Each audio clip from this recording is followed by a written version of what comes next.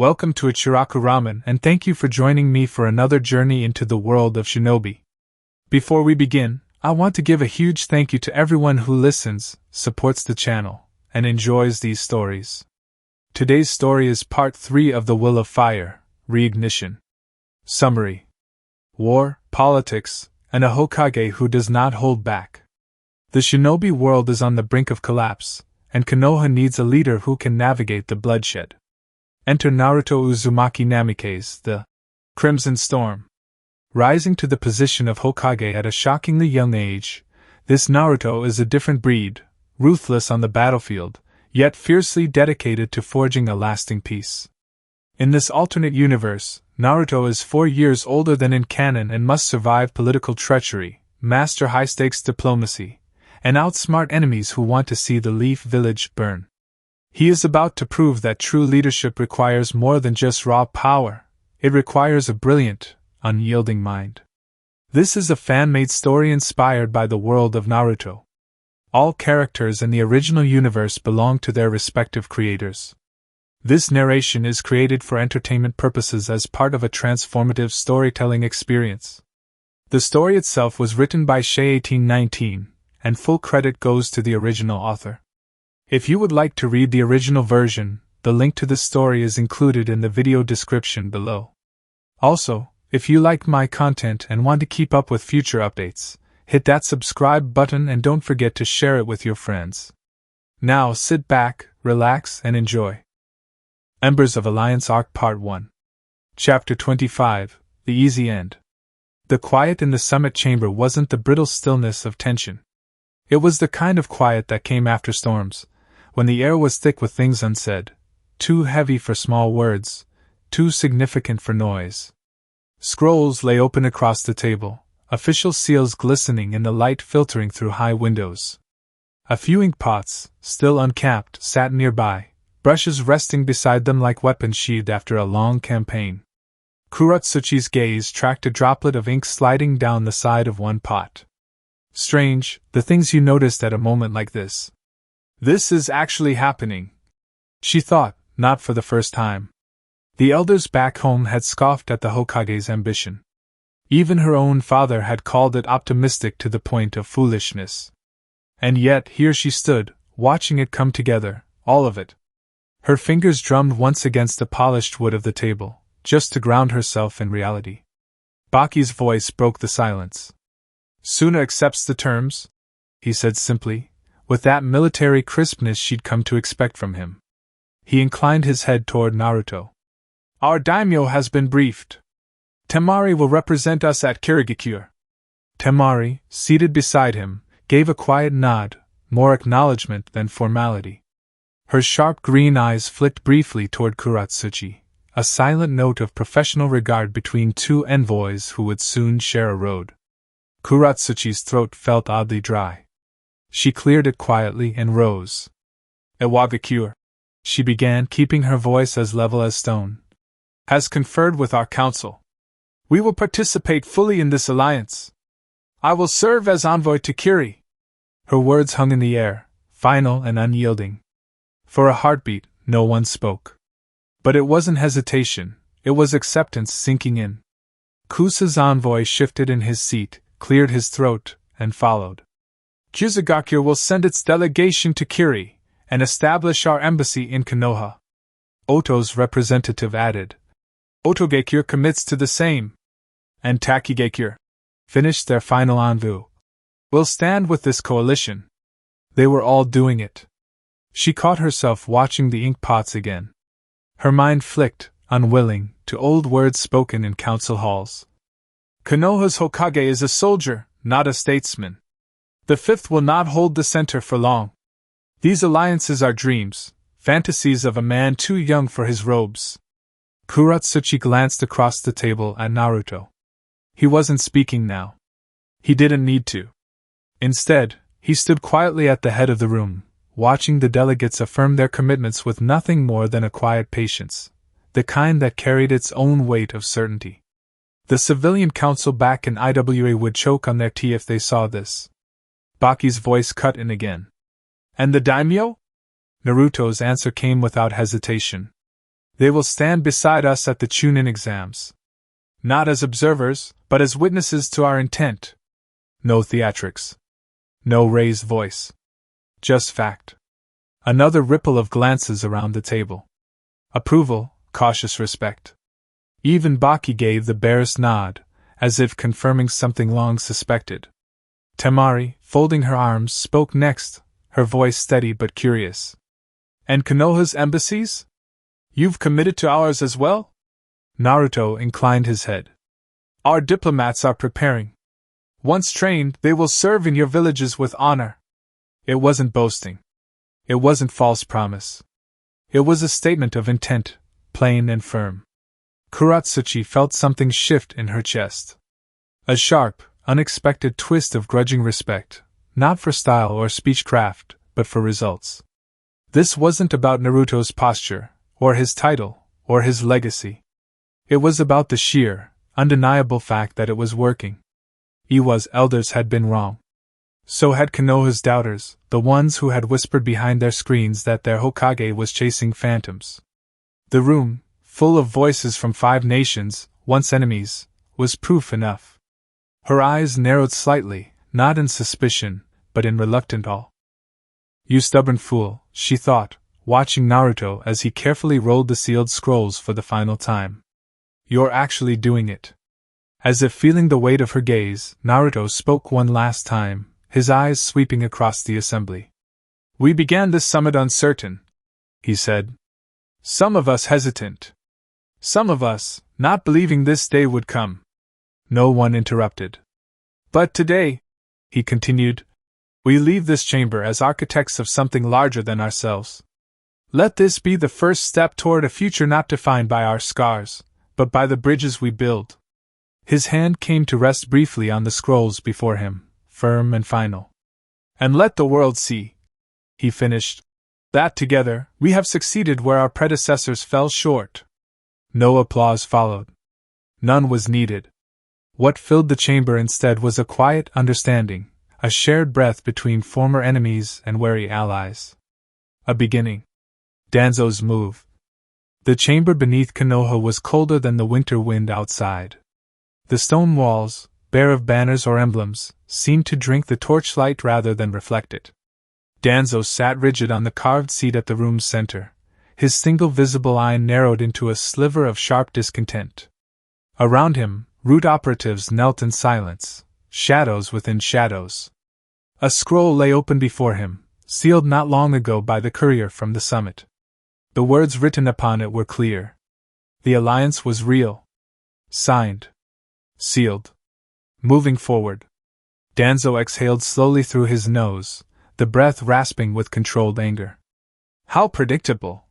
He murmured, voice low, sandpaper rough. They mistake fragile agreements for enduring strength. The root commander nearest him shifted slightly, enough to speak. Orders, Danzo-sama? Danzo's fingers drummed once against the armrest, measured and slow. Accelerate the conditioning of our outside contacts, he said. Kusa and Taki remain susceptible to influence. There is weakness in their civilian governance. The commander dipped his head in silent obedience. A second figure emerged from the shadowed edges of the chamber, younger, taller, posture deceptively relaxed but sharp with latent power. Sasuke. His eyes, black and unreadable, fixed upon Danzo with the steady focus of a blade waiting for purpose. Your operatives have been useful, Sasuke remarked coolly, arms crossed over his chest. Their training methods are efficient. Danzo's lips twitched at the corners, though it was far from a smile. You've grown sharper than even I anticipated, Danzo replied, letting his eye appraise the young Uchiha with calculated approval. You understand now, don't you? The true nature of strength. Of control. Sasuke's gaze did not waver. Strength is only as good as the resolve behind it. Danzo let the words settle like ash. Good, he said finally. He rose slowly from his seat, his cane tapping against the stone floor as he stepped toward the table where the alliance scroll lay. His gaze bore into it, as though he could burn through the parchment with sheer disdain. The Hokage plays at unity, Danzo said. But he binds himself to the weaknesses of others. He trusts too easily. Relies on goodwill and shared vision. His eye flicked to Sasuke. That is where we will strike. A murmur passed through the shadows as Danzo continued, his voice tightening with purpose. The envoy to Kiri will move soon. The Hokage, accompanied by his loyal envoys, Iwa, Suna, and the rest of his new flock. A pause, heavy and sharp. You will be among them. Sasuke's expression did not change, but a flicker of interest sparked behind his gaze. You trust me to represent Konoha? He asked, a note of dry amusement in his tone. Danzo's answer was cold and precise. No. I trust you to observe him. To watch every word, every gesture. Learn his habits. His weaknesses. He turned fully towards Sasuke now, shadows carving hard lines across his aged face. And when the signing comes, Danzo said, voice quiet as a blade slipping from its sheath. When all the eyes of the world are upon him, we will strike. Sasuke remained silent, processing the weight of the words. You will not be alone, Danzo added. Our network is in place. The operatives embedded. The moment the ink dries, the Hokage will fall. He stepped closer, his gaze narrowing to a point of razor focus. And with his death, Danzo finished, we will seize control of the alliance. The shock will fracture the fledgling coalition, and in their fear, the other nations will turn to Konoha for guidance. For strength. Danzo's breath rasped softly in the silence that followed. We will unify the continent, he said, almost reverently. By force, if necessary. For the good of the village. Sasuke's eyes lingered on the old warhawk, the gears turning behind his cool exterior. Not yet agreeing. Not yet dissenting. Merely watching. Learning. Calculating. As he had been taught. Danzo's voice dropped to a final, dark command. Prepare yourself. Your true role in this war is just beginning. The torches guttered in the still air, shadows dancing long and thin across the stone walls. Sasuke's new friend? The flicker of torchlight cast jagged lines across the underground training hall. Sweat beaded on Sasuke's brow as he completed another silent kata, the breath steady in his chest despite the brutal pace of root training. The hall smelled of steel and old ash, of men who lived in the dark, and expected to die there too. Your form is precise, came a neutral voice from the side. Sharper than it was last week. Sasuke didn't turn immediately. He finished the sequence, a clean arc of the blade, a pivoting retreat, one final thrust, before lowering his weapon. Sigh. The root operative stood with his usual mask of blank curiosity, pale skin smooth and unbothered by the exhausting regimen. His sketchbook, usually never far, was absent for once. In its place, a short training blade hung at his side, untouched. You've been watching, Sasuke said, not as a question, but a simple statement of fact. Sai tilted his head slightly, as if pondering the obvious. Observing is part of root protocol. A beat of quiet passed between them. You don't have to watch me to follow protocol, Sasuke replied, voice flat but not unkind. Sai's eyes, dark and unreadable, fixed on him with something almost resembling thoughtfulness. I do, he answered, with no hint of mockery. You are different from the others. Sasuke's gaze narrowed, but he didn't immediately respond. Sai stepped closer, stopping at a respectful but uncomfortably knowing distance. You were not born in the dark like us, Sai continued, his tone as even as always. But you wear it well. The observation hung in the air. I wear what is necessary, Sasuke returned evenly. A pause. Necessary, Sai echoed, tasting the word. Yes. Necessary. For a moment neither spoke. Only the distant sound of practice drills filled the hall, the clash of wood against wood, the grunt of exertion from operatives drilling attacks meant to kill in a heartbeat. Sai's gaze drifted toward the sparring before returning to Sasuke. There is freedom in the darkness, Sai said quietly, as though it were something he had only recently come to understand himself. No faces. No names. Only purpose. Sasuke's eyes hardened slightly. Freedom, he repeated, a thin edge under the word. Or chains you learn to ignore? Sai's lips twitched, not into a smile, but into something close. An acknowledgement, perhaps. Maybe both, he said softly. Sasuke studied him for a moment longer, as though measuring weight beneath that mask of calm. He couldn't read Sai fully, but there was no deception in the man's tone. If anything, there was something unsettling in its honesty. Something familiar. The realization came quietly. They were not so different, he and Sai. Both had been shaped by shadows. Both had been taught that names were less important than actions, that blood spilled was just another brushstroke on the canvas of power. Perhaps Sai had no clan name to carry, no ancient revenge burning in his chest. But he understood the chill of living as a weapon. And maybe, just maybe, he understood the cracks in that life as well. Sai stepped back then, his expression returning to its usual blank slate. I look forward to seeing how far you go, he said simply. Sasuke sheathed his blade, gaze never leaving Sai's. You will, Sasuke replied. There was no bravado in his tone. No threat. Only certainty. Sai gave a short, shallow nod, then turned to leave, footsteps silent as breath. As the shadows swallowed him, Sasuke let his gaze linger on the spot Sai had stood. Chains you learn to ignore, he thought, folding the words away for later use. Then he turned back to his drills, raising the practice blade again. The shadows pressed close, but Sasuke's resolve burned quietly beneath them. The old guard and the young Hokage. The tavern was small, tucked away on the quieter side of Konoha, far from the market streets and the noise of returning delegates. It wasn't a place for show. No polished banners, no painted signs. Just old timber beams, a crackling hearth, and the familiar scent of warm sake and cedar. Naruto stepped through the doorway and spotted them immediately. Hiruzen, seated with a cup in hand, Konohamaru draped over his shoulder fast asleep, cheeks puffed from too much steamed bun, head resting against the old man's robes. Jiraiya, grinning like a fool, waving to Naruto with too much enthusiasm. Tsunade beside him, cup in hand but eyes already narrowing like a hawk tracking prey. Naruto! Hiruzen greeted warmly, careful to shift Konohamaru so as not to wake him. His old eyes, once dulled by pain, now gleamed clear. Come, sit with us. You've earned the rest. Naruto gave a tired smile, moving to join them at the low table. You're looking better, old man, he said sincerely.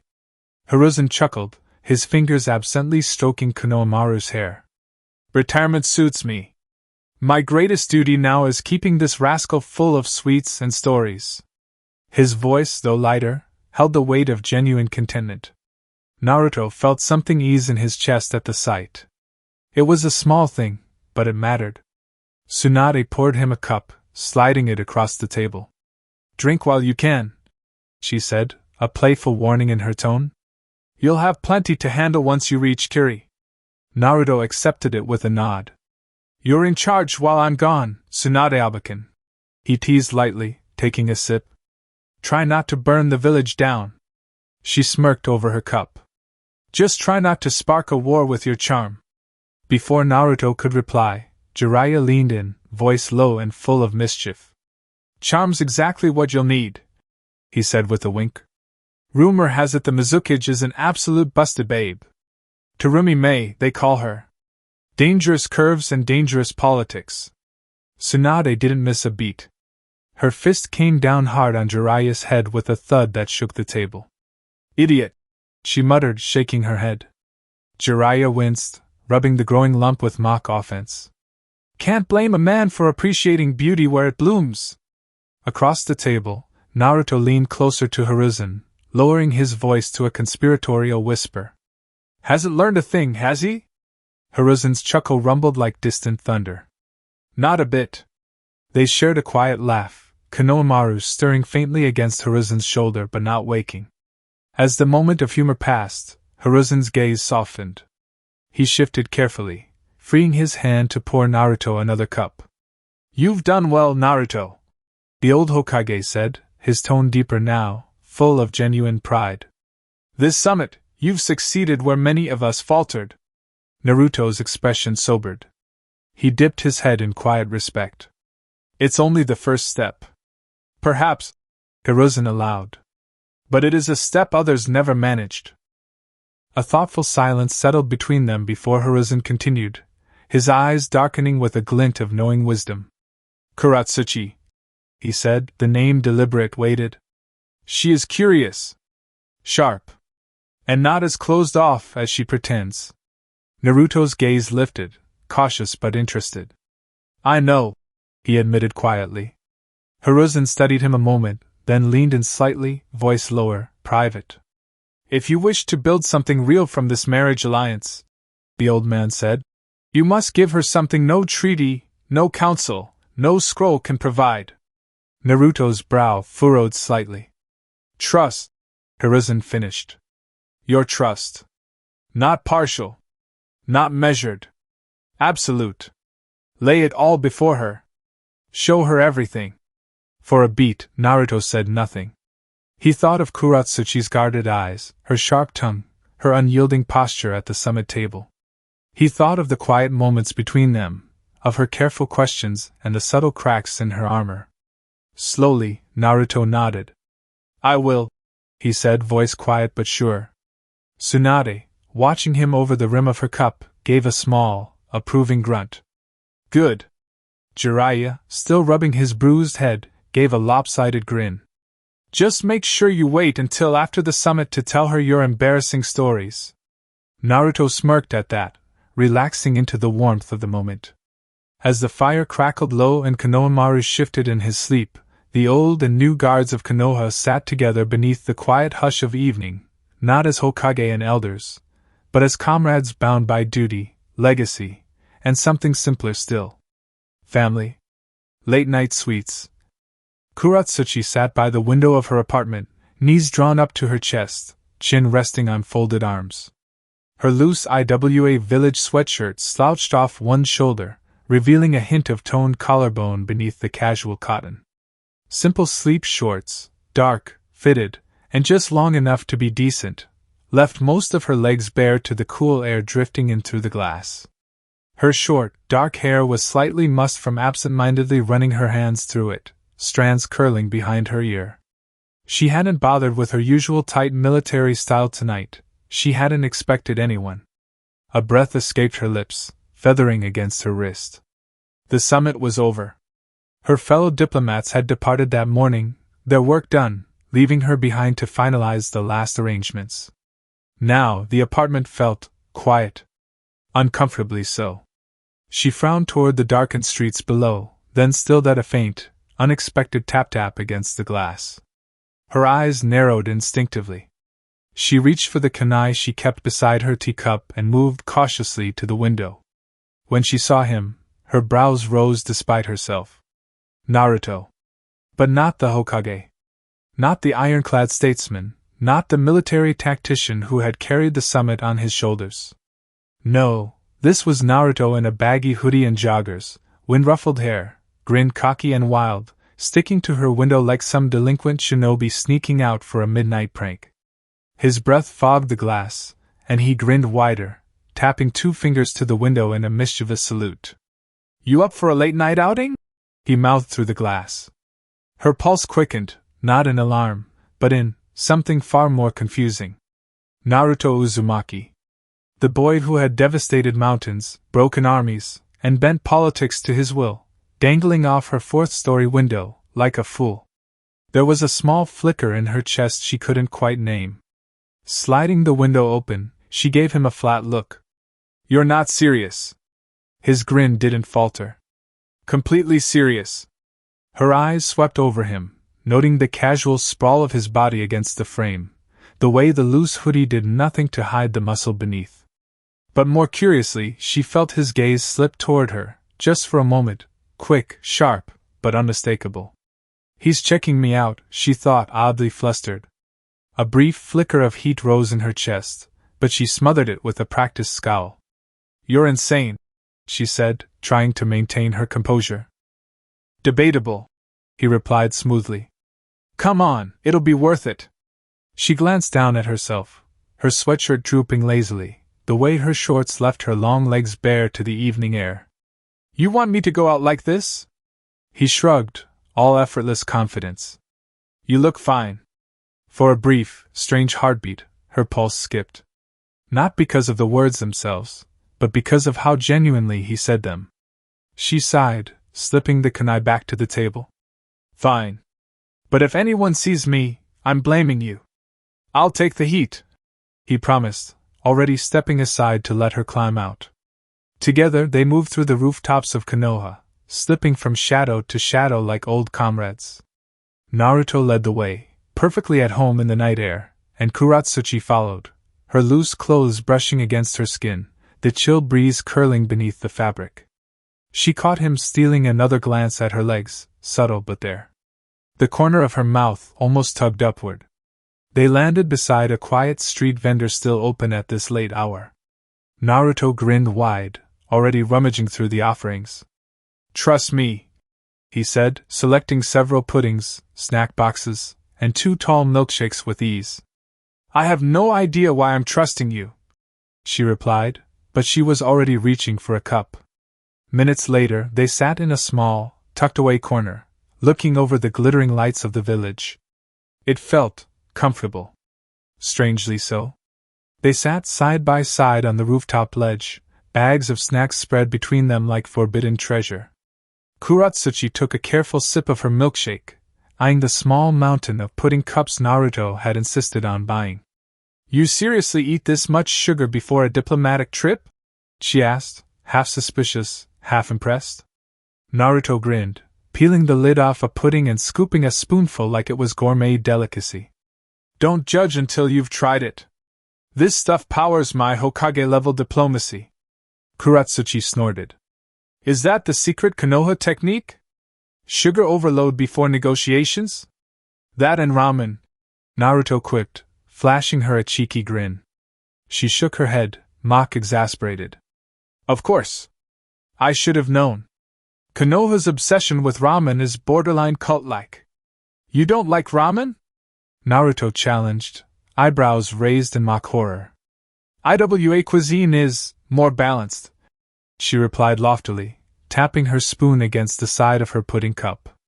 "Less salt. Less grease. Less, well, this." She gestured to the array of snacks with feigned disdain, but Naruto caught the subtle amusement in her eyes. He leaned back on his elbows, looking up at the stars scattered across the night sky. "See, that's the problem with you IWA types. Always so serious. Food should be fun. Food should be fuel." She shot back, but the edge in her voice had softened. Out of the corner of his eye, Naruto glanced at her again, more openly this time. In the soft lamplight, her casual attire, the loose sweatshirt slipping off her shoulder, the way her shorts hugged the curve of her hips and legs, made her seem less like the stern, tactical diplomat from the summit, and more real. Feminine, in a way she rarely allowed herself to show. Effortless, natural beauty, understated but undeniable. "She's actually kind of dangerous like this," he thought privately, letting his gaze linger for a heartbeat longer than strictly necessary. "I could get used to seeing her like this." Kuratsuchi caught the flicker of his attention, the subtle shift in his eyes. Her lips twitched upward. "What?" she asked, eyebrow arching slightly, as if daring him to answer. Naruto smirked, tilting his head back toward the sky like it was no big deal. "Just thinking you IWA types might be tougher than I thought. Enduring boring food and all." She huffed a laugh, playing along. "Our food builds strength, Hokage. Unlike your sugar-fueled diplomacy." "You say that now," he teased, holding up a pudding cup as if making a toast. "But in the heat of Kiri negotiations, you'll be begging for one of these." "I'll take my chances," she countered, but her smile lingered as she scooped another bite of pudding, reluctantly admitting it wasn't as terrible as she expected. The conversation drifted lazily after that, no longer sharp with political edges but softened into the kind of banter shared between people comfortable in each other's presence. Naruto propped his elbows on his knees, shaking his head as he unwrapped another pudding cup.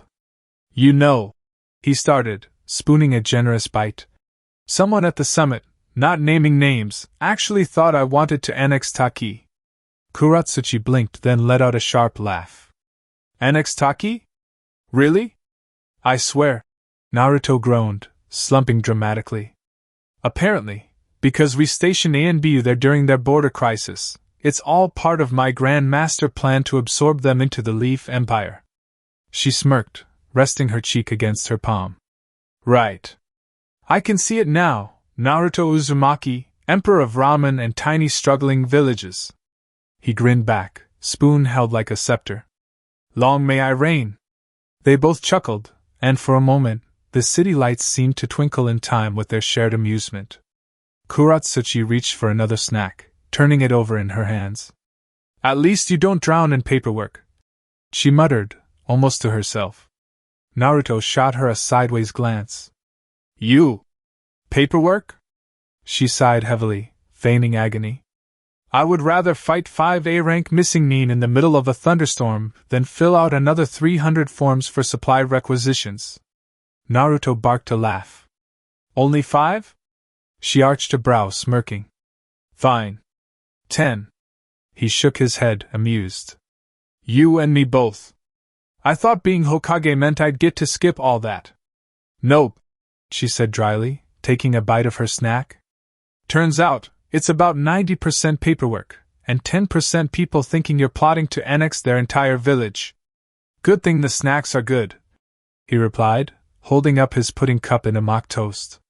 They clinked cups slightly, sharing a small laugh. Naruto leaned back, stretching his arms behind his head, eyes drifting to the sky. You know, before all this, he said, a little quieter, a little more reflective, I had this ridiculous dream. Kuratsuchi glanced at him, intrigued. Do tell. I wanted to visit every bathhouse in the Land of Fire. Naruto admitted with a grin, unabashed. Every single one. That was the dream. Kuratsuchi nearly choked on her milkshake, then managed a crooked smile. Seriously, so Jiraiya wasn't kidding? Nope, and it's still on the list, Naruto said cheerfully, as if defending a noble ambition. She shook her head, snorting softly. What is it with you Konoha types and bathhouses? Hey, it's not just about the hot water, Naruto protested, then paused, considering. Okay, it's mostly about the hot water. She laughed, genuine and free, and something loosened between them, like knots pulled just a little too tight for too long, finally starting to slip. And somewhere in the middle of it, without them noticing, the night stopped feeling like a political interlude and started feeling like an unexpected pause in life. Kuratsuchi found herself watching Naruto, really watching him, as he gestured animatedly over some half-finished snack, the city lights casting shadows across his face. There was ease in him, natural and unforced. Not the burdened leader of his village, but just Naruto. Maybe that was why, when a quiet moment finally settled between them, she felt brave enough to ask, her voice lower now, softer but still direct. All right, she said, her gaze meeting his across the spread of empty wrappers and cups. Why tonight? Naruto set down his cup, gaze turning thoughtful beneath the street lamp glow. Had a talk with Hiruzen, he said. The old man's still sharp. He told me. He paused, searching for the words. If this thing between us is going to work, not just the politics, not just the alliance, then I need to lay it all out. No barriers. She arched a brow. Lay what out? My story, Naruto replied simply. His eyes were steady, unwavering.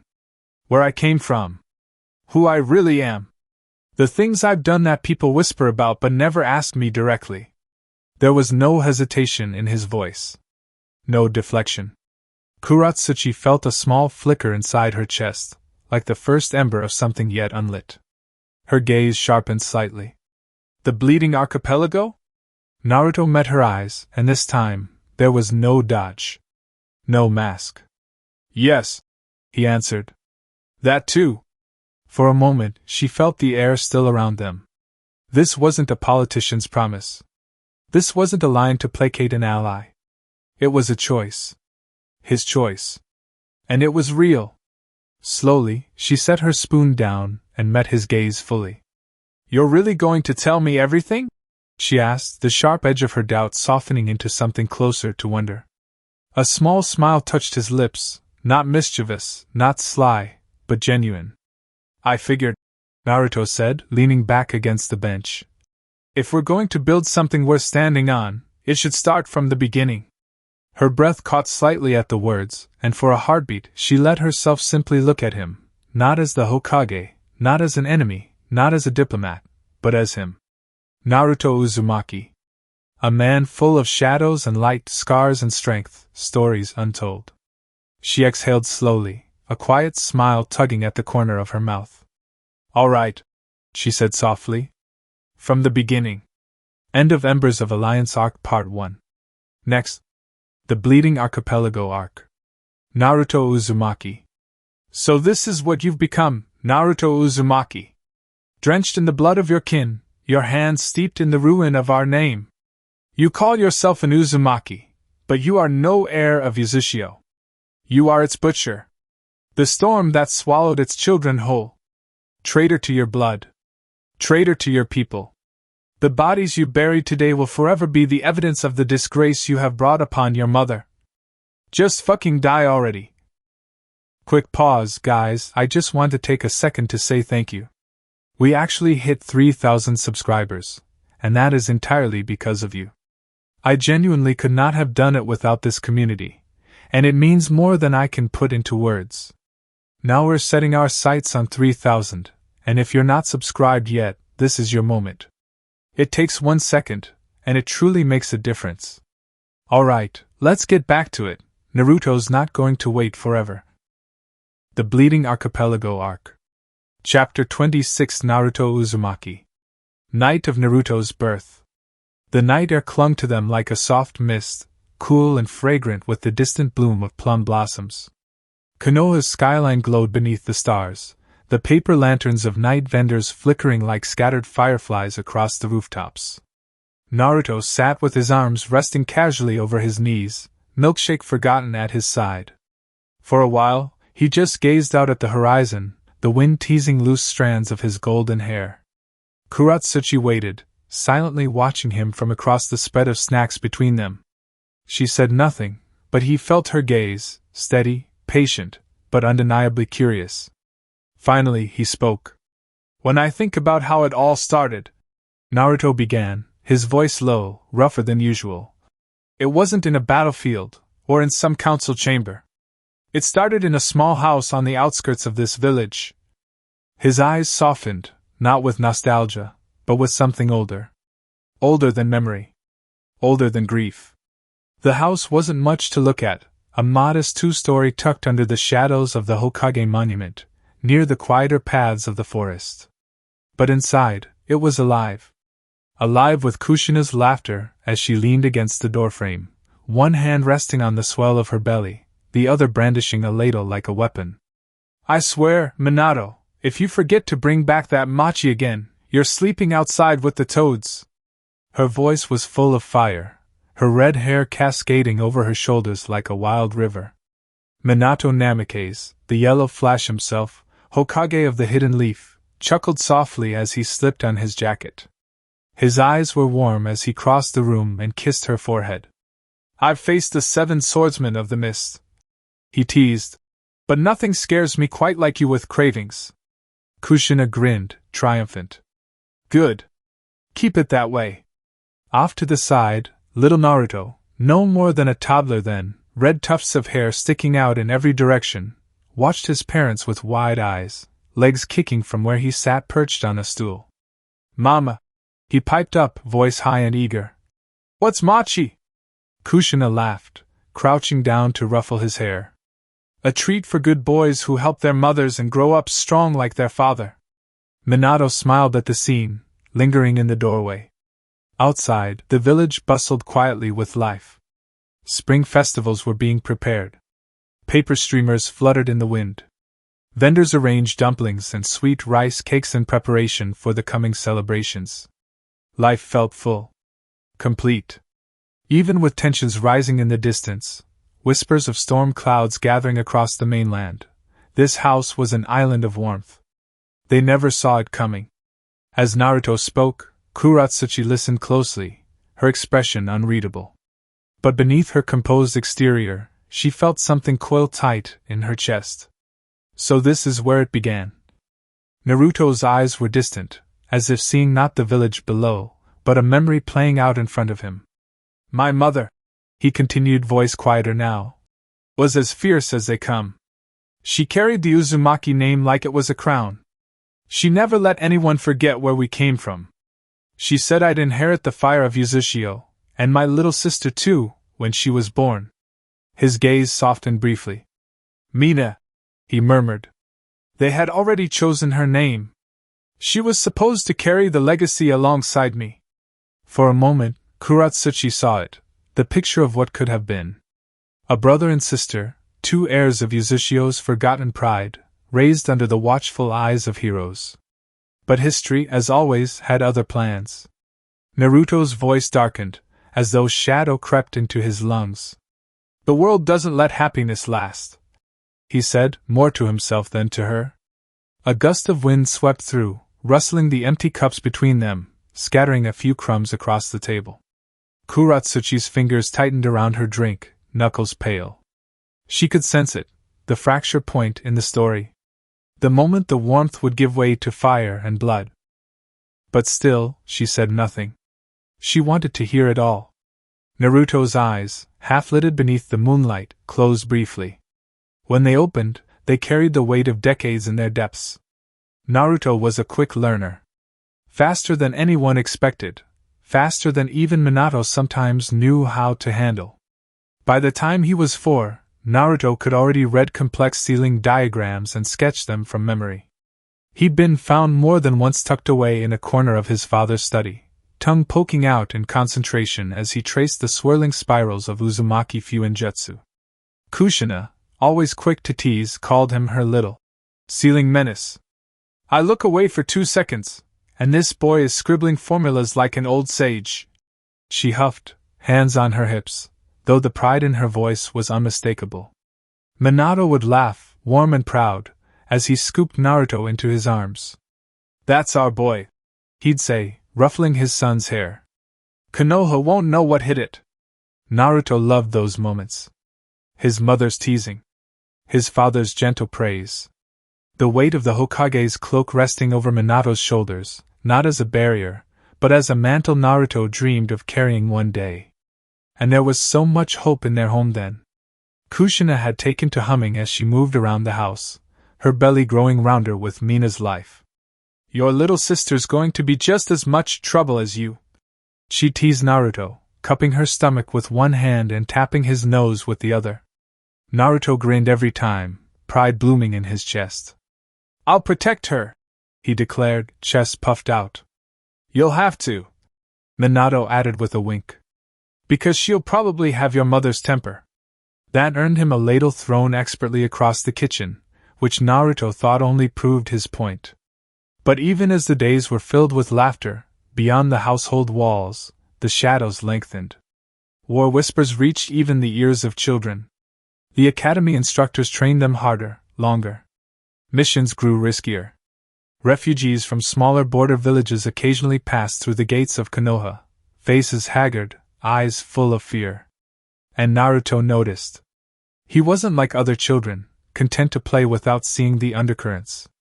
No, Naruto watched. He listened. He memorized the way the older shinobi walked with tension in their shoulders. He noticed how his father came home later at night, exhaustion creeping into his features. And then there was the boy with the quiet eyes, the boy from the Uchiha clan. Itachi. They first crossed paths in the academy yard, during a sparring exercise between classes. Both had been given wooden practice weapons, just as a demonstration.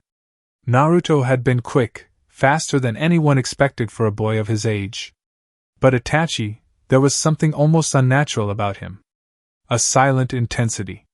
A focus that felt ancient, as if he carried the weight of generations in his dark eyes. They clashed only once. Wooden blades snapping through the air, movements blurring fast enough to make their instructors step forward, concern etched on their faces. The fight ended in a deadlock, blades crossed, eyes locked. Neither boy flinched. Neither boy backed down. A moment stretched between them, taut as a bowstring.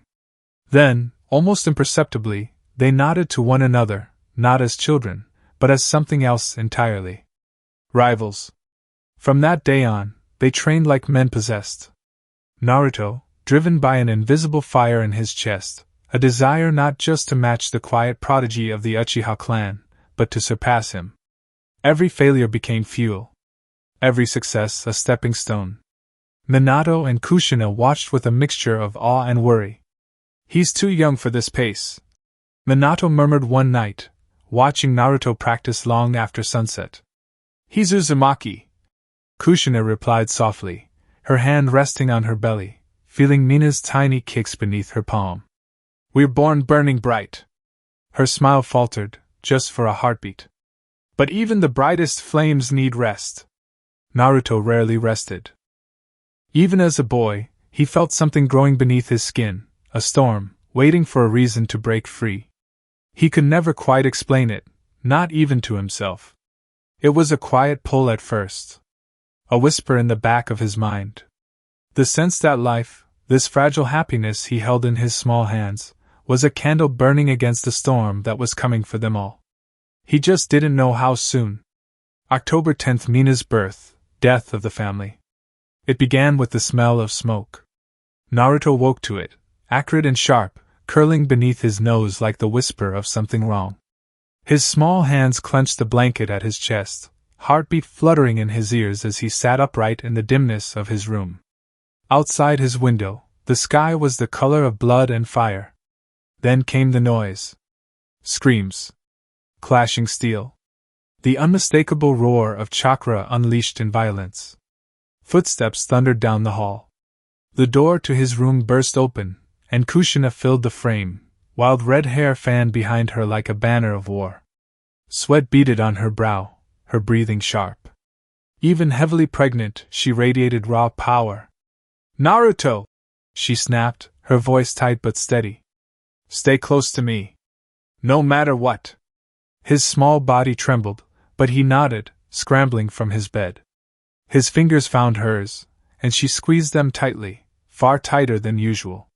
They moved swiftly through the house, Kushina shielding him behind her as they reached the main room where Minato already stood, kunai in hand, his cloak swirling behind him. "Minato!" she breathed, relief flickering in her eyes. But her husband's expression was grim.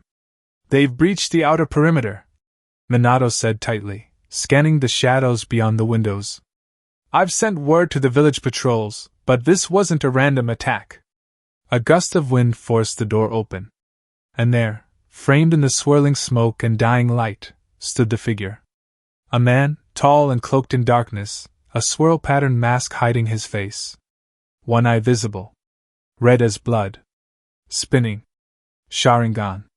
Time seemed to still, as though the air itself recoiled from the sight. Minato's muscles coiled in an instant. Kushina pushed Naruto back, shielding him with her body. The masked man spoke, voice deep and hollow beneath the mask. "Uzumaki blood," he intoned, almost reverent. "I thought it had drowned beneath the tides of history." His gaze fell to Naruto, and the child felt his knees weaken under the weight of that stare. The masked man advanced. Toward Naruto. Toward his mother. Toward the dying flicker of hope. And in that instant, Kushina's arms closed protectively over her swollen belly, her breath ragged with effort, but her instincts fierce as wildfire. "You will not touch them!" She snarled through bloodied lips, dragging herself between the masked man and her children, born and unborn. But the intruder's gaze fell, cold and calculating, to her stomach. A heartbeat's pause. The Sharingan whirled, spiraling like a crimson vortex. "So that's it," the masked man murmured, almost with grim satisfaction. "Two Uzumaki heirs, both ripe for the slaughter." His hand moved like a shadow come to life. A flicker of movement. A violent ripple through the air. The strike wasn't aimed at Naruto. It was aimed lower. At the fragile life Kushina still sheltered within her. "No!" Minato's roar tore through the din, but he was too far, too slow. The masked man's hand, wreathed in murderous chakra, plunged toward Kushina's abdomen. The sound was wet and final. Kushina's scream was unlike anything Naruto had ever heard, a howl of pure anguish that split the night, tore into the very marrow of his bones, and branded itself into his soul. She collapsed forward, clutching her belly with trembling hands as tears streaked down her bloodied face. Minato caught her before she could fall fully, his arms shaking as he cradled her against his chest. Kushina, no, no! His voice cracked, raw and breaking under the weight of despair. I can't! Kushina's breath hitched, her hands still cradling the place where life had once stirred. I can't feel her! Minato! I can't feel Mina! Naruto's small hands trembled, his wide eyes unblinking as he watched the light fade from his mother's eyes, and the hope of his sister's life vanish like smoke on the wind. A gurgling sob escaped Kushina's lips, but she forced herself to look up at Minato, her gaze fierce even through the tears. Seal it, she rasped. Seal it, Minato. For them. For him. Minato's own eyes blurred with tears, but he nodded, jaw tight as he fought against despair. I will, he vowed, his voice heavy with grief and resolve. I will protect them. I will protect him. With one trembling hand he formed the first seal. The Kyuubi's chakra lashed around them like a hurricane, monstrous and wild, as the beasts broke free fully under the masked man's control. But Minato's chakra held firm, burning bright as the sun. Kushina's final strength joined his. She poured it into the sealing jutsu, her life force aflame guttering in the storm, but refusing to die out. And in their final act as parents, they sealed the monster away. Naruto felt it, the rush of energy, the weight of the Kyuubi's malice surging into him, branding his very soul.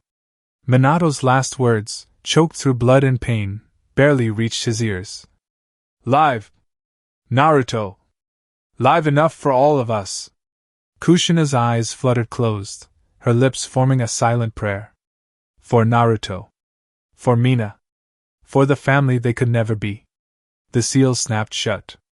Their bodies went still. Naruto's cries rang out into the night, piercing and hollow against the silence that followed. The vow. It rained the day they buried his parents. Not a gentle drizzle, but a cold, relentless downpour that soaked the earth until it turned to blackened mire beneath the funeral pyres. Naruto stood alone beneath the storm, his small frame dwarfed by the crowd that gathered at a distance, none of them close enough to stand beside him. The villagers whispered beneath their hoods, casting wary glances his way. That's the boy. The one they sealed it into. Poor kid. But dangerous. You saw the Kyuubi's eyes in him, didn't you? Naruto heard every word. He felt the way they recoiled, like he carried death in his very skin. The way they spoke of him not as Minato's son, or Kushina's boy, but as something other. Something monstrous. Rain slid down his cheeks, but even through the cold, he felt the heat beneath his skin. A burning that had nothing to do with the weather. His fists clenched at his sides, small and trembling, as the ashes of his family spiraled into the sky. No one comforted him. No one dared. Even Hiruzen, the third Hokage, stood at a distance beneath his broad-brimmed hat, shadows hiding his expression. His eyes were heavy with regret, but he did not step forward. Naruto's breath came in sharp, uneven pulls. He could barely feel his fingers, numb with cold and grief alike. But he felt something else, deep in the marrow of his bones. A hollow space. A gnawing emptiness. And beneath it, fire. That night, he returned to the graves.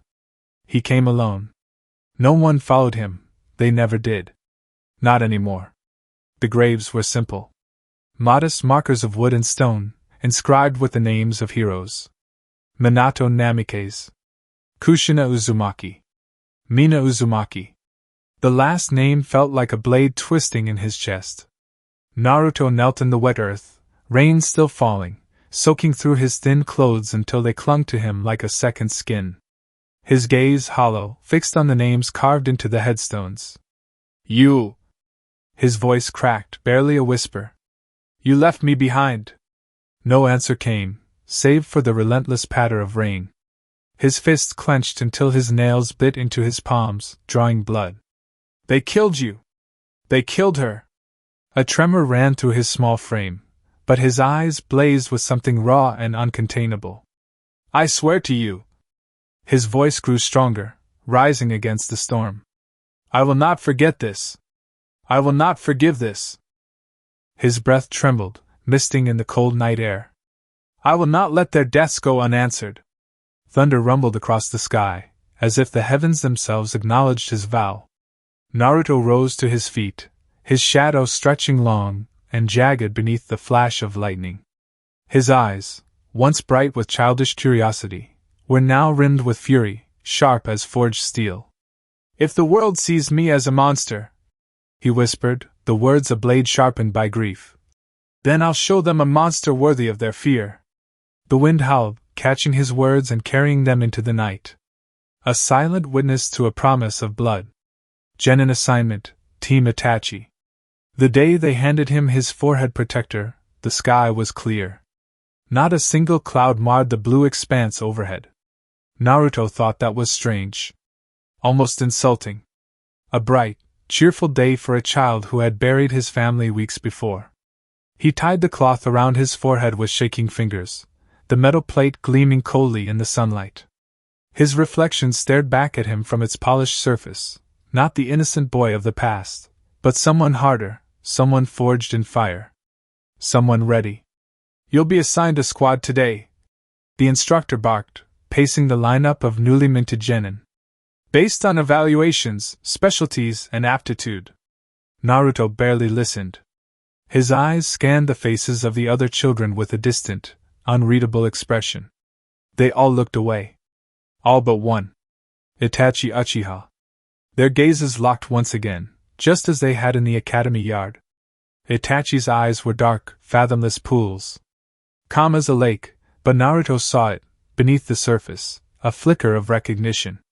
A mutual understanding. Both of them had seen too much. Both of them knew. When the instructor called out their names, Naruto wasn't surprised. Squad 7, Itachi Uchiha, Naruto Uzumaki. A brief pause. Hana and Izuka. Naruto's eyes flicked toward their third teammate, Hana, already tall for her age, with wild brown hair and sharp eyes that missed nothing. A scar crossed her cheek, fresh from a recent mission with her clan's tracking hounds. Her expression tightened slightly as their eyes met. Not fear. Not disgust. Wariness. That, at least, Naruto could respect. Their assigned Jonin commander was a grim-faced man named Daizen. Scarred, silent, a veteran of too many battlefields. He wasted no time with introductions. We deploy tomorrow, Daizen said, his voice rough as gravel. Border Patrol, Southern Ridge. You'll see action. No words of encouragement. No false hope. Just truth. Naruto liked him immediately. They set out at dawn. The borderlands of Hai no Kuni stretched wide before them, tangled forests giving way to rocky cliffs and narrow ravines. Tension clung to the air like mist, and the older shinobi in their escort patrol moved with silent vigilance. The enemy came sooner than expected. Bandits at first, rough, disorganized, desperate men preying on supply lines weakened by war. Daizen barked orders, and the genin scattered into formation. Itachi moved with precision, Hana with sharp instinct. But Naruto moved like something unleashed. He struck without hesitation, kunai flashing in brutal arcs that found flesh with terrifying accuracy. His chakra flared red and wild, lending his movements a ferocity far beyond what a child's body should have allowed. The first man to lunge at him, a ragged mercenary with rotted teeth and murder in his eyes, barely managed to scream before Naruto's blade opened his throat. Blood sprayed across Naruto's face, warm and metallic. His eyes didn't blink. The second man swung a rusted axe. Naruto caught his wrist, twisted until bones snapped, and drove his kunai straight through the attacker's chest. The man gurgled, clawing weakly at Naruto's sleeve as life fled his eyes. Naruto yanked the blade free, breath steady, eyes cold. More came. More fell. Where his teammates disabled and subdued, Naruto slaughtered. Not out of recklessness. Not out of lack of control. But with grim, chilling precision. When the skirmish ended, the ground was littered with corpses. The older shinobi of the patrol stared at Naruto in silence, their expressions caught between awe and unease. Itachi's gaze lingered on him the longest. Not in fear. In calculation. As if measuring the weight of the storm gathering in his teammate's chest. Hana, breathless, wiped a smear of blood from her cheek. She said nothing, but Naruto caught the flicker of alarm in her eyes. Daisen broke the silence at last. Efficient, he grunted. Messy, but efficient. Naruto said nothing. He simply cleaned his blade on the ragged cloak of a dead enemy and sheathed it with care. That night, around the campfire, no one spoke to him. They spoke to each other. To Daisen. To Hana. To Itachi. But not to him. Naruto sat apart, the firelight dancing in his eyes, shadows crawling across his sharp young features. If the world sees me as a monster, he remembered the promise beneath the storm. Then I will give them a monster worthy of their fear. He watched the flames, seeing in them the reflection of his future. A future drenched in blood. Child soldiers, Reaper and Hawk. It wasn't supposed to happen this fast. No child, not even the prodigies of the great clans, was meant to join Anbu at this age. But then, Naruto Uzumaki had never been like other children. The day he was summoned to the Hokage Tower, rain streaked the windows, mirroring the damp chill in the air. He stood before the council, posture rigid, a boy dressed in the standard fatigues of a genin, but already carrying the weight of a man. Beside him, Itachi Uchiha. Slightly taller, slightly older, a veteran in a child's frame. Their eyes met briefly, and in that unspoken glance, they acknowledged a shared truth. They had seen too much of the world's cruelty to ever walk the simple path of youth. At the head of the chamber stood Hiruzen Sarutobi, his face carved from stone. Behind him, Danzo lurked in shadow, watching with unreadable intensity. But it was not either of them who spoke first. From the side, a figure stepped forward, lean, silver-haired beneath a hound-patterned mask. Kakashi Hatake? Inu. The commander assigned to lead their unit. His single visible eye assessed them both, sharp and calculating, but beneath it, Naruto caught a glint of something else. Not pity. Not concern. Understanding. You will serve under me, Kakashi said, his voice clipped but not unkind. You will learn to move as shadows. Think as blades. You will become weapons of the village, yes, but not mindless ones. His gaze lingered on Naruto, as if sensing the storm roiling just beneath his skin. You will keep your names, but leave your faces behind, Kakashi continued. He gestured to the Anbu operative beside him, who stepped forward carrying two white masks. Naruto's mask was carved like a death mask, hollow eyes, thin skeletal fangs painted in blood-red strokes across the lower half. The visage of a predator that did not hunt for sport, but for inevitability. Itachi's was a sharp-billed hawk, sleek, precise, eyes narrowed in focus. Your call signs will match your masks, Kakashi explained. Hawk. Itachi inclined his head in acknowledgement. And you? Kakashi's gaze settled on Naruto, heavy with meaning. Reaper. The word echoed in the chamber like the toll of a bell. Reaper. Naruto closed his fingers around the mask, feeling its weight settle in his palm. Cold. Smooth. Final. He stared at it for a moment longer than necessary, then slipped it over his face. The weight of it settled onto his shoulders, heavier than any armor. It was not suffocating. It was liberating. If this is the face the world wishes to see, then so be it.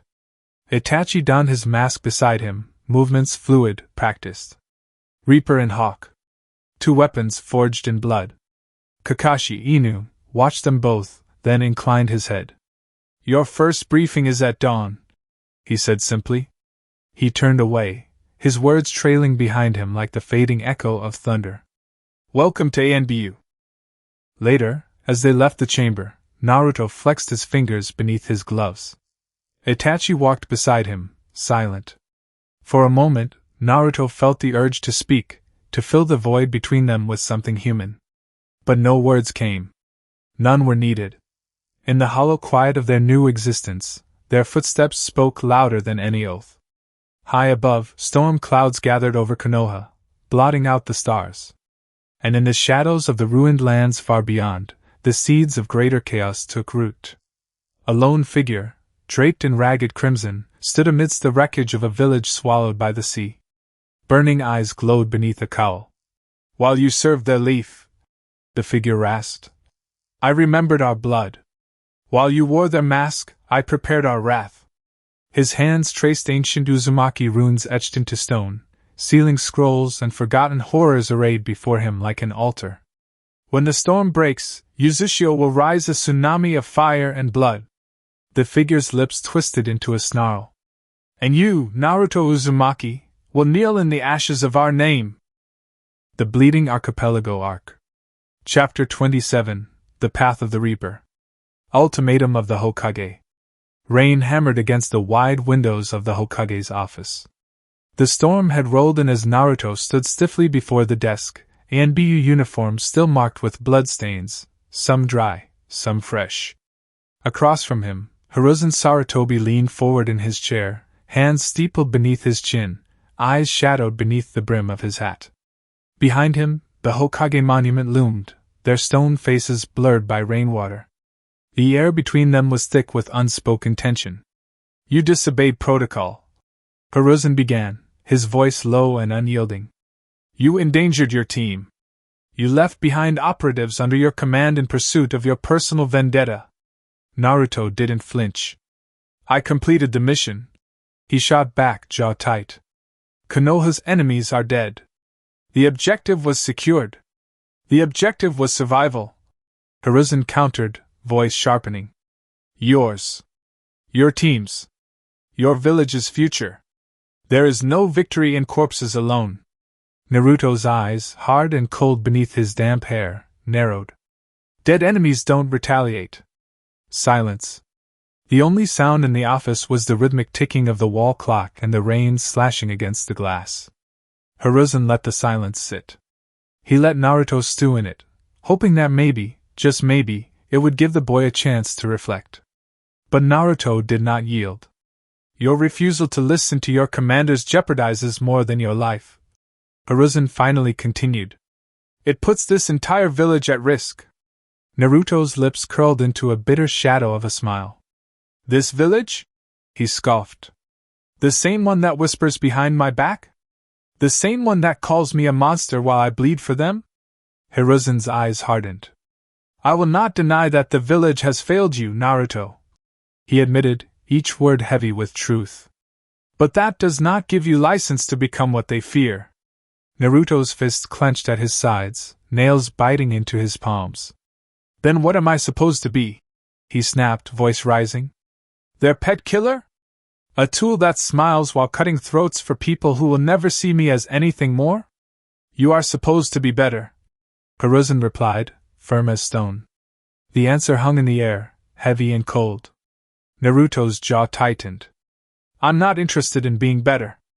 I'm interested in ending threats before they reach our gates." "At the cost of your soul?" Hiruzen pressed.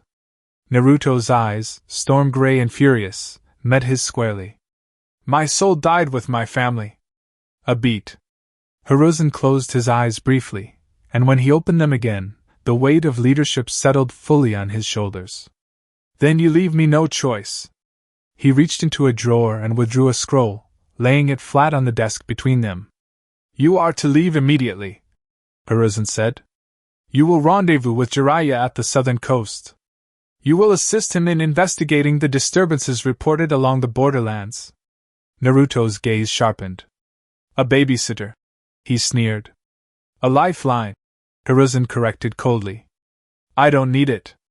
You need it more than you realize." Naruto's lips pulled back in a grimace. "I'm not some lost child." "You're a soldier who's lost his way," Hiruzen countered. "If you refuse this mission, then you will be stripped of your rank. You will be expelled from the shinobi forces of Konoha." The words crashed into the room like thunder. Naruto froze. His breath caught in his chest. "You'd cut me loose?" he asked, low and dangerous. "I would," Hiruzen confirmed without hesitation. "If the alternative is watching you destroy yourself." A long, heavy silence followed. Naruto's heart pounded in his ears. His fists trembled at his sides, rage and defiance battling a flicker of something he hated to admit. Doubt. But he forced it down. Smothered it beneath layers of hardened instinct. "You're not giving me a choice," he ground out. "I am," Hiruzen said. "You just don't like the options." Another long pause. Naruto snatched the scroll from the desk, tucking it into his cloak. "I'll go," he said finally, voice rough. "But not because you ordered me." Hiruzen's eyes softened just a fraction, but his voice remained firm. "Then go. Before you lose what little remains of yourself." Naruto turned without another word and vanished in a flicker of movement, leaving the office heavy with storm-soaked silence. Behind him, Hiruzen exhaled slowly and allowed his gaze to drift to the rain-washed window. "Jiraiya," he murmured under his breath, as if in silent prayer. "Bring him back to us." Storm meets sage. The coastal winds howled, sharp with the bite of salt spray and the promise of another coming storm. Naruto stood at the edge of the rocky outcrop, cloak snapping in the wind, the mission scroll from Hiruzen crumpled in his grip. He had not bothered to look at it since leaving the Hokage's office. He didn't need to. His orders were simple. Meet Jiraiya. Assist in his investigation. Be babysat. The thought burned like acid in his chest. The ocean crashed against the cliffs below, a constant roar that matched the fury simmering in his blood. He shifted his gaze forward, narrowing beneath the shadow of his mask. There, lounging atop a weathered stone marker as if the world weighed nothing at all, was the man himself. Jiraiya. White hair wild as ever, scarred face creased in a lopsided, infuriatingly casual smirk. His arms were crossed, his red cloak caught in the wind like a war banner faded by time. Naruto felt his teeth clench at the sight of him. There was no bow. No salute. No respect in his stance. Only a heavy, suffocating silence. "So," Jiraiya called over the wind, voice rough like gravel but carrying with ease. "You're the one they're calling Reaper now, huh?" Naruto's eyes narrowed. "I didn't ask for a name." "You earned it," Jiraiya shot back without missing a beat. His gaze flicked over Naruto, assessing, weighing. "And not in the good way." Naruto's lips thinned. "I didn't come here for your opinions."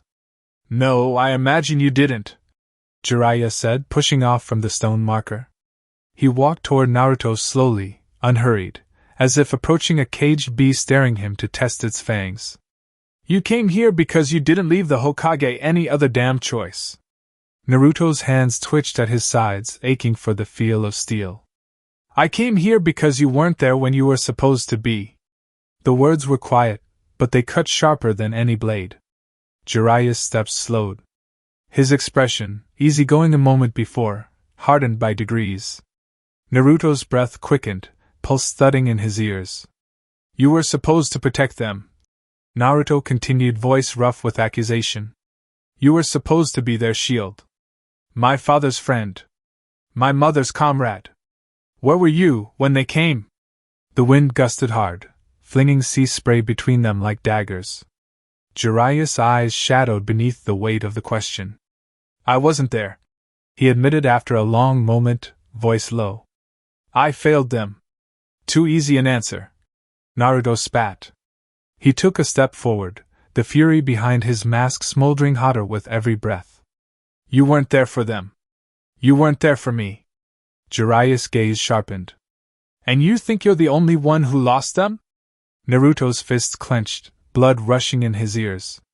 "You weren't the one kneeling in the mud," he hissed, "burying your family while your village whispered that you were the monster who killed them. I carried their coffins too." Jiraiya's voice rose, sudden and sharp, no longer the drawling nonchalance of a wandering sage. "I wept for them. I bled for them. Don't you dare think you own that pain alone." But Naruto, Naruto could not accept that. You had the power to stop it, he growled. You had the power, and you left them to die. Silence. The accusation, raw, venomous, rooted in years of buried agony, rang out between them. For a moment, the storm felt like it had frozen in place. Jiraiya's jaw tightened. Then, without another word, he moved. The blow was not reckless, not a lash of temper. It was precise, honed, a sharp snap of discipline. Naruto parried on reflex, sparks flying from the impact of steel and chakra. The first clash. The dam broke. Naruto surged forward, fury propelling him like a tempest, fists flying, kunai flashing from his sleeves as he unleashed a flurry of lethal strikes. Jiraiya met him head-on, countering, deflecting, but Naruto's rage pressed him hard. You should have been there, Naruto roared, driving Jiraiya back step by step. I know!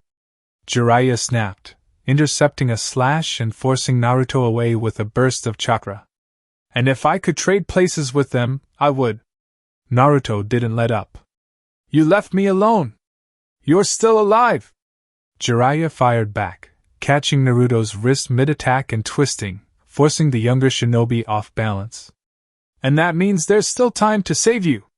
Naruto twisted free, snarling beneath his mask, chakra flaring wild and uncontrolled. You can't save what's already dead! Their clash thundered across the cliffside, kicks and punches cracking like lightning in the storm-choked air.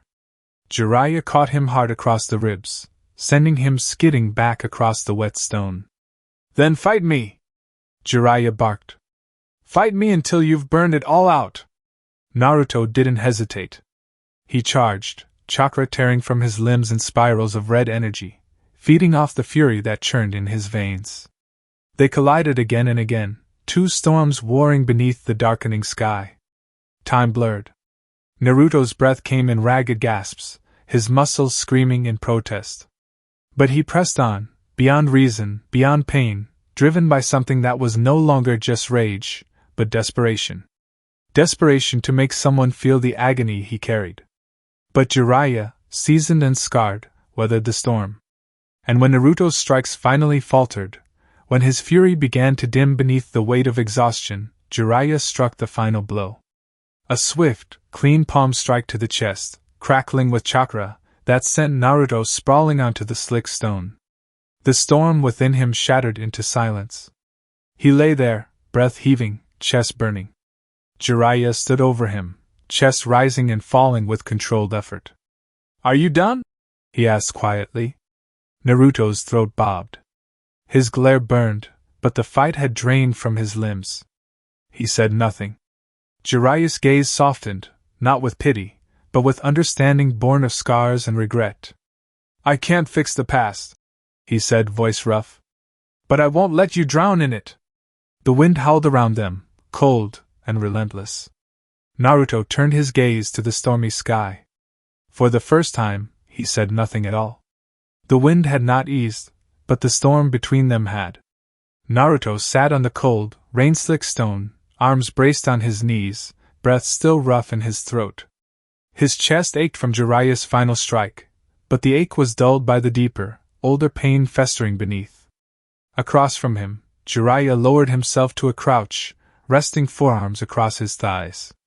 His white hair was soaked from the misty spray, plastered to his face and shoulders. For a long time, neither of them spoke. The distant crash of waves against the cliffs filled the silence between them, the sound of the sea relentless, endless. Finally, Jiraiya broke the quiet. You think you're here because you're out of control, he said, voice lower now. Not angry. Not sharp. But honest, heavy with weight. Because you're dangerous. Naruto didn't answer. His eyes remained fixed on the horizon, where clouds churned over restless waters. You think the Hokage sent you to me to babysit you? Jiraiya continued. A scoff pulled from Naruto's throat, bitter and dry. Am I wrong? Jiraiya shook his head slowly. Partly. Naruto's gaze flicked toward him, narrowed beneath damp strands of hair. Partly? I asked for you, Jiraiya said plainly. The admission hung in the air, solid as stone. Naruto's eyes hardened. Why? His voice was sharp, defensive. To discipline me? Knock me around like a misbehaving pup? No, Jiraiya replied, and there was no jest in his tone. Because something's happening out here. Something that might be our problem. Naruto's frown deepened. What kind of problem? Jiraiya leaned back slightly, eyes narrowing as he glanced toward the rolling sea. I've been picking up rumors, he said. Coastal villages burned to the ground. Strange seal patterns left behind. Survivors talk about the dead rising, old faces from the war walking again. Naruto's breath caught for half a second. Resurrection. Seals. Uzumaki. Jiraiya saw the flicker of understanding in Naruto's expression. It's not just random violence. Jiraiya went on. It feels like something older. Something personal. His gaze hardened, sharpened like the edge of a blade. Something Uzumaki. The words landed heavy. Naruto's chest tightened beneath the weight of them. His clan, his shattered bloodline, was all but gone. Yet their name still haunted the world like a ghost in the fog. You think it's one of ours? Naruto said flatly. Jiraiya's expression darkened. I think it's worse, he admitted. I think it's someone who survived the fall of Uzushio. Someone who crawled out of that ruin with hate in their heart and poison in their veins. Silence stretched between them.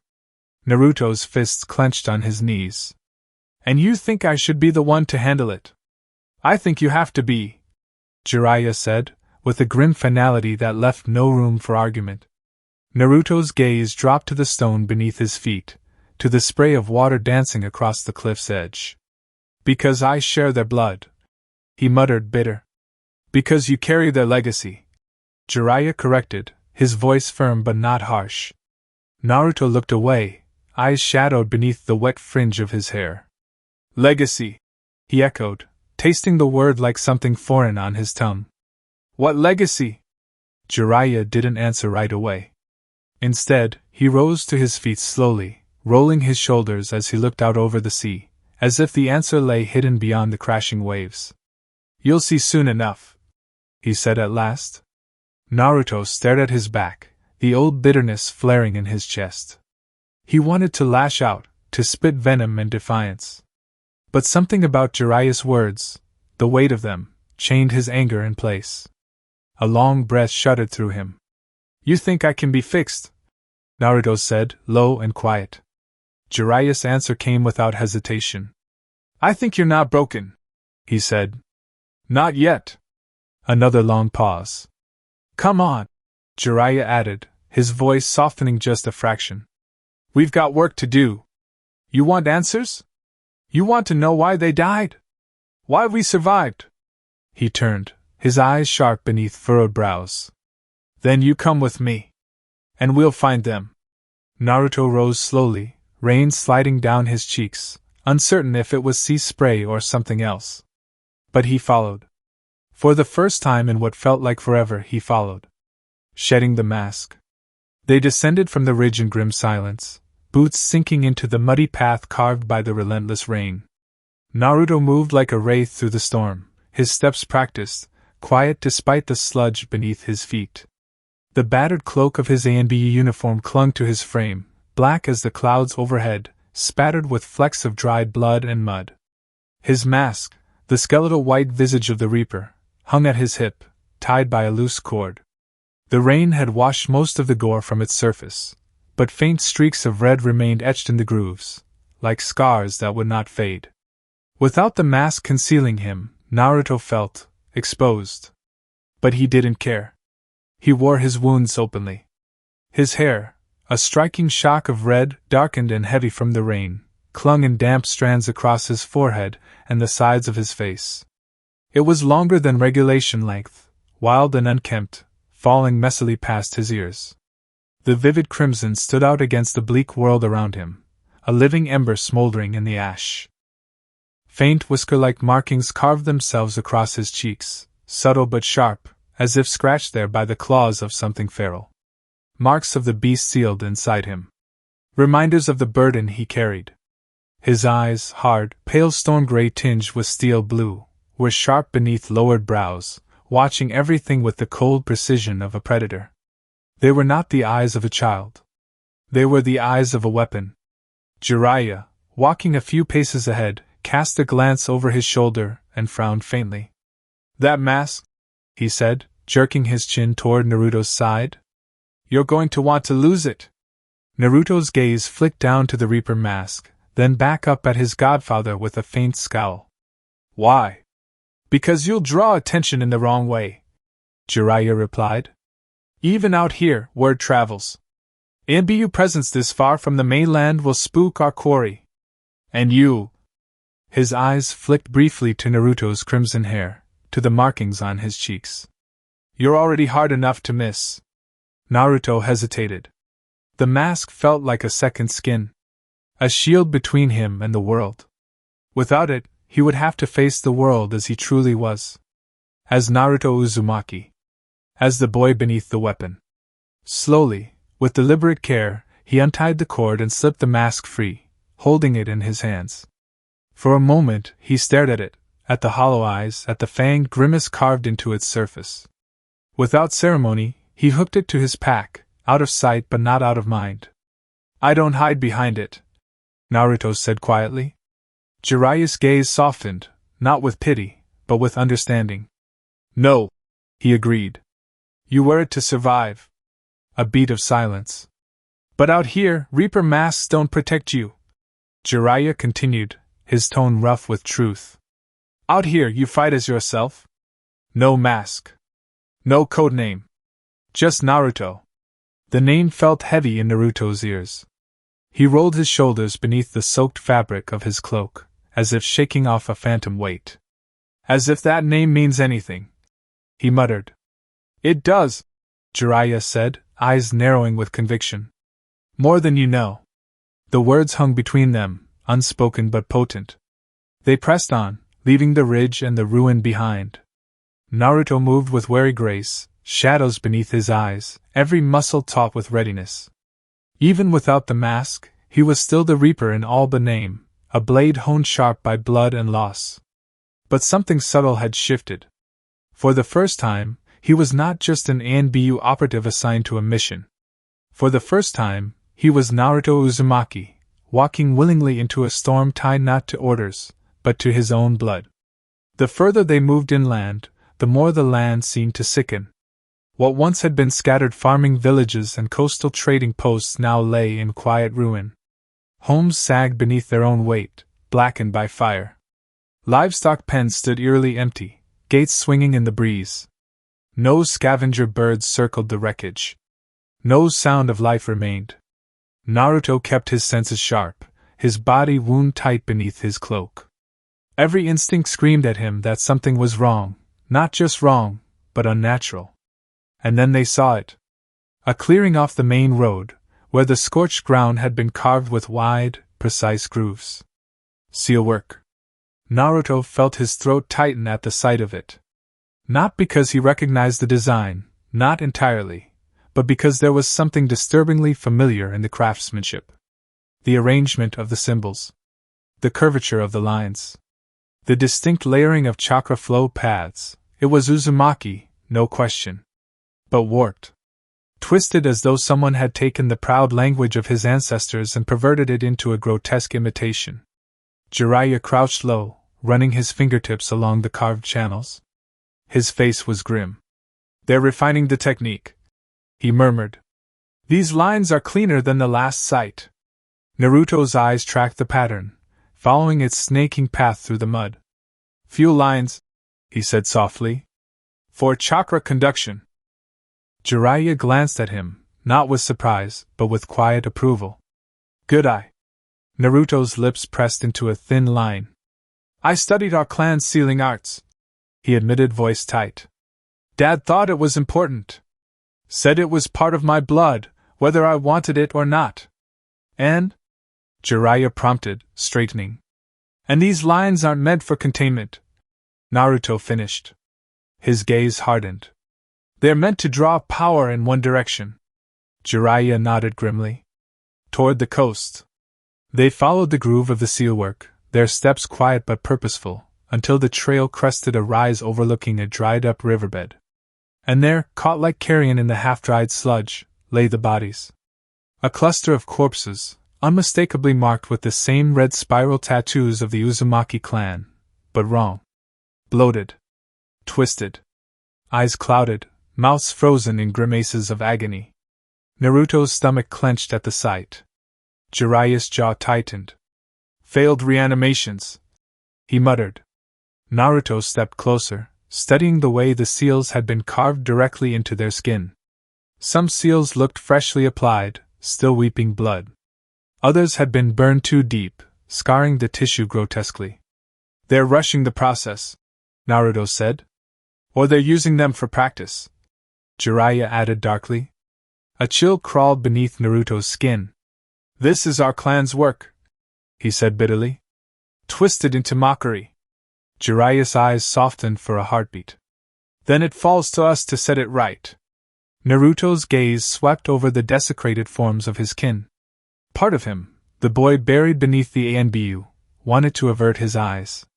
But the Reaper in him kept watching. I won't let them continue this, Naruto said quietly, the weight of the vow pressing into his chest. You won't, Jiraiya agreed. We won't. A beat. But it's not enough to stop the puppets, Jiraiya continued, his voice firm. We need to find the puppeteer. Naruto's eyes flicked back to the seal work carved into the earth, the lines running like veins toward the unseen heart of this nightmare. Then we follow the blood, he said, cold clarity sharpening his words. Jiraiya's mouth tightened into a grim line. Prepare yourself, he warned. This is only the beginning. Without another word they moved. Their destination, the salt-choked docks at the edge of the mainland, where boats waited to carry them to the bleeding archipelago. To the heart of the corruption. To the truth buried beneath blood and salt. The whisper beneath the waves. The dock creaked beneath their weight as they stepped onto the weathered planks, slick with moss and spray from the restless sea. It was a half-dead port, forgotten by most maps, and deliberately so. The salty wind carried the stink of brine and old nets, but beneath it was something worse. The scent of blood. Naruto's gaze swept the dock. Empty crates sat abandoned, lines frayed from their moorings. Boats bobbed low in the water, barnacle-encrusted hulls groaning with the tide. This place reeks of ghosts, Naruto muttered, his hand resting idly on the hilt of his kunai. Ghosts don't scare me, Jiraiya replied, voice even. The living do. Before Naruto could answer, movement at the far end of the dock caught his attention. A figure emerged from the shadows between stacked barrels, small, hunched beneath a heavy cloak patched with salt stains and sea-worn thread. The stranger limped toward them, each step accompanied by the faint clink of bone charms tied at his waist. Naruto's eyes narrowed. Jiraiya lifted a hand in casual greeting, as if they were old acquaintances meeting for tea. Been a long time, Jiraiya said smoothly. The cloaked figure snorted, a wet, rattling sound. Long enough, the man rasped, voice rough as sandpaper. Beneath his hood, his face was a ruin of old scars and a missing eye, the remaining one sharp and yellowed like a predator's. Long enough to know the dead don't sleep easy here. Naruto shifted slightly, instincts prickling. Jiraiya tilted his head toward Naruto, still casual. This is Reaper. The informant let out a short, barked laugh. No mask? Mask would only scare off the fish, Jiraiya replied. Naruto bristled at being discussed so lightly but held his tongue. Jiraiya got to the point, his voice hardening beneath the veneer of ease. What's the word? The informant's single eye darted to Naruto, lingering, measuring, before flicking back to Jiraiya. They're moving faster than you thought, the man rasped. More than just raids now. Whole islands stripped clean. Seals burning so bright they light the night like fireflies in hell. Naruto's jaw tightened. The puppets? Jiraiya asked. More every day, the informant confirmed. But it ain't just puppets no more. Flesh and blood crews too. Smugglers, deserters, missing Nin. They're gathering under the red spiral. Mercenaries? Naruto asked, speaking for the first time. The man's gaze flicked to him again. Believers, he corrected. They say the archipelagos promise salvation. That when the blood seal completes, there'll be a place in the new world for those who fed it. Naruto's fists clenched. Fools! No, the informant rasped, grim amusement in his tone. Desperate men. Jiraiya's expression darkened, shadowed by thought. Where's the entry point? He pressed. The man jerked a thumb toward a small, weather-beaten cutter tied to a splintering pier. That one's safe. Smuggler's route. It'll get you through the reefs and nets they've set. Jiraiya's eyes narrowed, but he nodded once. The informant shifted, as if about to turn away, then paused. His gaze pinned Naruto for a beat longer than comfort allowed. I seen your face in the water, he rasped, voice low, almost reverent. The sea remembers its kin, Reaper. Be careful what wakes in the deep. With that, he vanished into the mists curling along the docks, leaving only the faint clatter of bone charms in his wake. Naruto watched him disappear, suspicion simmering in his chest. You trust men like him? He asked, not bothering to hide the disdain. I trust his fear, Jiraiya answered simply, stepping toward the cutter. Fear makes men honest. Naruto's gaze lingered on the spot where the informant had vanished, then followed. As they prepared the boat, untying frayed ropes and checking the hull, Naruto couldn't help but speak again. You've done this before, he observed quietly. Jiraiya glanced at him sidelong, a crooked grin tugging at his lips, but this one didn't reach his eyes. More times than I'd like to count, he admitted. Naruto's frown deepened, but something in Jiraiya's answer, the weariness beneath the bravado, made him pause. He saw, for the first time, not just the wandering sage of tales and gossip, but a man who had waded through shadows for years, carrying burdens unseen. Without another word, they pushed off from the dock. The boat drifted into the mist, the coastline fading behind them like a vanishing dream. Ahead lay the archipelago. Ahead lay ghosts and blood and a reckoning long overdue. The Bleeding Archipelago Arc. Chapter 28, Ghosts of Uzushio. The mist thickened as they drifted deeper into the archipelago's reach. Naruto kept his eyes sharp on the gray shroud surrounding their small cutter, every sense tuned, every breath tight in his chest. He'd never seen this place, not even in stories. Kushina had left long before its fall. His ties to Uzushio were ink on a forgotten scroll, blood in his veins but no memories in his mind. Yet something about the fog-choked waters gnawed at him. It wasn't familiarity. It was weight. Heavy. Oppressive. Ancient. The boat's hull groaned under their weight as they cut through waters that lapped at the remnants of piers and dock supports. Barnacle-crusted timbers reached skyward like drowned hands. Ragged flags bearing the Uzumaki spiral clung to rusted poles, their crimson dyes faded to rusty smears. But beneath the decay, Naruto could feel it, an invisible web of chakra, old yet lingering. The very sea around them seemed saturated with the echo of seals. Energy flowed beneath the surface like unseen tides, guided by forgotten craftsmanship. Jiraiya's eyes swept the horizon as if reading a scroll only he could decipher. Impressive, isn't it? He said, his voice a rough blend of awe and sadness. Naruto kept his eyes forward. You've been here before. Once. During the war, Jiraiya confirmed, steering them past the skeletal remains of a broken watchtower. Even then, it was a fortress beyond compare. The Uzumaki didn't build cities, they built defenses. Everything was a seal. Their homes, their walls, their wells. Even the waterways around the islands. Naruto frowned as they passed stone channels carved into the cliffsides, intricate seal etchings still visible beneath layers of moss and salt. They channeled the ocean. Jiraiya continued, voice lower now, respectful. Funneled tides to power defensive arrays. Created storms to drive off invading fleets. Some of their defensive techniques were centuries ahead of anyone else. Entire ship armadas would break apart before they even saw the walls of Uzushio. Naruto's fingers tightened on the rail. And it still fell, he said quietly.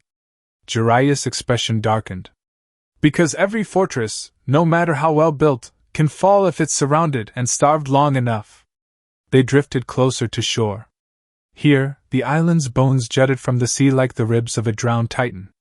Cracked walkways wove between towers half swallowed by the earth. Even in ruin, the brilliance of Uzushio's design remained clear. Elevated roads had seal-carved channels for drainage and chakra flow. Public spaces were ringed with defensive markings that had once repelled attackers automatically. It was a dead city, but a proud one. Naruto stepped off the boat, boots squelching in waterlogged stone dust. He scanned the hollow streets, his senses prickling. He had never known this place. Yet, the land felt alive beneath his feet. Humming. Whispering in a language he could not understand, not yet. They built this for more than war. Jiraiya murmured, joining him at his side. They built it for permanence. His gaze swept over the ruins. And when they lost it, they made sure it wouldn't be used against them. Naruto followed his eyes to the carved channels snaking toward the interior of the island. He could see now, these were not natural rivers. These were sealed channels, precision-engineered, drawing natural chakra flow across the island like veins in a living body. A realization clicked into place. They weren't just channeling power, Naruto said slowly, more to himself than to Jiraiya. They were storing it. Jiraiya nodded grimly. Exactly. Before Naruto could respond, a faint hum tickled the edge of his senses. Low thrumming, not chakra exactly, but something older. Seal resonance. Naruto's eyes narrowed. They followed the sound into the heart of the ruins, where an enormous, circular plaza stretched before them. Blackened bones ringed the outer edges like grim markers, charred and fused into the stone. At the center, a ceiling array the size of a small lake pulsed faintly, etched deep into the earth with old, bleeding grooves. Jiraiya crouched beside it, running a callous hand along the outer circle. They're using the old infrastructure, he muttered. Repurposing it to build something monstrous. Naruto studied the pattern, trying to follow its flow. Unlike the seals he knew, clean, purposeful, precise, this one felt hungry. As if it devoured what it once protected. This wasn't how it was meant to be, he said softly. No, Jiraiya agreed, rising to his feet. But it's what it's become. A shadow passed across Naruto's expression. Whoever's doing this, he said, voice edged with steel. They're not just raising the dead. They're desecrating a nation. The plaza hummed in grim agreement, the echoes of a butchered legacy beneath their feet. Then we'll put them to rest, Jiraiya said. Naruto's gaze lingered on the defiled sealwork, the ruined pride of his bloodline. For all of them, he answered. Shadows in the spine. The deeper they moved into the dead city, the more the island felt like a corpse, and something feeding off it. What had once been avenues of thriving life were now hollow arteries. Streets paved with fine stone, carved with ancient Uzumaki seals, lay cracked beneath the weight of time and war. Old buildings, their walls once bright with clan colors, sagged under salt erosion, but traces of genius still clung to every surface. Naruto paused at what remained of a plaza, a circular space ringed by fractured columns, with patterns of interlocking seals still visible beneath grime and ash. He ran his fingers along the etched grooves, feeling the chill pulse of long-dead chakra. They weren't just builders, he murmured, almost to himself. They were architects of life itself. Jiraiya stepped up beside him, arms crossed, eyes scanning the ruins. Seals that purified water from seawater, he said, gesturing to the stone channels winding away from the plaza. Storage seals for food supplies that could last decades. Records say Uzushio could survive a siege for over a year without outside aid. Naruto absorbed the words in silence, tension threading through his chest. They still fell. Jiraiya's mouth tightened, a bitter pull at the corners. Because they weren't betrayed by their seals, he said. They were betrayed by the world around them. They moved on, the broken structures closing in like a gauntlet of memories that didn't belong to Naruto, yet still clung to him like thorns under his skin. As they passed beneath a ruined archway, a glint caught Naruto's eye. He halted. There, across a courtyard half swallowed by vines, movement. At first, he thought it might be the breeze shifting debris. But then he saw them. Figures, 5, maybe 6, cloaked in ragged armor, red spiral seals seared into their shoulders and chest. Their faces were pale, too pale, their eyes sunk deep into hollow sockets. Crimson seal scripts ran down their skin like tattoos, or scars. Their movements were jerky, unnatural, like marionettes worked by trembling hands. Reanimated. They were dragging corpses, fresh ones. Shinobi by the looks of them, from scattered villages, their headbands scratched or missing entirely. Feeding the seal network. Jiraiya growled under his breath. Naruto's fists clenched. The animated husks arranged the dead with grotesque care, laying them across seal work carved into the courtyard stone. The bodies were positioned with precision, hands over their hearts, feet aligned to the cardinal points of the array. As soon as the arrangement was complete, one of the reanimated stepped forward and pressed his hand into the center seal. The seals ignited in a dim, pulsing red light.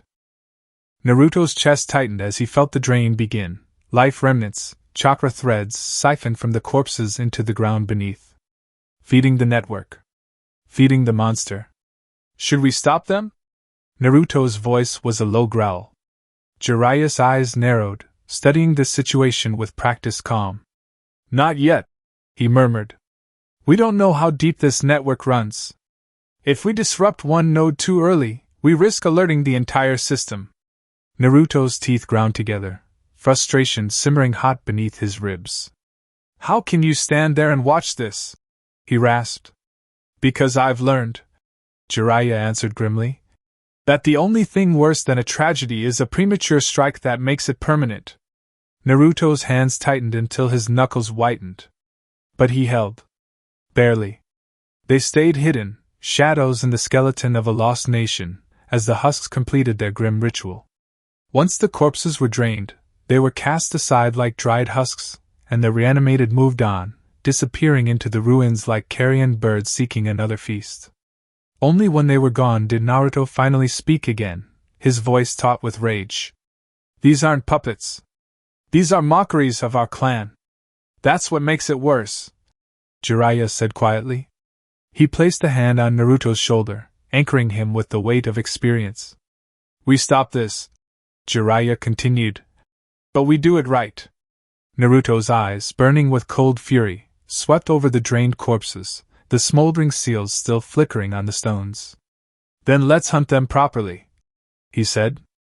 Jiraiya's hand squeezed his shoulder once, briefly, then released. They turned deeper into the ruins, slipping into the shadows left by their corrupted kin. The enemy was moving. And so were they. Night crept in. Night pressed close around them, heavy with mist and salt.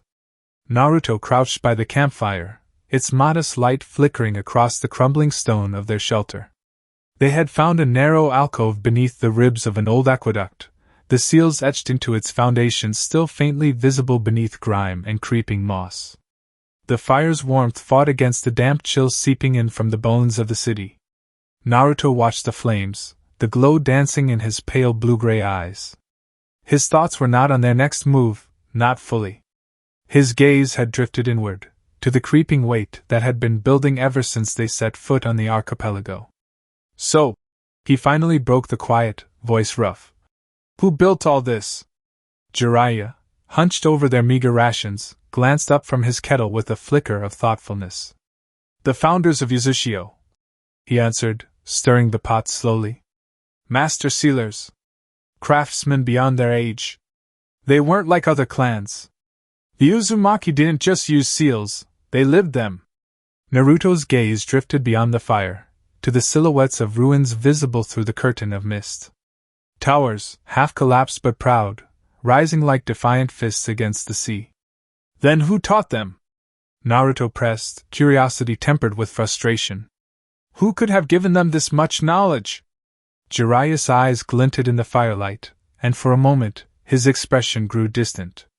There are legends, he admitted, voice quieter, of a man who unified the scattered tribes before Uzushio rose. A king, they say.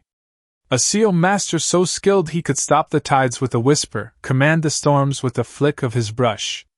Naruto's gaze sharpened. You believe those stories? Jiraiya offered a small, crooked smile. I believe there's truth in all legends, he said. If there wasn't, we wouldn't be here now, would we? Naruto's eyes dropped back to the fire. A seal master. A king of the Uzumaki. It felt impossible. And yet, looking at the ruins around them, the intricate patterns of ancient sealwork, the precision of defenses long since decayed, it felt too right to dismiss. They say he built vaults, Jiraiya added after a pause, as if recalling an old story passed down from whispered lips. Safe places, hidden deep beneath Uzushio, meant to outlast the fall of the city. Vaults? Naruto's brow furrowed. What kind of vaults? Jiraiya's expression grew serious. The kind that hold more than scrolls and weapons, he said. The kind that hold memories. Secrets. Maybe even answers. Naruto absorbed this in silence, watching as a small spark popped in the fire, spiraling into the darkness. And you think they're still here? He asked, voice low. I think, Jiraiya said slowly. If they exist, we're standing on one of them. A heavy quiet settled between them. Outside their small shelter, the wind tugged at the loose remnants of tattered banners, the faded Uzumaki spiral barely visible against the darkened cloth. Naruto's chest tightened. It wasn't nostalgia. It wasn't even grief. It was something stranger, a pull deep in his marrow. A whisper not of memory, but of inheritance. I want to see it, Naruto said quietly. Jiraiya gave him a slight nod. We will.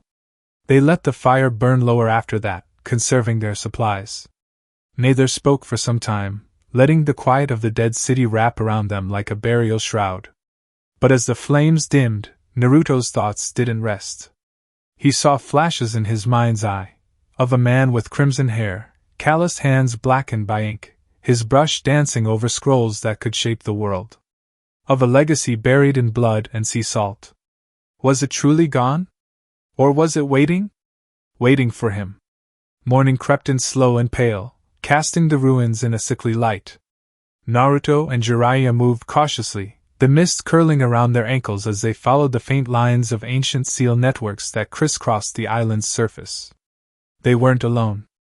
Naruto spotted them first, a procession of corrupted husks and living cultists, dragging supplies and bodies toward a larger staging area deeper inland. Another node, Jiraiya murmured beside him, narrowing his eyes. Naruto crouched low behind a fractured wall, observing the enemy's movements. They worked with grim efficiency, cultists carving fresh seals into the stone while reanimated corpses arranged drained bodies in careful formations. The array was growing, connected by intricate channels that led beyond the visible plaza, like the threads of a spider's web expanding towards some greater design. Naruto's eyes darkened. They're building something, he said. Jiraiya's gaze swept the scene, measuring the scale of it. Big enough to make mainland incursions look like practice runs, he confirmed grimly. Still, there was no clear sign of the mastermind behind the operation. Whoever orchestrated this desecration remained buried deeper in the archipelago's rotten heart. For now. We shadow them, Jiraiya said, voice tight. Find out where these trails lead. Find the center of this web. Naruto's eyes lingered on the corrupted sealwork, the twisted mockery of his clan's brilliance. And then, he murmured, we burn it down. Recklessness. The sky remained choked with mist as they stalked the shadows of Uzushio's remains. They trailed the enemy force, a mixed procession of cultists and reanimated Uzumaki corpses, for the better part of the morning. The enemy moved with eerie coordination, not like mindless puppets, but with intent. Purpose. The further they went, the clearer it became, this was no scavenger patrol. They were converging towards something larger. Naruto felt it in his bones, a rising pulse, as if the ruined island were breathing beneath his feet. His steps quickened, posture taut with anticipation. Easy, Jiraiya murmured from beside him, watching Naruto from the corner of his eye. But Naruto's jaw was tight, his gaze sharp and hungry. His hands flexed unconsciously at his sides, itching for steel. "I don't like how deep they're moving," Naruto muttered, voice low and gravel-edged. "They're too organized." Jiraiya kept his voice measured. "That's what worries me." They kept low behind crumbling walls and decaying rooftops as the procession led them deeper into the heart of Uzushio's ruins. Sea work, older and more elaborate, began to web the streets beneath their feet, not the twisted, corrupted carvings they had seen before, but genuine relics of Uzushio's golden era. If Naruto hadn't been consumed by tension, he might have marveled. But his focus was locked ahead, eyes narrowed, breath tight. The deeper they went, the louder the hum beneath the earth grew, a deep, resonant throb, like the island itself was waking. "I know this rhythm," Naruto murmured under his breath. Jiraiya's eyes narrowed. "Chakra flow from a massive network." "No," Naruto growled. "A living seal." The words left his mouth before he even thought them through. Jiraiya's brow furrowed, but his gaze stayed ahead, wary. "You're feeling it now," he said quietly. "Good. But don't let it take you." Naruto didn't answer. His eyes were sharp, predatory. The reaper within him stirred restlessly beneath his ribs. They crested a ridge of collapsed stone, and there, in the hollow of a great plaza, where ancient Uzushio towers had once cast shadows of pride, they saw him. At the center of the enemy forces stood a man cloaked in deep crimson robes, his presence magnetic. His long, dark crimson hair hung wild over his shoulders, streaked with salt and dried blood. Symbols of the Uzumaki spiral ran along his skin, carved deep into his flesh, glowing faintly like smoldering embers. They didn't know his name yet, but his presence commanded absolute attention. He stood at the focal point of an enormous, half-complete seal array carved into the ground, his hands weaving in intricate patterns midair as red chakra threads unfurled between his fingers.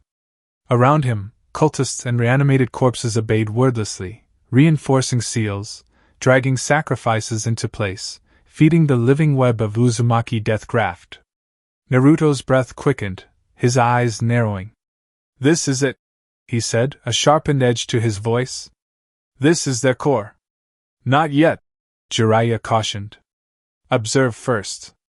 But Naruto's pulse thundered in his ears. He watched the crimson-robed man, watched the way chakra rippled off his body like heat waves. Watched how the others obeyed him without question. "He looks fragile," Naruto thought coldly. "Thin. Desperate." His grip on the hilt of his blade tightened. "I can end this." Jiraiya saw the flicker in Naruto's eyes, the dangerous shift in posture. "Not yet," he warned again, firmer. Naruto's teeth ground together. "I've seen enough," he hissed. Before Jiraiya could stop him, Naruto stepped forward. A shadow detached from the ruins.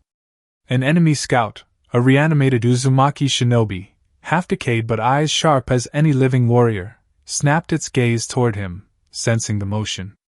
Naruto moved faster than thought. In a blur of lethal precision, he drew his blade and erased the scout, severing its head with a single brutal stroke. The corpse crumpled, a marionette with its strings cut. But it was too late. The enemy force turned, as one, their dead and living eyes snapping toward the ridge where Naruto and Jiraiya now stood exposed. The crimson-robed figure's head lifted.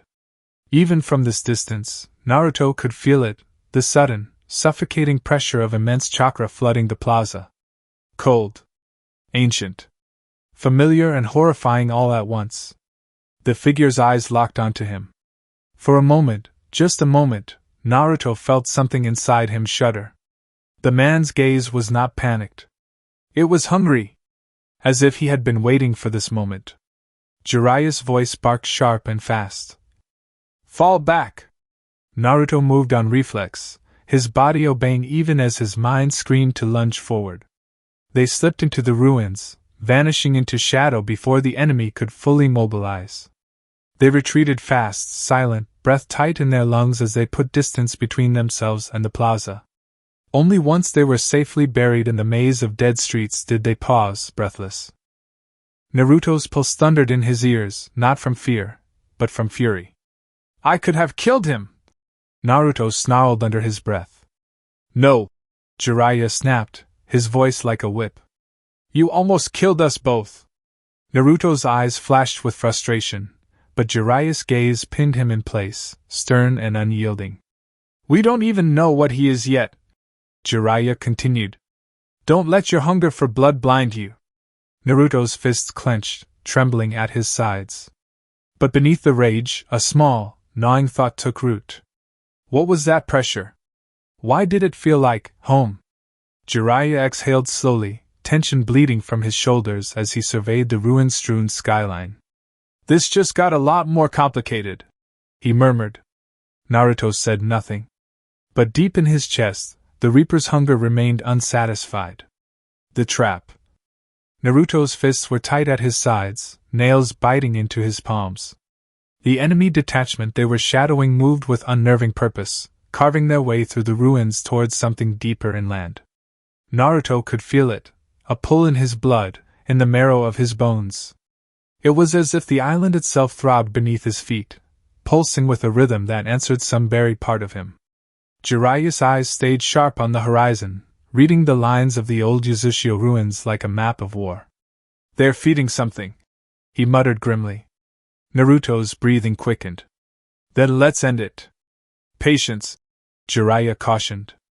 But Naruto's Reaper instincts had already broken free of their leash. His feet moved before his mind could catch them. In the far distance, deeper into the maze of ruins, the enemy procession halted, and the air seemed to shift. Naruto froze. A pulse radiated from the earth, slow, steady, unnatural. Then, a hum, low and guttural, reverberated through the bones of the city. Out of the mist ahead, crimson light bled into the fog, flickering like dying embers brought back to life. And then a sound. Clapping. Slow, deliberate. Echoing through the hollow carcass of Uzushio. Naruto's eyes narrowed, every muscle coiling with instinct. Jiraiya's warning came sharp. Wait! But the figure emerged from the veil of mist before they could take another breath. He stepped from between the ruins as if peeling himself from the fabric of death itself. Cloaked in robes the color of dried blood, long red hair wound around a face carved from cruelty and time. His skin bore ancient spiral seals, alive with pulsing, malignant energy. His gaze lifted, finding Naruto at once, as though he had been waiting all along. A cruel smile crept across his lips. Well? Kazuro Uzumaki said softly, voice curling through the mist like poison. What do we have here? The mist had teeth now. It bit at Naruto's skin, curling into his lungs like ash, as he faced the figure cloaked in living blood seals. Kazuro Uzumaki. The name had not yet been spoken. But Naruto felt it, deep in the marrow of his bones.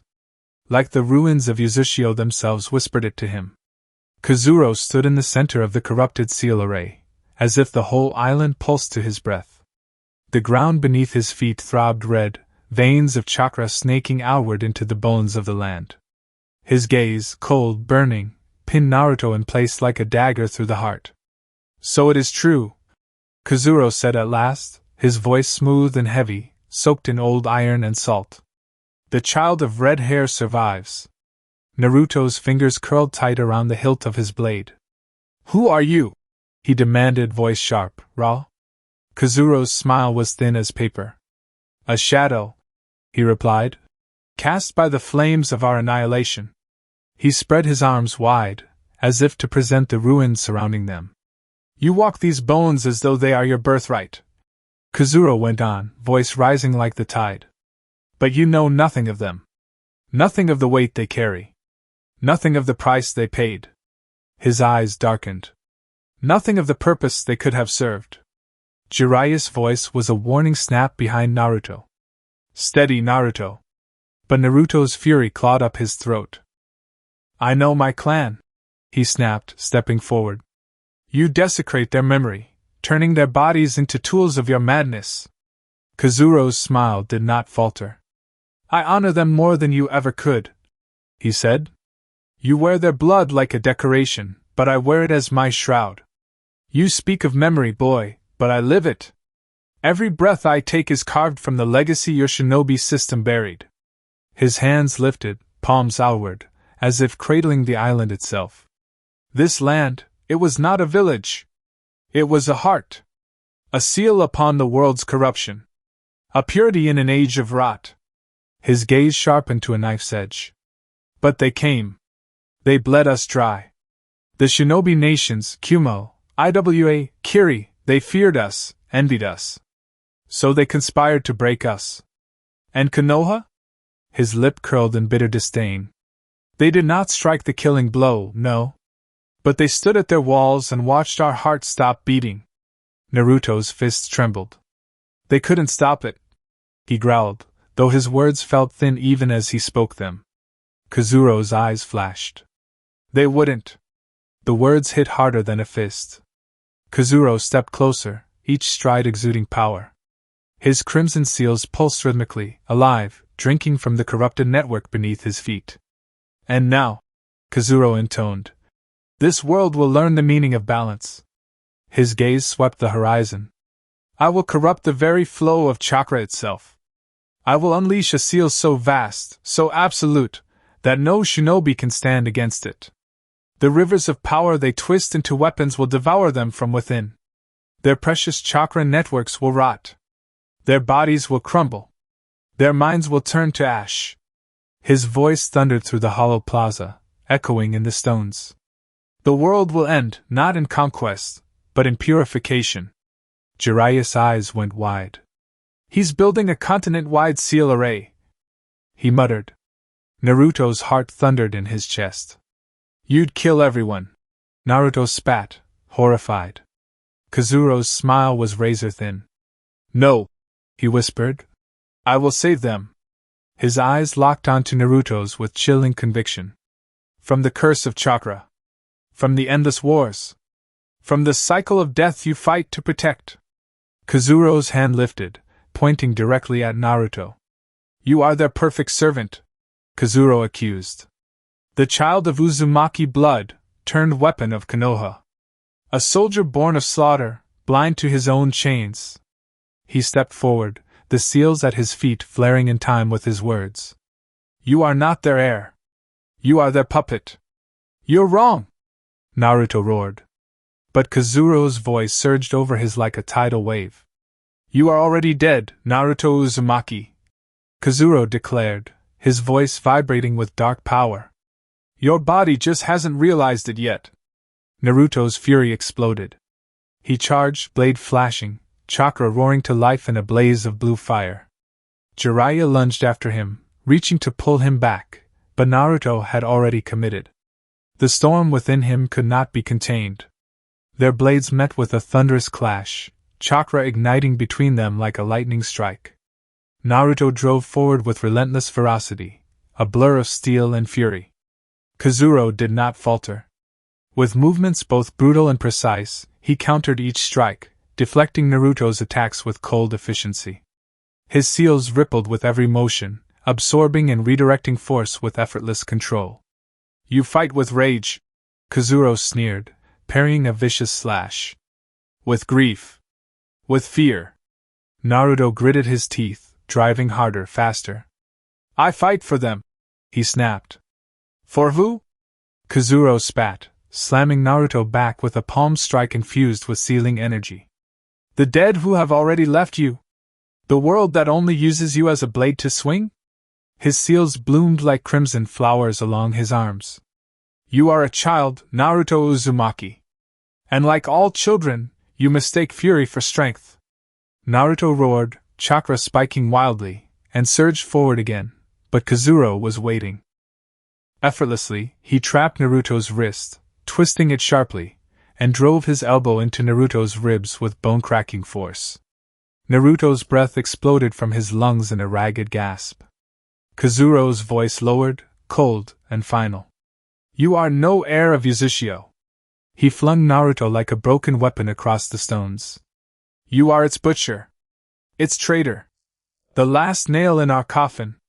Naruto struggled to rise, blood dripping from his mouth, pain lancing through every nerve. But Kazuro was relentless.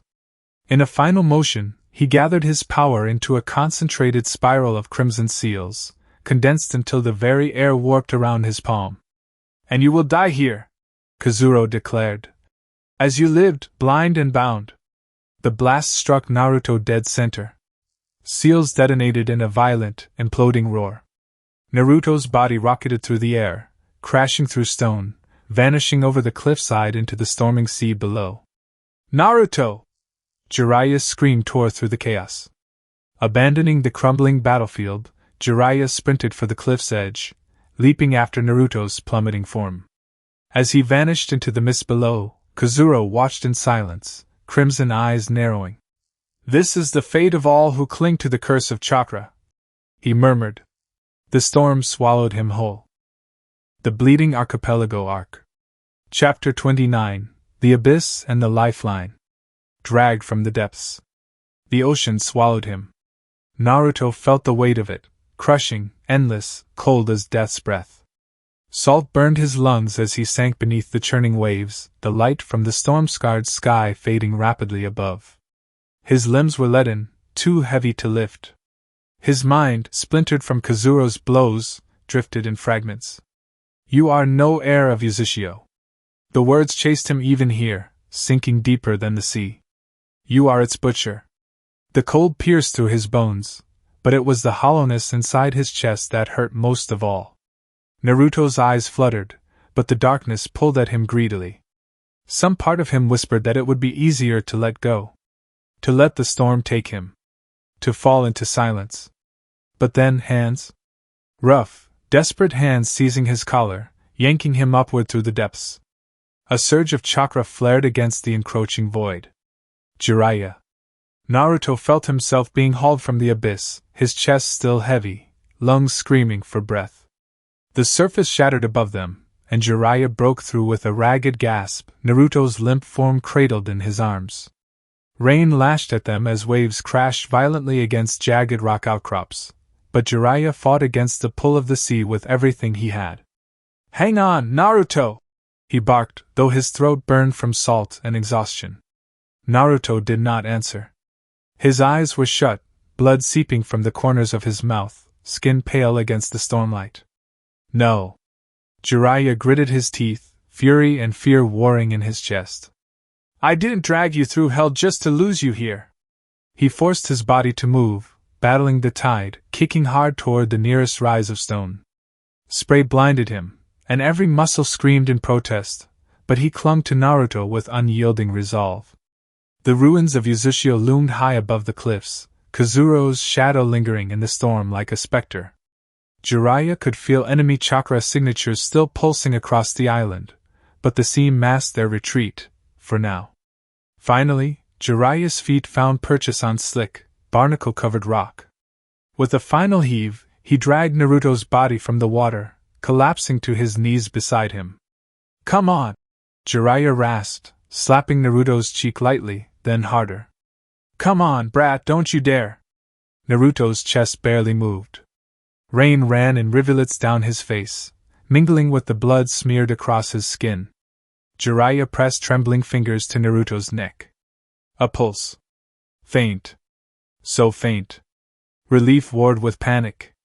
"You stubborn little bastard!" Jiraiya muttered, his voice rough as gravel. "You're not done yet!" Without hesitation, he began working, forcing breath into Naruto's lungs, pressing against his chest to stimulate his heart. His hands moved with urgency honed from years on battlefields, but even so, the color in Naruto's face did not return. I can't lose you here," Jiraiya growled under his breath. The storm crashed around them, wind howling like the ghosts of the dead. Desperation clawed at the edge of Jiraiya's mind. He had seen this before. Too many times. He knew the signs of a life slipping away. Damn it all! Jiraiya snarled, slamming a fist against the rock. If Naruto died here, if he died here, it would not only be the boy he lost. It would be Minato's legacy. Kushina's hope. And something deeper, older, a sense that the world itself would lose something irreplaceable. Jiraiya's gaze hardened. "I won't let you go." Rain pounded against his face as he formed the seal. A moment later, he slammed his palm against the stone. A puff of smoke erupted beside him, and a drenched, irritated toad popped into existence, blinking in the downpour. Jiraiya? You better have a good reason for this. I do. Jiraiya barked. His voice was hoarse, tight with urgency. Find Tsunade. Wherever she is, get her now. The toad stiffened at the command, sensing the gravity of the situation. Understood. It croaked, and vanished in a swirl of smoke. Jiraiya's breath heaved in his chest as he looked back down at Naruto's battered form. Hold on, he whispered, resting a trembling hand on Naruto's chest. Just hold on a little longer. Thunder rolled overhead, deep and heavy. But Jiraiya's eyes never wavered from the boy before him. The storm might rage, and the shadows of Uzushio might press in from all sides, but he would not let Naruto fall here. Not like this. An interrupted hand. The casino was loud with the clatter of tiles and the steady shuffle of cards. The dull hum of conversation mixed with bursts of laughter, frustration, and the occasional victorious cheer. Overhead, gaudy lamps cast warm light on green felt tables, illuminating a haze of cigarette smoke that drifted lazily toward the ceiling. Tsunade, slouched comfortably in her chair, narrowed her eyes at her hand of cards. Her luck, as usual, was a mixed bag of disasters and fleeting hope. Across the table, an elderly man with a smug grin tapped his stack of winnings. Well, Lady Tsunade, looks like luck's run dry today. Shut it, she shot back, more annoyed at herself than at him. Beside her, Shizen fidgeted, a nervous energy radiating from her small frame as she clutched Taunton against her chest. Lady Tsunade, Shizen whispered, her voice tight with concern. Maybe we should take a break. We're just getting started. Tsunade replied, her tone light but her jaw tight. Besides, can't let this bastard think he's got me beat. Shizen sighed softly, looking away. Tsunade's eyes flicked over her cards, her mind already calculating odds, not just of the hand, but of life itself. Gambling was as natural to her as breathing, a distraction from the heaviness she carried in her chest every day. She played the odds not because she believed in luck, but because losing felt familiar. Predictable. Safe. She was just about to raise the bet when a sudden puff of smoke erupted beside her chair. The toad was soaked, rainwater dripping from its rubbery skin onto the casino carpet. It blinked up at her, disoriented for a second, then locked eyes with purpose. Shizen startled with a small gasp, clutching Taunton tighter. Tsunade's brow pinched. What the hell? The toad croaked, clearing its throat. Lady Tsunade. Urgent summons from Jiraiya-sama. She stiffened slightly but kept her tone casual, covering instinct with familiarity. Yeah? He couldn't wait until I was done losing my shirt. The toad shook its head, droplets of rain scattering. It's Naruto. Tsunade's fingers froze mid-movement. Shizen's breath caught in her throat. The toad continued, urgency creeping into its voice. He's gravely wounded. Critical condition. Jiraiya-sama requested immediate aid. He's invoked the reverse summoning contract. That got her full attention. Tsunade set her cards down carefully on the table, face down. Shizen's eyes widened, voice a whisper. Reverse summoning. Lady Tsunade. I know what it means, Tsunade said flatly, standing from her chair. Her heart thudded in her chest, slow but heavy. She didn't look panicked. She had trained herself not to. Years of losses had taught her to keep her composure, to seal away the tremors beneath her skin. But deep inside, something twisted. Naruto. Her godson. As she followed the toad away from the table, memories unspooled in the quiet of her mind. Not dramatic flashes, just small, almost domestic recollections. Kushina, bright and sharp, teasing her over sake. You're like the big sister I never had, Tsunade. The way Kushina's eyes had softened when she placed her hand over her stomach, voice lowering to something both vulnerable and fierce. If anything happens to us, Minato and me, you'll look after him, won't you? Not just as a friend, as family. Tsunade exhaled slowly. Of course, she had said back then, with a confidence that had felt natural at the time. "I'll treat him like my own." Now, that promise felt like a hand gripping her chest, firm and insistent. She glanced at Shizen, who followed anxiously.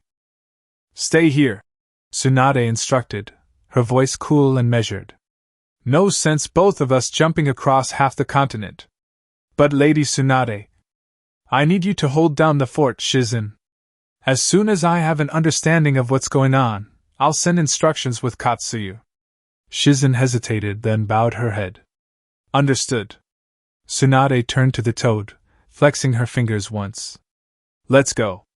The toad produced the summoning scroll, laying it flat against the casino floor. Its webbed fingers worked with practiced precision, unfurling the seals across the parchment. Tsunade watched it work, her gaze steady, mind clearing. This wasn't fear. This wasn't hesitation. This was duty. No, this was family. As the toad finished the final stroke, Tsunade placed her hand over the seals, letting her chakra flow into the contract. With a sharp crackle of energy, light flared beneath her palm. In a swirl of smoke and wind, the casino floor vanished beneath her feet. She let herself go without resistance, carried through space by the one-time summoning, her thoughts narrowing to a singular point of focus. "Hold on, Naruto." Rain drummed on the rocky ledge like war drums, steady and merciless. Tsunade's chakra burned hot in her palms, even as the storm chilled her to the bone. Her hands, trained and sure, hovered over Naruto's broken chest. But they trembled. Not from exhaustion. Not from cold. From memory. Every drop of blood that seeped from his wounds felt like a ghost rising from her past. Nawaki.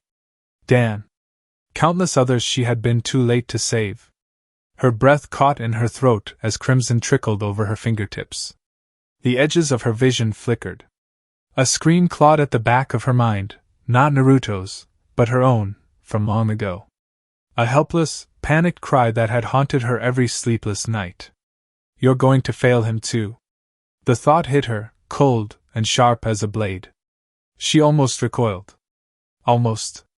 But then, in the same breath, she heard another voice, softer, warmer, fierce.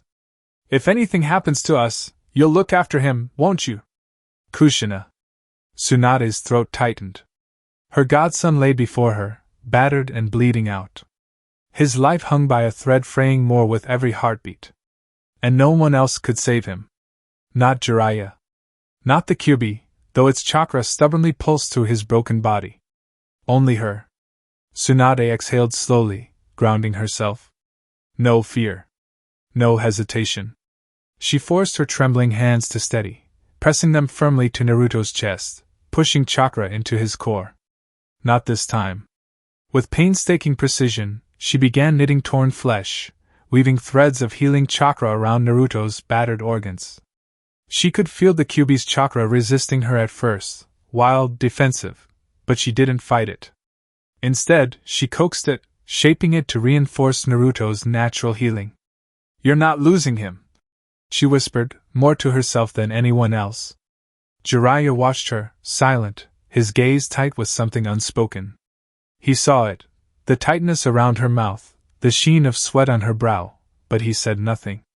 Tsunade's focus sharpened, but her mind, disciplined as it was, demanded answers. She couldn't leave it. "Tell me," she ground out, her voice edged with steel as she worked. "What the hell happened to him, Jiraiya?" Jiraiya grimaced, glancing toward the cliffs, as if he could still see the shadow of their enemy in the mist. "Ambush," he said bluntly. "A man calling himself Kazuro Uzumaki." Tsunade's eyes flicked up, narrowed sharply. "Kazuro." Jiraiya nodded grimly. "Naruto chased him, headlong. Kazuro was ready for it." Her hands kept moving, steady now, despite the slick blood staining her fingers. But inside, her mind raced. Kazuro Uzumaki. The name stirred old memories. Sealed records, whispered rumors from the fall of Uzushio. She fought the chill running down her spine. "Explain," she snapped. Jiraiya's mouth was grim. "He's building something. A seal array, massive, sprawling, centered on the ruins." No, I know, it's meant to burn the chakra from every living shinobi. Tsunade's heart pounded, but her hands remained precise. And Naruto? She pressed. Jiraiya's eyes darkened. He fought like hell. But Kazuro tore him down, body and spirit. His gaze softened slightly, guilt bleeding into his tone. I should have seen it coming. I thought I could keep him from rushing in. Tsunade's jaw tightened, but she said nothing. Her fingers traced along Naruto's ribs, finding fractures and coaxing them back into place. Her chakra pulsed in controlled waves, mending what was broken, pushing back the decay of foreign seals. Her mind refused to let go of Kazuro's name. An Uzumaki. Another survivor twisted by hatred. She ground her teeth. And the Kyuubi? She asked. Jiraiya's expression turned grim. Keeping him alive? Barely. Tsunade closed her eyes briefly, focusing on the wild, raw current of demonic chakra inside Naruto's system. Dangerous, but steadying him. Like a furnace burning on embers to ward off the cold of death. Her eyes opened, sharp and sure. Then I'll give him the rest. Her voice was steady now, ironclad. No tremor. No fear. Her blood phobia, the curse that had haunted her for so long, faded like a shadow at dawn. Because Naruto needed her. And no fear, no past failure, no ghost was going to stop her from saving him. Not this time. Not ever again. Slowly, the edges of color crept back into Naruto's cheeks. His breathing, ragged and wet before, eased slightly. Tsunade exhaled, not in relief, but in determination. He's not slipping away on my watch, she said flatly. Jiraiya's expression flickered between respect and quiet gratitude. Good, he murmured. Then, after a beat, we still need to move him. His body's stable, but we're not out of danger. Tsunade gave a sharp nod. We'll move when I say he's ready, she replied resolute. And when we do, you're going to tell me everything. The rain had eased by the time Tsunade drew back from Naruto's side, though the clouds overhead still clung to the coastline like a lingering bruise. Naruto's chest rose and fell with newfound steadiness, color returning to his skin in cautious waves. His injuries were still grave, but no longer mortal. Tsunade let out a breath, her shoulders lowering for the first time since she'd arrived. He's stabilizing, she confirmed, wiping sweat and blood from her brow with the back of her hand. Jiraiya, crouched nearby, gave a short nod. His expression was carved from stone, but his eyes softened, ever so slightly. Good, he muttered. But we're not staying here. Tsunade's gaze flicked up, sharp. You saw movement? Not yet, Jiraiya replied. But Kazuro's forces will circle back. They won't leave anything to chance. Her eyes narrowed. Then we move him. There's a place not far from here, Jiraiya added, rising to his feet, scanning the coastline. I saw it when we landed, some kind of cave system. Looked natural at first, but I caught traces of seals at the entrance. That pricked Tsunade's attention immediately. Seals? Old ones, Jiraiya confirmed grimly. Very old. Predating the fall of Uzushio, if I had to guess. Tsunade's frown deepened, but she gave a curt nod. Good enough. Let's go. With careful movements, she layered her chakra into Naruto's body, creating a stabilizing field around him. It wouldn't heal him further, but it would keep him steady during transport. Jiraiya lifted Naruto into his arms without ceremony, cradling him like a fragile burden. For a moment, he glanced down at the boy's pale face, and something in his expression tightened. We'll get you through this, kid, he murmured under his breath. The toad, still lingering near them, croaked quietly. I'll clear the path ahead, it offered, and with a wet thump, it leaped off toward the cliffs. They moved quickly, keeping to the rugged coastline where rock formations offered natural cover. Tsunade walked alongside Jiraiya, her eyes never straying far from Naruto's still form. As they crested a ridge, the cave came into view. It was set into the cliffside, half obscured by moss and sea-worn stone. But as they approached, the truth of it bled through the natural disguise. Faint spiral engravings marked the mouth of the cave, weathered, nearly lost to time, but unmistakable. The symbol of the Uzumaki clan. Tsunade felt a ripple of unease, her medic's instincts prickling. "This isn't just a cave," she murmured. "No," Jiraiya agreed. His voice was tight, thoughtful. "It isn't." As they crossed the threshold, the air shifted. The oppressive weight of the outside storm faded, replaced by a cool, dry stillness. Old chakra lingered in the walls, like breath caught in stone lungs. It hummed quietly against their skin, neither hostile nor welcoming. Naruto's body reacted first. The faint shimmer of Kyuubi's chakra curled at the edge of his wounds, as if sensing the dormant power in the cavern. It wasn't aggressive, more like recognition. A kinship of blood, ancient and undeniable. Tsunade felt it too. She narrowed her eyes, studying the walls. "These markings," she said quietly, tracing one with her fingertips. "They're old Uzumaki sealing formulas. I've only ever seen them in fragments, in ruins." Jiraiya adjusted Naruto's weight in his arms, his brow furrowed. "Looks like we found more than shelter." They pressed deeper inside, their footsteps echoing softly off stone. The cave widened into a central chamber, a natural hollow with smooth walls, shaped by both water and human hands. Carved niches lined the sides, filled with faded scrolls and broken relics of a lost era. A faint glow flickered from the far wall, not firelight, but dormant chakra pulsing gently in time with their arrival. Tsunade's chest tightened. "This place," she whispered, almost to herself. "It's a vault. An old, forgotten vault of the Uzumaki. Hidden, sealed, waiting for someone to awaken it." Jiraiya lowered Naruto carefully onto a flat stone slab at the center of the chamber.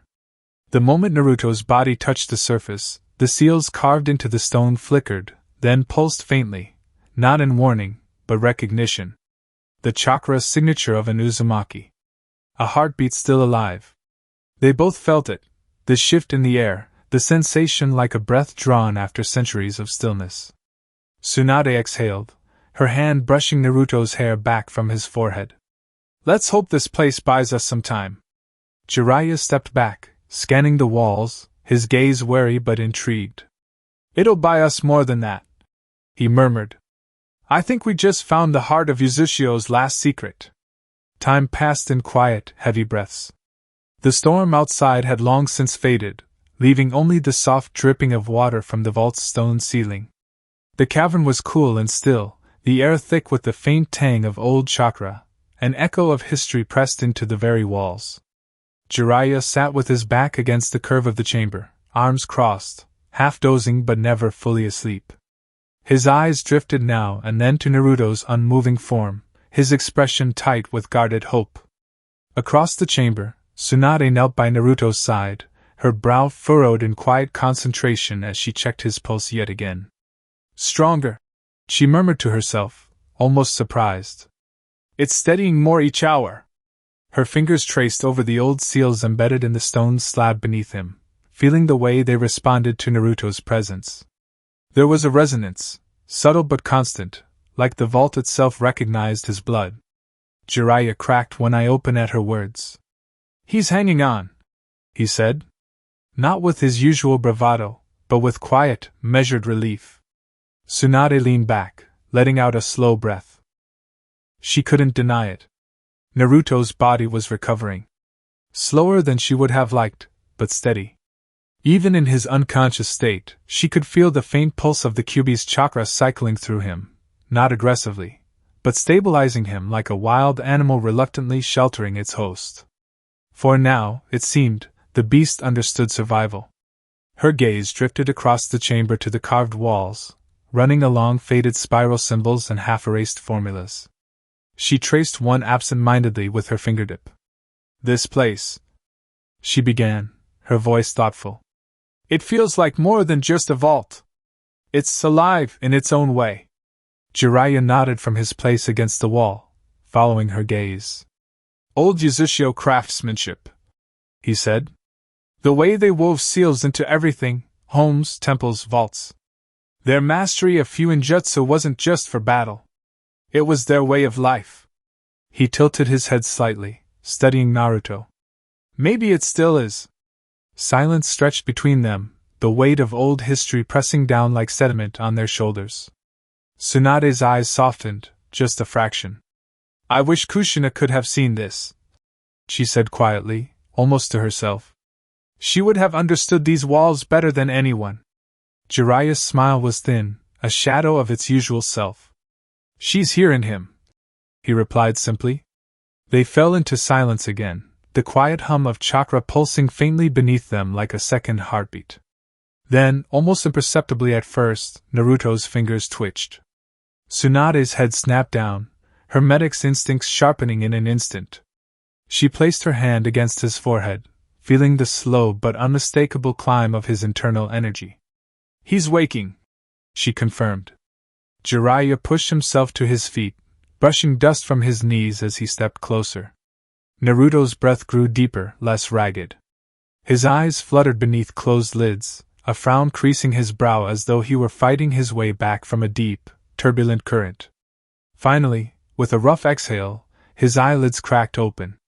Pale blue eyes, cloudy with confusion, blinked against the dim light of the vault. Tsunade! Naruto's breath felt like fire in his throat. His body ached as though he had been shattered and crudely stitched back together. Every joint resisted as he pushed himself upright on the stone slab, wincing as his muscles protested. Tsunade was at his side in an instant, her palms steadying his shoulder. Don't force it, she warned softly, her medic's gaze sharp but relieved.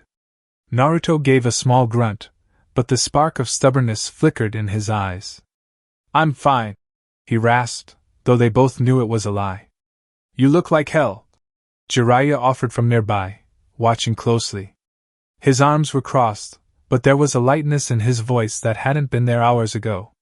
Naruto's lips twitched faintly, as if he wanted to answer with his usual bravado, but his gaze drifted past them, drawn to the etched spiral seals carved into the vault's walls. There was something there. A pulse, almost a heartbeat. Quiet waiting. What is this place? He murmured. Tsunade followed his gaze. A vault, she answered quietly. A hidden refuge of the Uzumaki clan. Feels like it's waiting for something, Naruto said, more to himself than anyone. His eyes narrowed slightly, instinct prickling at the back of his mind. Slowly, he shifted his legs off the stone slab, forcing his weight onto trembling feet. Tsunade moved to steady him, but he shook his head, not rejecting her help, but wanting to stand on his own. He limped forward a few steps, drawn toward the largest seal embedded in the vault's floor. The closer he came, the more the symbols seemed to react, a faint glow beginning to stir beneath centuries of dust. But they remained dormant. Incomplete. Jiraiya's brow furrowed, eyes narrowing in thought. Old Uzumaki vaults sometimes needed a living bloodline to activate, he said aloud, thinking back to fragments of lore. Tsunade's gaze sharpened. Naruto, she called, cautious but calm. Touch the seal. Naruto hesitated only for a breath. Without a word, he raised his hand, only to notice dried blood flaking across his palm, remnants of his wounds. A strange certainty settled over him. He opened a small cut on his palm, pressing it over the heart of the seal. The moment his blood touched the stone, the entire vault seemed to breathe. A soft hum thrummed through the air, like the low murmur of forgotten voices. Spirals carved into the walls flared to life, veins of light racing outward from the seal beneath Naruto's hand. The chamber warmed, not unpleasantly, like the hearth of a home long cold but never truly dead. Naruto swallowed hard, staring as ancient seals blossomed across the vault like living veins, weaving chakra through every surface. It knew you, Tsunade said quietly, more to herself. Before Naruto could respond, the light converged at the far wall. Runes flared brilliant red and gold, and slowly, deliberately, a figure began to form from the web of chakra. Not a ghost. Not an illusion. A memory, alive with purpose. The man stood tall, robed in ceremonial armor, long crimson hair bound behind him, marked with the proud spirals of the Uzumaki clan. His eyes were sharp, carrying the weight of 1,000 battles, But there was something else behind them too, something familiar. Pride. Warmth. Fury contained in wisdom. His gaze fell upon Naruto and lingered there, as if seeing more than just the boy before him. As if seeing all of him. At last, the projection said, voice rich and deep. An air returns. Naruto's throat tightened, words caught between breath and disbelief. Tsunade stepped to his side, her expression caught between awe and something deeper, pride, perhaps, or sorrow. Naruto, she said softly. This is Ashina Uzumaki. The old king's gaze swept the chamber, as though recognizing both strangers and kin. His eyes returned to Naruto, and a small, knowing smile tugged at the corners of his mouth. My blood, he said. My legacy. He inclined his head, not as a ruler to a subject, but as family. Let us speak, child of Uzushio, Ashina said, as the chamber filled with light. For there is much you must know. The old king. The chamber glowed with steady, living light. Ashina Uzumaki stood fully formed in front of them, his projections surprisingly solid for a construct of chakra and memory. Naruto, still breathing hard from the effort of standing, squinted up at the man with a mixture of wary curiosity and something quieter. A strange pull of recognition, as if looking at the face of history itself. Ashina, for his part, squinted back at Naruto. He tilted his head, then gave a slight chuckle, deep and easy. Well, he said, stroking his bearded chin thoughtfully. Red hair like mine, wild eyes like your mother. Good genes, I'd say. His eyes twinkled with mischief. But thinner than I expected. Someone feed this boy some proper stew. Jiraiya arched a brow, folding his arms. Not the kind of welcome I expected. Ashina's grin widened into something almost boyish. If I wanted to scare you, I would have really made an entrance. Puffs of smoke, flames, the works. Tsunade's gaze, sharp but edged with something softer, studied him. You're not a ghost, she observed carefully. You're a living chakra imprint. Ah. Ashina beamed, snapping his fingers. Good eye. You must be the sharp one in the group. She almost smiled despite herself. Almost. Ashina continued, brushing off invisible dust from his robes.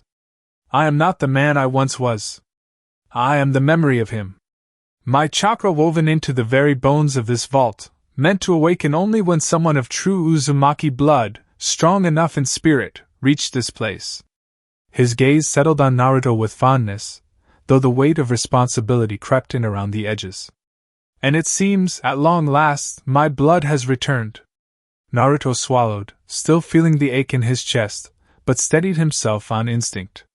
You know what's happening out there? He asked, voice still rough but steadier. Ashina's expression sobered immediately, the twinkle in his eyes dimming but not disappearing. I know, he said simply. I've watched this archipelago from within its veins.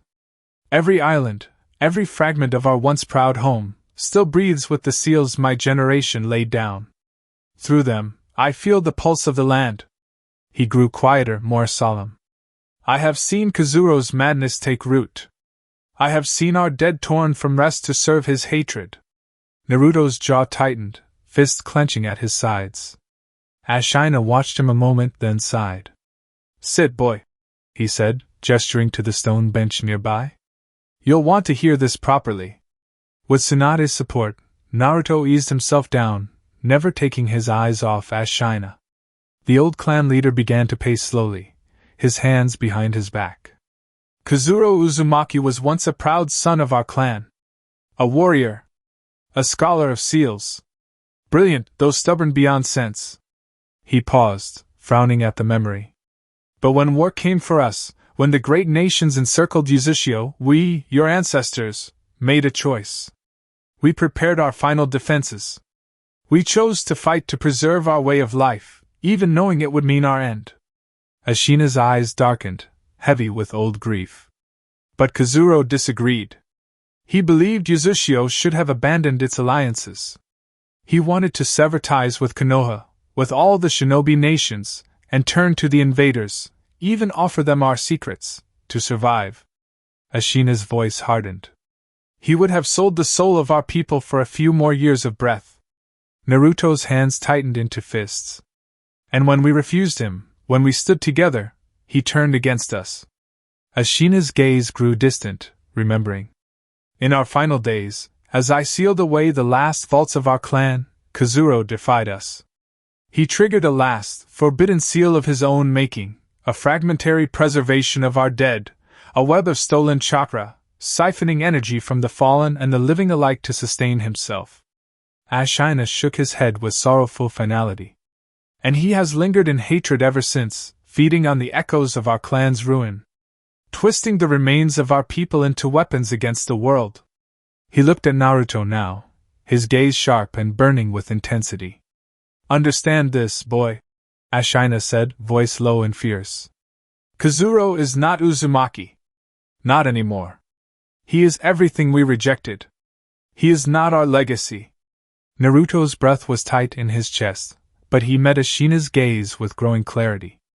I don't want to let him destroy what's left, Naruto said, his voice firmer. Ashina's eyes softened, pride creeping back into his expression. And you will not, he answered simply. Then, his grin returned, lopsided and a touch playful. After all, you have me. And more importantly, he gestured broadly to the vault walls, to the seals now fully alive with energy. You have this. The wisdom of our ancestors. Sealed away for one purpose, to guide you, should our future ever return. Tsunade's eyes flicked to Naruto, her expression unreadable, but her posture said enough. She was proud. And worried. And, perhaps for the first time, hopeful. Ashina's gaze landed on her, then Jiraiya, and he smiled again. But first, he said, a mischievous glint sparking, I imagine you're both dying to know exactly what old tricks we hid in these walls, The Bleeding Archipelago Arc. Chapter 30, Legacy of Ashina. A few days passed within the sanctuary of the vault. Outside, storms continued to churn against the coastline, but here beneath layers of carved stone and ancient seals, the world felt quiet. Safe. Naruto's color had returned slowly, the bruises fading from his skin under Tsunade's vigilant care. His strength, while far from full, was no longer draining with every breath. Today, he sat upright without needing assistance, propped against the stone slab that had once cradled his broken body. Tsunade sat beside him, checking his pulse with routine care, but her expression was softer than before. There was something thoughtful in her eyes, lingering between duty and affection. Naruto's gaze drifted to her. Why didn't you come for me? His voice was quiet, raw not from pain but from something deeper. Tsunade's hands paused on his wrist. For a moment, the only sound in the vault was the soft hum of chakra still alive in the walls. She drew a slow breath, set her shoulders, and met his eyes. I was already broken, she admitted.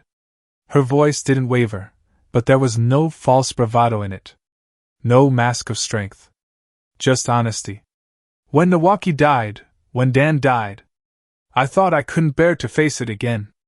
And when your parents fell, when your sister... She stopped herself, her throat tightening. I told myself it was my fault. I thought you wouldn't want me, she finished, her words quiet but heavy with years of buried guilt. Naruto's gaze lowered for a beat, his brows knitting together. His fingers flexed against his knee, pale knuckles tight. That's not true, he said, almost in a whisper. He glanced up at her, his expression shy but sincere. I miss the Okachan who used to sneak me treats when I was little. The corner of Tsunade's mouth tugged upward, though her eyes shimmered faintly with unshed emotion. Jiraiya, leaning against the far wall, couldn't let the moment pass. Hey now, he chimed in, feigning offense. I brought him gifts too, you know. I've been very generous. Naruto smirked weakly. You brought me scrolls I wasn't allowed to open. Which is still technically a gift. Jiraiya shot back, puffing out his chest. Ashina, who had been quietly observing from nearby, gave a hearty chuckle, his arms folded over his chest. A family through and through, he said warmly. Grumbles and all. His eyes, bright with both mirth and wisdom, softened as he regarded them. You carry old wounds, Ashina said, addressing both Tsunade and Naruto together. Pain that no child, nor godmother, should have to shoulder alone. He stepped closer, his presence filling the chamber not with weight, but with quiet reassurance. I may be a shadow of the past, Ashina continued, but I still have some use left in these old bones, or at least this old chakra. His gaze locked onto Naruto, steady and proud. When you're stronger, I will train you myself, he promised. In the arts of our blood, the blade, and the seal. Naruto's breath caught in his throat, then he gave a small nod, determination sparking quietly in his eyes. I want to learn, he said. Ashina's smile deepened, proud and a touch mischievous. You will. We'll carve your mark into history yet. Jiraiya pushed off the wall, his tone turning practical. And while you train, I'll make sure the coast is locked down. He summoned a small, damp toad from his cloak and handed it a scroll marked with urgent seals. Tell Hiruzen to deploy patrols around the shoreline. We're not giving Kazuro another corpse to fuel his nightmare. The toad croaked affirmatively and vanished in a puff of smoke. Tsunade stood as well, smoothing her robes, her posture straighter than it had been in days. Good, she said firmly. Then we hold here. We recover. We prepare. She placed her hand gently on Naruto's shoulder, her touch firm, reassuring. And this time, Naruto, I won't leave you behind. Naruto looked at her, and this time, there was no shy hesitation in his answer. I know. The first breath hurt. It wasn't the sting of broken ribs or torn muscles, though they played their part. It was something deeper, a wound that no jutsu could mend. Naruto inhaled, feeling the stale vault air scrape his throat, and exhaled in a trembling thread of resolve. The Uzumaki vault had its own rhythm, like the tides of a distant sea, or the heartbeat of a slumbering giant. At first, Naruto couldn't match it. His breaths came too fast, too shallow. His body, still raw from the brink of death, protested even the smallest motion. Eating was laborious, every bite slow and deliberate, as though even chewing might tear him apart. Tsunade hovered near, her steps light but her eyes heavy. She checked on him several times each day, hands moving with the precision of a medic, but her heart betrayed her. Beneath the clinical detachment, Naruto could sense her fear, not for the injuries she could see, but for what remained unseen, gnawing away at him from within. Ashina, the old king of Uzushio, did not rush to teach. He sat by the flickering lanterns, his voice weaving through the quiet chamber like a warm tide. He spoke not of glory, nor conquest, but of life before the fall. Of children chasing gulls along the tide-slick rocks, of fishermen casting lines in moonlit waters, of seals carved not for war, but to shield homes from the wind and salt. That first night, when the others had drifted into their uneasy sleep, Naruto found himself whispering to the dark. Father! Mother! The words stuck in his throat, half-formed prayers lost to memory. The vault did not answer. But he thought perhaps it listened. By the second morning, his body remembered how to move, barely. Slow, cautious stretches pulled at his battered frame. Ashina guided him through forms not with harsh rebuke, but quiet encouragement. Feel the world around you, the old man urged, adjusting Naruto's posture with feather-light touches. Before you move it, you must feel it. Tsunade began to explain the truth of his wounds. Her voice, usually so sharp with authority, now carried the brittle edge of guilt. She spoke of torn pathways in his chakra system, of damage she could not fully undo in this time span. Her words faltered when she admitted what he already suspected, that he had come far closer to death than any of them dared to say aloud. She told him that once they get through this he will need to get regular healings for a while before everything is repaired properly. Mealtimes were quiet. Ashina shared simple stories as the others ate bites of dried eel and salt-crusted rice. No seasoning, he chuckled. Just salt from the sea, and fire from the heart. Naruto could almost taste the ghost of that fire in the old man's words. Jiraiya returned from his scouting, ragged and worn, shadows beneath his eyes. He joked, he always did, but there was a tightness to his expression when he spoke of Kazuro's movements. "He's not just raising the dead," Jiraiya said grimly. "He's collecting memories." That night, Naruto leaned against the ancient stone wall, feeling the subtle pulse of the vault's seals beneath his palms. Is this, he wondered, what home feels like? The third day brought small sparks of life. Naruto's hands fumbled at first with the wooden practice sword. His balance faltered, his swings clumsy. Ashina, watching with patient eyes, only said, "No rush. Even storms start with ripples." Between drills, Ashina spoke of the Uzumaki way. "We seal not to destroy but to protect," he told Naruto, his voice thick with memory. "That was always our purpose. Power was never the goal, only peace for our own." Tsunade found Naruto tracing the vault's intricate seal work with his fingertips.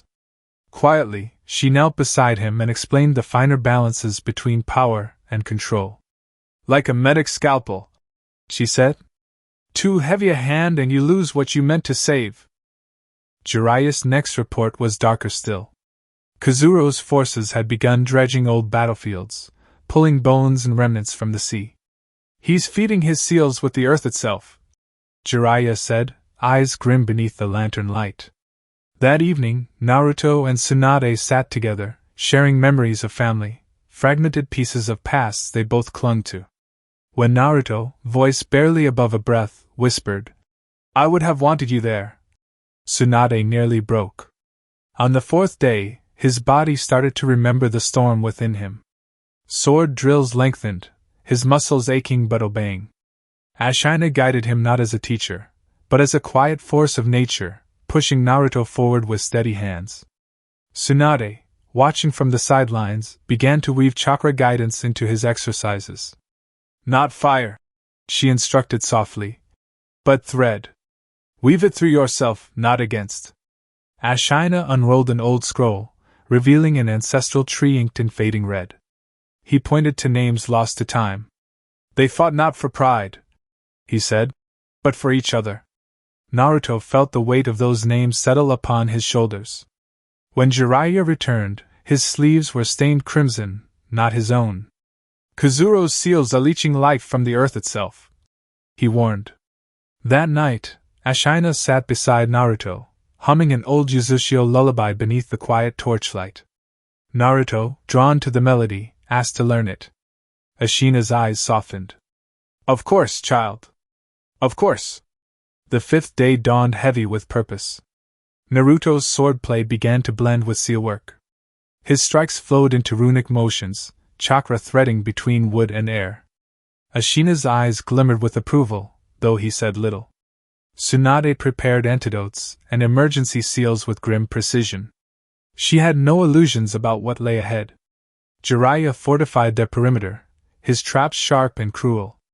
"No surprises," he said, tightening a final snare. "Not this time." Ashina spoke privately with Tsunade that evening, voices low but earnest. They shared their fears, their hopes for Naruto, bound by quiet care. That night, Naruto jolted awake from a nightmare of Kazuro's mocking grin. Ashina, already seated beside him, placed a steady hand on his shoulder. "Courage," he murmured, "is not the absence of fear. It's choosing to fight while carrying it." Naruto, swallowing his dread, nodded once. On the sixth day, the threads began to bind. Ashina led Naruto to a quiet corner of the vault. "Not to train," he said, "but to listen." They sat in silence, Naruto breathing slow and deep as Ashina guided him to feel the vault's pulse. "These walls," the old king whispered, "carry our blood, our voices. Hear them. Let them remind you, you are not alone." Jiraiya carved recon paths into maps, preparing for the final assault. Tsunade, her needle dancing over fabric, reinforced Naruto's garments, her fingers lingering over the crimson thread. At dinner, Ashina lifted an invisible cup. "Tonight they feast with us," he said. Naruto hesitated, then did the same. The seventh morning came not as a simple passage of time, but as revelation. The vault had grown warm, like embers awakening from slumber. A soft breeze, though no door had opened, whispered through the chamber. The seals etched into the stone pulsed faintly, lines of chakra flickering like veins beneath ancient skin. Naruto felt it deep in his bones, in the marrow of his existence. Ashina stood waiting, a crimson bundle cradled in his arms, as if carrying the weight of every ancestor who had ever lived and died beneath Uzushio's banners. Naruto! The old king beckoned, voice gentle, yet threaded with iron. Come! Naruto stepped forward, his feet slow, his breath tight in his chest. Sit with me, Ashina said. They knelt together on the stone floor, the vault quiet save for the distant echo of Jiraiya's preparations and Tsunade's careful rustle beyond the corridor. Ashina unwrapped the garments with deliberate care, layer by layer, as if unveiling memories, not mere cloth. This, Ashina began, lifting a long-sleeved, deep crimson robe first, is the heart of Uzushio. The fabric caught the lantern light, revealing subtle patterns, wave crests and spiraling whirlpools, stitched in darker thread, so fine it seemed part of the cloth's breath itself. Crimson for our crest, Ashina explained, smoothing the cloth between his palms. The lifeblood of our clan. Worn by every captain who led our fleets, by every master who carved seals into the cliffs of our home. He laid it aside and lifted the black undertunic, its weave heavier, tighter. And black for the lost, he continued, his voice dipping low. For those swallowed by storm and shadow. So we never forget their silence. Naruto's fingers brushed the fabric. It felt cool, but not lifeless. Like the surface of the sea at night. Then came the armor pieces, not bulky plates of war, but light, interwoven segments of reinforced mesh and lacquered steel, built for mobility. Each segment bore etched seals, their curves and lines forming a seamless pattern. Forged to withstand storm and flame, Ashina said, setting each piece down reverently. Not to make you invincible. Nothing can. But to remind you, you are the vessel of our will. Not its shield alone. His hand lingered on the final piece, a broad, sash-like belt, colored with streaks of gray and white like stone worn by tide and time. And this, Ashina whispered, binds it all together. As you will bind our scattered kin. A silence stretched between them, heavy but not suffocating. Naruto swallowed, his throat thick. Why me? He asked quietly, voice rough. Ashina's eyes softened. Because you chose to carry the weight long before I asked you to. When you stood on the archipelago's bones, and the sea wept red, you stood firm. The old man paused, then spoke words Naruto recognized from the depths of memory. Say it, child, when the sea cries red, say it. Ashina's gaze pierced him, voice deepening with ancient command. Kokai wa ishi and I naru. Regret becomes stone. Naruto's breath caught. The memory of blood-slick rocks, of salt on his tongue, of rain hissing against charred steel, surged back. That dying voice, it had been Ashina's, or perhaps a fragment of his will left to drift until this moment. You remember? Ashina said, not as a question, but as quiet affirmation. Naruto nodded, his chest tight. I remember. Ashina's eyes glimmered with something between sorrow and pride. Regret becomes stone, because we must carry it as our foundation. Not to be crushed beneath it, but to build. He drew forth the final relic, the sword. Kizuna. It was not a weapon of ostentation. There were no gaudy jewels, no unnecessary flourishes. The blade was clean and tempered black steel, patterned subtly like flowing water frozen in motion. The guard bore the swirling crest of the Uzumaki clan, understated yet proud.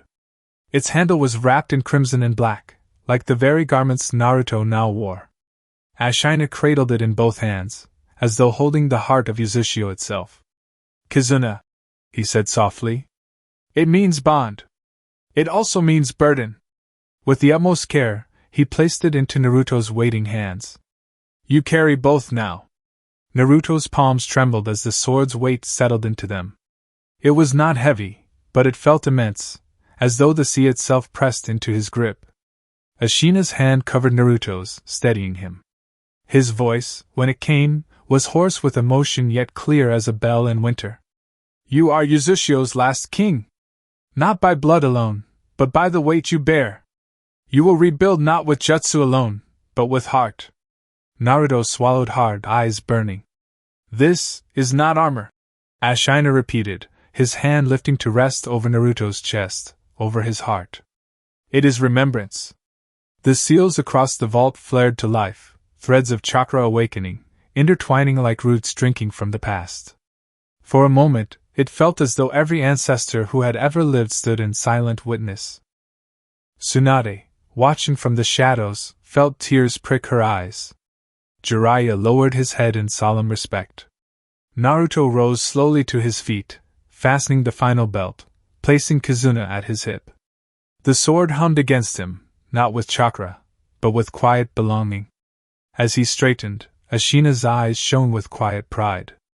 My king, the old man said, bowing his head, not as a teacher, not as a guardian, but as a subject. Naruto inhaled deeply, the scent of salt and earth and old blood lingering in the air. Kokai wa Ishianai Neru, he whispered, the words like stone beneath his feet. Regret becomes stone. Ashina's weathered lips curved into a faint, knowing smile. And stone becomes foundation. Naruto's gaze rose to meet the light of the vault's seals. He stepped forward, not as a broken survivor, not as a boy fumbling for meaning, but as the heir of Uzushio. As its king. The vault's glow faded into steady embers, but the fire within Naruto had only begun to burn. He stood at the head of the stone table, Kizuna resting at his side, as Ashina unrolled the latest battlefield maps. Tsunade and Jiraiya flanked him, their faces lit by the flickering torchlight. No hesitation gripped him now. His mind was clear. Focused. Jiraiya tapped the parchment with 2 fingers, spreading markers across the coastlines and debris fields. Kazuro's army clusters here, he said. Reanimated husks drawn to the main nexus points of his seal network. 2 layers, Ashina added, his voice steady but carrying a shadow of concern. An outer ring of expendable dead to shield the seal cores, and an inner force composed of his blood-bound shinobi who swore to him in life, and now in death. Naruto's gaze swept the map, then the faces of his companions. We dismantle the outer ring first, he said calmly. Tsunade, you'll lead medical and barrier support from the center line, with defensive seals to protect the strike teams. Tsunade gave a sharp nod, already visualizing the formations. I'll also reinforce the perimeter against his leeching traps. We keep our chakra clean. Good, Naruto acknowledged, then turned to Jiraiya. You and I take the left and right flanks. Sweep them out fast. No waste of energy. Precision strikes. Jiraiya's smirk was quick and sharp, despite the heaviness in the air. Thought you'd never ask. Ashina unfolded a secondary scroll, one older than the rest, its ink faded but legible. The heart of Kazuro's array lies here. He pointed at a jagged cluster of reefs. It draws chakra from the dead and the land itself, feeding into his body. Naruto's eyes narrowed. Destroy it, and we sever his strength. Ashina inclined his head, but a grave undertone lingered. Destroying the seal will not kill him. His body has become the vessel of his malice. But it will make him bleed. A pause settled over them. Naruto broke it, quiet and firm. That's all I need. Ashina studied him with a long, unreadable gaze, then spoke softly. You've become the king your people need. I've become the man they deserve. Naruto replied, and there was no arrogance in his voice, only truth. Jiraiya ran a hand through his hair, sighing with a crooked grin. Then let's give this bastard the ass whooping he's earned. Tsunade allowed herself a faint, grim smile. We fight together. Ashina's hand brushed the scroll reverently, as if it were the skin of his homeland. As Uzushio once stood united, so we shall again. The table emptied, but not their resolve. As Naruto sheathed Kizuna at his hip, the vault seals pulsed softly, as if acknowledging their shared determination. He felt no fear now. Only the weight of his purpose, not a burden, but a mantle he had chosen. For Uzushio, Naruto said. The others echoed his words, voices rising like the tide before a storm. For Uzushio. The Bleeding Archipelago Arc. Chapter 31, Inferno Ascending. The dawn bled red over the archipelago. It wasn't natural. The sky seemed to weep a crimson haze, like the ocean itself had flung its fury into the heavens. Salt hung thick in the air, heavier than mist, as though the very bones of the sea had been ground to powder and cast across the battlefield. Naruto stood at the threshold of the ravaged coastline, Kizuna at his side. Ashina, Tsunade, and Jiraiya flanked him, their faces lit by grim resolve. The corrupted tides lapped at the broken shores, carrying fragments of bone and rusted steel in their froth. Beyond, the enemy waited. Kazuro's undead forces staggered and writhed in their unnatural animation, empty eyes gleaming with malice. Twisted seals pulsed across their rotting forms, threads of foul chakra binding them to Kazuro's will. Above them, the corrupted sky churned with vortexes of dark energy, and at the heart of it all, Kazuro himself stood atop the nexus of his seal array, an obsidian platform forged of fused bone and stone. "No retreat," Naruto said, his voice quiet but carrying like a command carved in stone. Ashina rested a hand on Naruto's shoulder, the old king's gaze heavy with pride and warning. "No regret. Only resolve. Regret becomes stone," Naruto murmured back. They advanced. The first wave came fast. Undead shinobi lunged, weapons forged of bone and rust aiming for their throats. Naruto surged forward with Kizuna drawn, the blade singing as it cleaved through the nearest corpse. Sealing scripts flared along the steel, devouring the corrupted chakra as the undead crumpled into dust. Ashina followed, weaving complex seal gestures in midair. His hands blurred as ancient Uzumaki patterns unfolded like blooming flowers, entangling the enemy ranks in chains of pure chakra. With a thunderous crack, he snapped his palms together, and the binds detonated, shattering the front line. "Left!" Jiraiya called, launching forward with a roar. He spat a torrent of toad oil, igniting it mid-flight with a fire technique that consumed a cluster of undead in searing flame. Tsunade moved beside them like a force of nature. Her chakra flared bright as she drove her fists into the earth, splitting the ground beneath advancing enemies. Seal tags, crafted with her precision, detonated in controlled bursts, keeping their flanks clear. Naruto moved as a storm incarnate.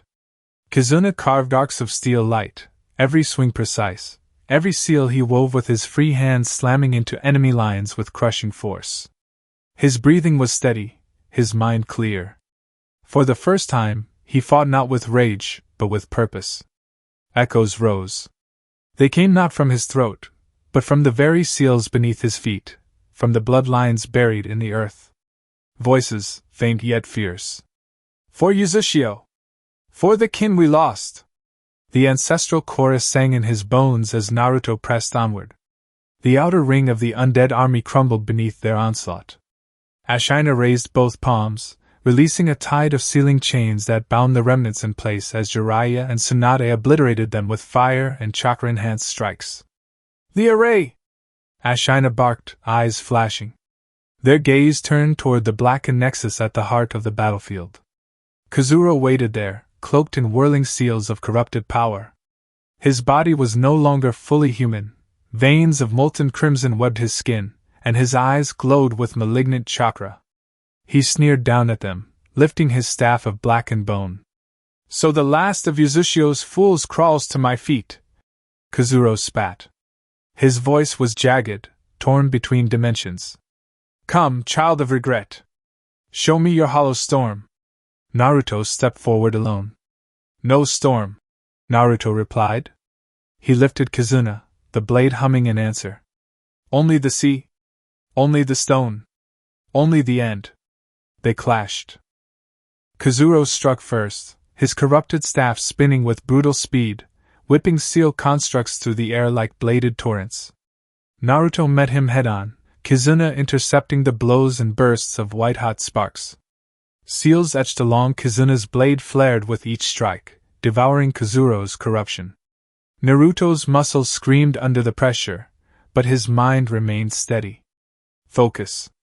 Flow like water, strike like stone. Kazuro broke away, seals bursting from his palm in jagged spears. Naruto ducked low, feeling the heat skim past his scalp as he countered with a spiraling barrier seal, deflecting the incoming projectiles. Kazuro's laughter cut through the chaos. You think you understand power, boy? You wield your ancestors' bones like a child playing with relics. You think their whispers will save you? No, child. It is memory that enslaves us. He flung his arms wide, and the battlefield pulsed. From the cracked earth rose spires of bone, runes crawling across their surfaces. Look at what they left us. Broken legacies. Doomed bloodlines. I will burn it all down. I will remake it in my image. Uzushio will not return from the sea, it will rise from the ash of its failure. Kazuro's sneer sharpened into a cruel smile. So, this is what you've become, Naruto Uzumaki. Drenched in the blood of your risen kin, your hands steeped in the ruin of our name. You call yourself an Uzumaki, but you are no heir of Uzushio. He swept a hand across the battlefield, over the crumbling corpses of the undead army. You are its butcher. The storm that swallowed its risen children whole. Traitor to your blood. Traitor to your people. The bodies you bury today will forever be the evidence of the disgrace you have brought upon your mother. Naruto's chest tightened, but rage flared bright in his veins. His eyes narrowed into slits of molten fury. You mean the bodies you violated? You are a hypocrite and a failure of an Uzumaki. I have had enough of you. Just fucking die already. Naruto snarled, voice guttural with fury, and launched himself forward. But Kazuro pressed harder, and his voice rose to a crescendo. You mourn them. I become them. I carve their regrets into power. I steal their ashes and forge a future free from the chains of past failure. I am freedom from Uzushio's shame. You would chain yourself to ghosts. I will walk into eternity unbound. Naruto faltered for a breath as Kazuro's words crashed against him like waves. Is he right? Are we only ghosts, chained to memories? But then, from the core of his being, Naruto felt it, the quiet thrum of Kazuna, the warmth of Ashina's teachings, the echo of countless voices that were not chains, but roots. We are not bound by our past. We are built by it. Naruto's eyes hardened. You are wrong. They do not shackle me. They carry me. And I will carry them to the dawn. With a roar, he surged forward, Kizuna blazing with Uzumaki seals that spiraled and entwined around the blade. Kazuro unleashed a maelstrom of corrupted seals, but Naruto met them head-on, weaving counter-kata mid-stride, unraveling Kazuro's attacks with ancestral precision. They clashed again, harder, faster. Kazuro swept his corrupted staff down, aiming for Naruto's skull. Naruto parried, sparks erupting, and twisted his body to deliver a crushing elbow into Kazuro's ribs, feeling bone crack. Kazuro reeled but recovered with frightening speed, slashing a palm across Naruto's chest. Dark chakra licked his skin, burning like acid. Naruto winced, gritting through the pain. I will not fall. Not here. Drawing on the Kyuubi's chakra, Naruto's wounds knitted partially shut, red chakra cloaking him like molten armor. Kizuna sang in his hands, seals flaring to brilliance. Naruto wove his final kata, movements fluid and graceful despite the fury of battle. The ancestral echoes rose with him, voices united in harmony. Seal the tides! Call the storm! Bind the blood to the sea! For the Whirlpool King! With a final cry, Naruto drove Kizuna through Kazuro's chest. The blade pierced bone and seal alike, erupting in a spiral of sealing scripts that radiated outward in burning light. No! Kazuro choked, his body unraveling into ash and fragments of failed seals. No! This is not the end! This is not! It is, Naruto said, his voice carrying the weight of every fallen Uzumaki. Regret becomes stone. Stone becomes foundation. And you are nothing but dust. You failed as an Uzumaki, you could have been so much more, but you chose destruction. The sealing vortex devoured Kazuro whole, silencing his scream forever. Silence fell. Kazuro's army crumbled to dust, the corrupted sky slowly bleeding back to blue. Naruto stood, breath heaving, Kizuna lowered but still burning with chakra light. Ashina approached, weary but proud. "You have done what I could not," the old king said softly. "You have ended our shame." Tsunade came to Naruto's side, pressing a hand to his back to steady him. Jiraiya joined them, battered but grinning through bloodied lips. Naruto raised Kizuna high once more. "For Uzushio," he declared, his voice hoarse but strong. The vault of the sky seemed to echo him, as if the very heavens acknowledged his victory. The storm was not yet over. But for now, the sea was calm. The Bleeding Archipelago Arc. Chapter 32, Stormbreaker, The Birth of the Crimson Storm. The battlefield still smoldered beneath a pale, bruised sky, ash drifting like gray snow across the broken earth. Naruto stood amid the wreckage, Kizuna clenched tightly in his hand, breath ragged and raw. His chest heaved in uneven rhythm. Blood streaked across his armor, and though the Kyuubi's regenerative fire flickered within him, his wounds remained only half-sealed. Kazuro was gone. But the echo of his fury lingered, a venomous curse, twisting in the wind. Ashina approached slowly, his steps heavy with age and battle fatigue. The old king's gaze swept over the ruin with quiet, grim acceptance. Behind him, Tsunade and Jiraiya followed, cautious but relieved. For a long heartbeat, they stood together, four figures framed by a smoldering horizon. "You ended him," Ashina said softly, pride woven through his exhaustion. "You ended him, my king! But our work is not done." Naruto's gaze lifted, settling on the fractured remnants of Kazuro's seal array. Though shattered, its dark veins still pulsed faintly, whispering their curses into the earth. "The seals are dying," Naruto murmured. "But they're not dead yet." Ashina nodded, his expression turning grave. "Because the earth remembers, Naruto. The sea remembers. His poison has seeped deep into the bones of this archipelago. If left to fester, another monster will rise to claim it." Naruto swallowed, the weight of it settling in his chest. "What must we do?" Ashina stepped closer, placing a firm, calloused hand on Naruto's shoulder. "We finish what we began. I will teach you the final technique, the culmination of Uzushio's storm kata. Not a weapon of war, but a rite of judgment. A cleansing tide."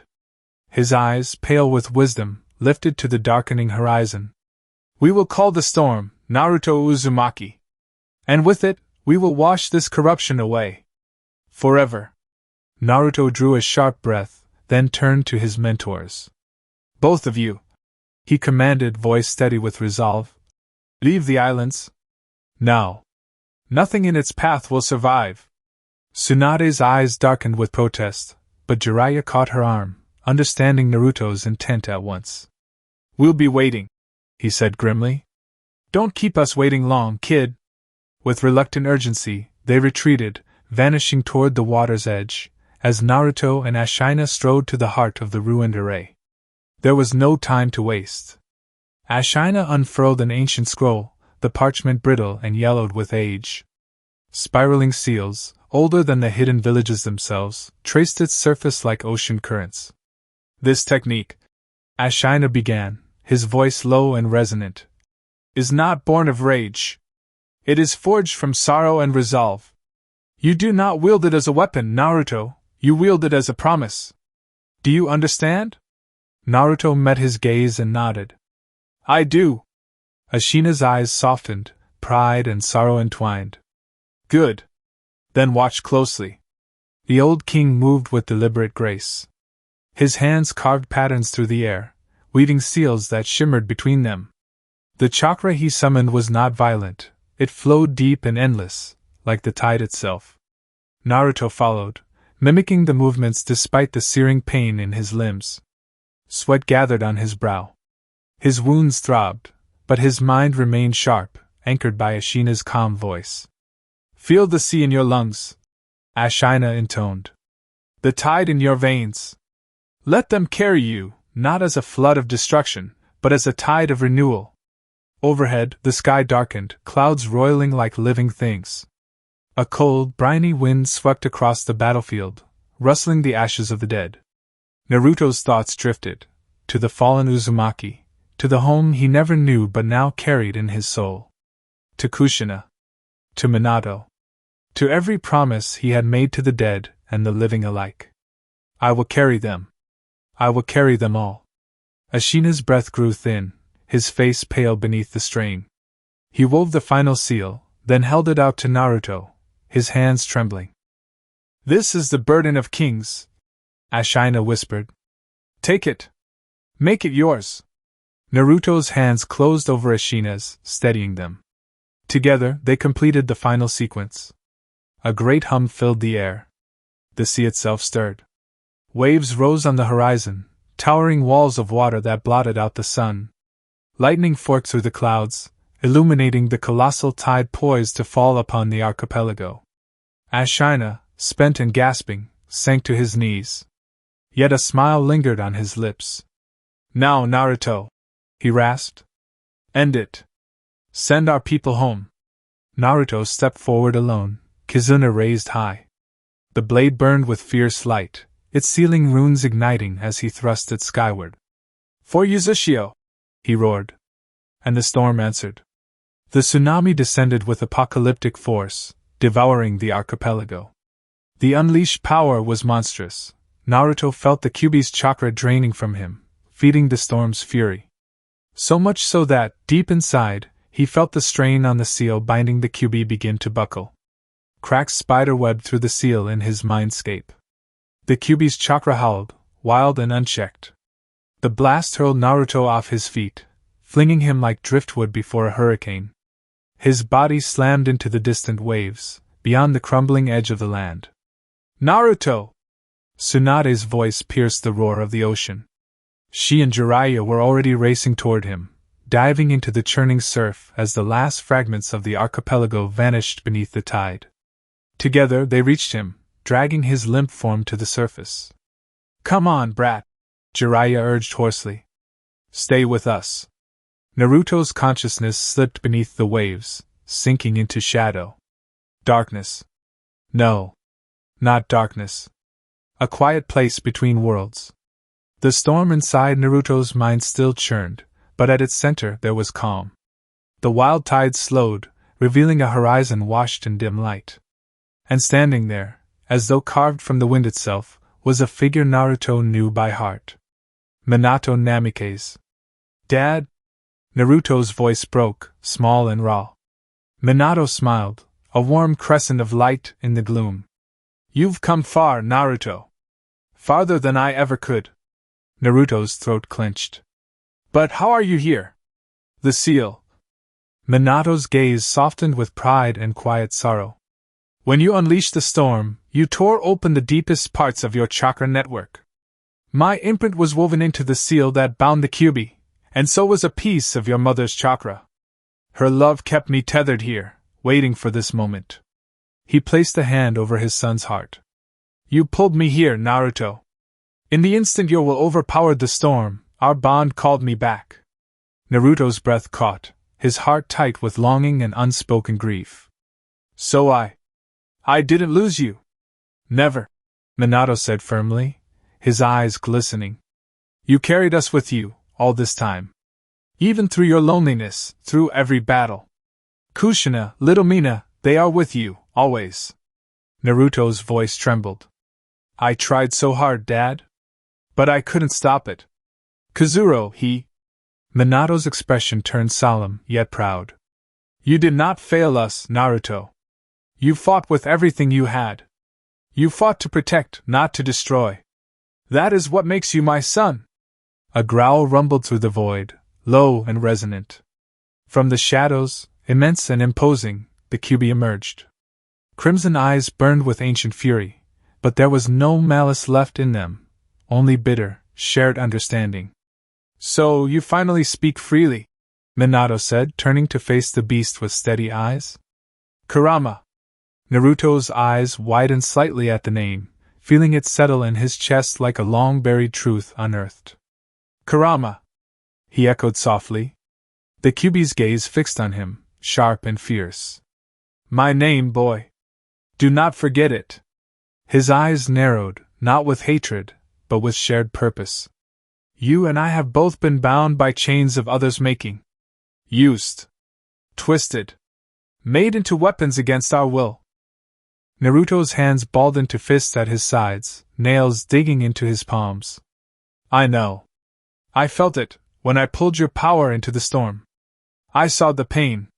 What they did to you. Kurama's growl deepened, a dark thunder beneath his words. I have known centuries of chains, Naruto Uzumaki. Manipulated by the hands of man, shackled by greed and fear. No longer. Naruto stepped closer, the storm within him steadying. No longer, he vowed. We stand together now. Kurama's great maw curled into something like a smile, not warm, but fierce. Then we make a pact. You, the last heir of Uzushio. Me, the bound beast they thought a tool. Their eyes locked, crimson and blue, storm and fire, both forged in sorrow. We will avenge them, Naruto said, his voice ironclad. My mother. My sister. My father. And you, Kurama, for every chain they bound you with. For every link of every chain. Kurama agreed. His tails flicked through the void, stirring the windless air. Let the world know, you and I are one.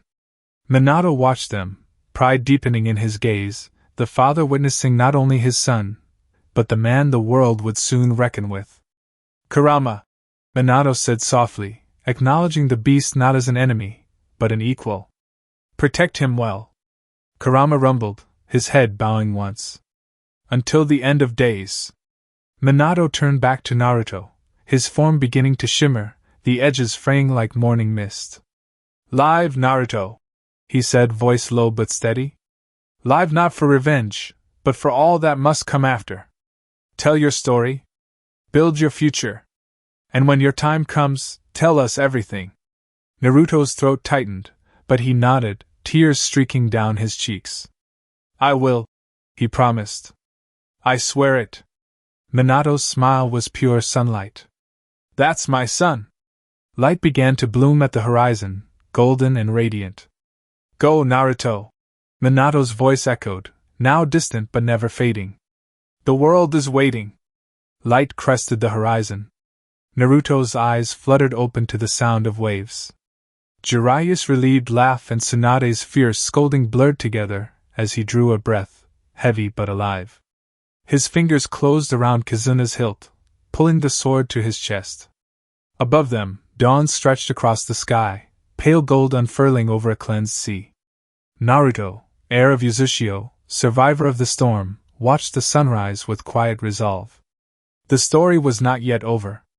But for the first time, he could see the path ahead. Light crested the horizon. Naruto's eyes fluttered open to the sound of waves.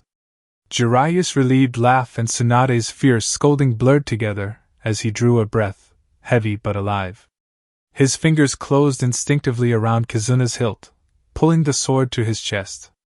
Above them, dawn stretched across the sky, pale gold unfurling over the cleansed sea. Naruto, heir of Uzushio, survivor of the storm, watched the sunrise with quiet resolve. The story was not yet over. But for the first time, he could see the path ahead. The scene dissolved softly, as his voice carried the memory forward. And that, Naruto said, eyes far away but present, was how the bleeding archipelago sank beneath the sea. His words settled like the final ripple of a great wave. Beside him, Kuratsuchi sat in stunned silence, her eyes wide and unblinking. The rooftop where they shared their midnight snacks now felt different, not smaller, not larger, but heavier, like it carried the weight of history itself. Naruto leaned back against the roof's edge, his gaze lingering on the distant horizon beyond Konoha's glowing skyline. I woke up to Tsunade and Jiraiya pulling me from the water. He continued, quieter now, as if pulling the memories from the depths of his chest. Tsunade nearly broke my ribs, squeezing the life back into me. A fond, wry smile touched his lips. Even back then, she was stubborn as hell. Kuratsuchi, still caught between awe and disbelief, managed to whisper. And after that? Naruto's eyes softened. After that, it was recovery. Tsunade treated my wounds for months. I'd meet with her and Shizen at least one weekend a month. They kept me alive and well. He gave a crooked grin. They kept me sane. He paused, letting the wind carry the space between his words. The ANBU team that witnessed the storm, they spread word about what they saw. 23 islands gone. Torn from the map in a single night. He exhaled slowly. When Tsunade finished debriefing, she gave me a new name. Crimson Storm. Said it was the only title that fit what I did that night. Kuratsuchi's lips parted slightly, breath caught in her throat. Crimson Storm. It felt different hearing it from him, not as a title spoken in rumor, but as a truth lived and survived. Naruto went on, his voice steady. I returned to Team Inu for a while. But after Itachi was promoted to captain, I transferred under his command. A hint of warmth crept into his tone.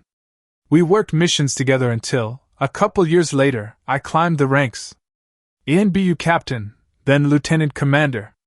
Kuratsuchi could barely find her voice. All of this, all at your age. She swallowed, shaking her head in quiet disbelief. I knew you were strong, she admitted, almost breathless. But this?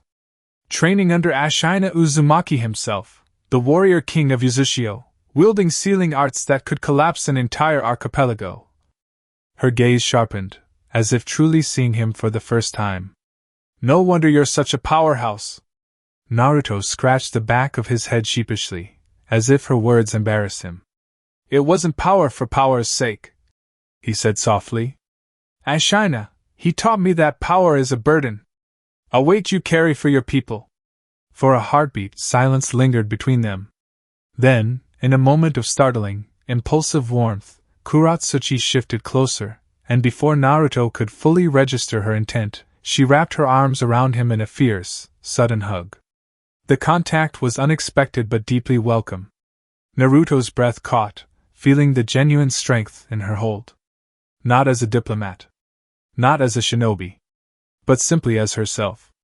Before he could respond, she leaned back just enough to kiss him lightly on the cheek, a simple, unpolished gesture, full of honesty. Thank you, she whispered, her lips brushing his skin. For trusting me with that story. A small, mischievous glint lit her eyes as she added, I guess I'll have to return the favor. Though I warn you, my life isn't anywhere near as exciting as yours. Naruto's answer came without hesitation, soft and sincere. I'm eager to hear it. Their eyes met, and something unspoken passed between them, not romance yet, but something deeper. Respect. Affection. A bond forged not in political necessity, but in shared truth. The wind swept gently over the rooftop, rustling the empty wrappers of their midnight snacks, carrying the last echoes of Naruto's tale into the early morning light. Above them, the stars wheeled on in a quiet procession, bearing silent witness to the close of one story, and the beginning of another. End of the Bleeding Archipelago arc. The Embers of Alliance Part 2. Chapter 33 Arrivals and Grilled Cheese. The sun crested over the rooftops of Konoha, spilling pale gold light across the village. From the windows of the Hokage Tower, the streets below were already alive with activity. Merchants set out their wares, shinobi filed through the gates on patrol, and along the new stretch of road just beneath the tower's shadow, banners rippled in the morning breeze. 4 flags flew high over freshly constructed embassy buildings, the golden sun of Suna, the flowing wave crest of Taki, the coiled serpent of Odo, and the verdant spiral of Kusa. Bright, new, and full of fragile promise. Naruto closed the latest report and set it aside, rubbing the back of his neck as he took in the view through his office window. Looks good, doesn't it? Shizen's voice cut through the quiet, warm with professional satisfaction. She stood nearby, clipboard in hand, already halfway through his morning briefing. Unlike Tsunade, who carried herself with the lazy ease of someone who should have retired, Shizen always brought a brisk energy to her work, composed, focused, but not without the occasional glint of humor in her eyes. Yeah, Naruto admitted, leaning back in his chair. More than I thought it would. When I first talked about Embassy Row, people thought I was crazy. They still do. Shizen replied dryly, flipping a page on her clipboard. But they're too busy building it to argue. Naruto huffed a small laugh. I'll take it. She went on, her tone sharpening into business. Final ambassador reports scheduled today. The delegations from Suna, Taki, Kusa, and Oto would be meeting with him one by one in preparation for tomorrow's departure to Kirigakure. The ANBU escort team assigned for the trip was undergoing final preparations. Civilian housing expansions were moving ahead on schedule. Supply lines for the smaller allied villages were stabilizing. Academy curriculum reviews were on the docket for next council session. Naruto absorbed the updates, nodding along. Good. Have Shikaka double-check the envoy's lodgings. And make sure the ANBU team has everything they need for a long-range mission. He added. Already done. Shizen replied crisply, then paused. Naruto caught the subtle shift in her expression. He narrowed his eyes slightly. What is it? She hesitated, glancing briefly at the window before setting her clipboard down on his desk. Her tone dropped, quieter, more personal. It's Tsunade-sama, Shizen confessed. She's been off this morning. Naruto's brow furrowed. Off? She avoided the morning rounds. Didn't touch her breakfast. She brushed off my questions like they were nothing, but it's not like her, Shizen said, crossing her arms. Even after a hangover, she's more predictable than this. Naruto thought for a moment, mentally rewinding to the night before. We were all at the bar, remember? Hiruzen, Tsunade, Jiraiya, and me. Naruto recalled, resting his elbows on the desk. Jiraiya almost drank the place dry. Tsunade kept pace, of course. Shizen raised an eyebrow. Naturally. Naruto chuckled. We split up after a while. I didn't think much of it. I left early. A small, almost knowing smile tugged at the corner of Shizen's lips. Early? Naruto gave her a flat look, but there was a spark of humor behind it. I ended up spending the night talking with Kuratsuchi. Shizen's smile grew sly. Talking, huh? Actual talking. Naruto deadpanned, though the corners of his mouth twitched. Shizen teased him a little longer, a playful glint in her eyes, but her worry quickly returned. She tapped her chin thoughtfully. Well, that explains you, but not Tsunade-sama. She's been dodging my questions all morning. Naruto tilted his head, thinking. Maybe she's just got a bad hangover. She and Jiraiya were going shot for shot by the time I left. Shizen hummed, unconvinced. Maybe, she allowed, though doubt lingered in her voice. I'll look into it. It's probably nothing, but this isn't normal. Keep me posted, Naruto said simply. Always, she replied, professionalism returning as she picked her clipboard back up.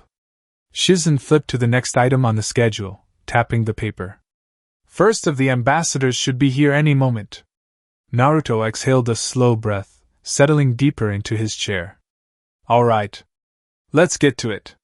Shizen stepped out to prepare the receiving chamber, leaving Naruto alone in the quiet office for just a moment.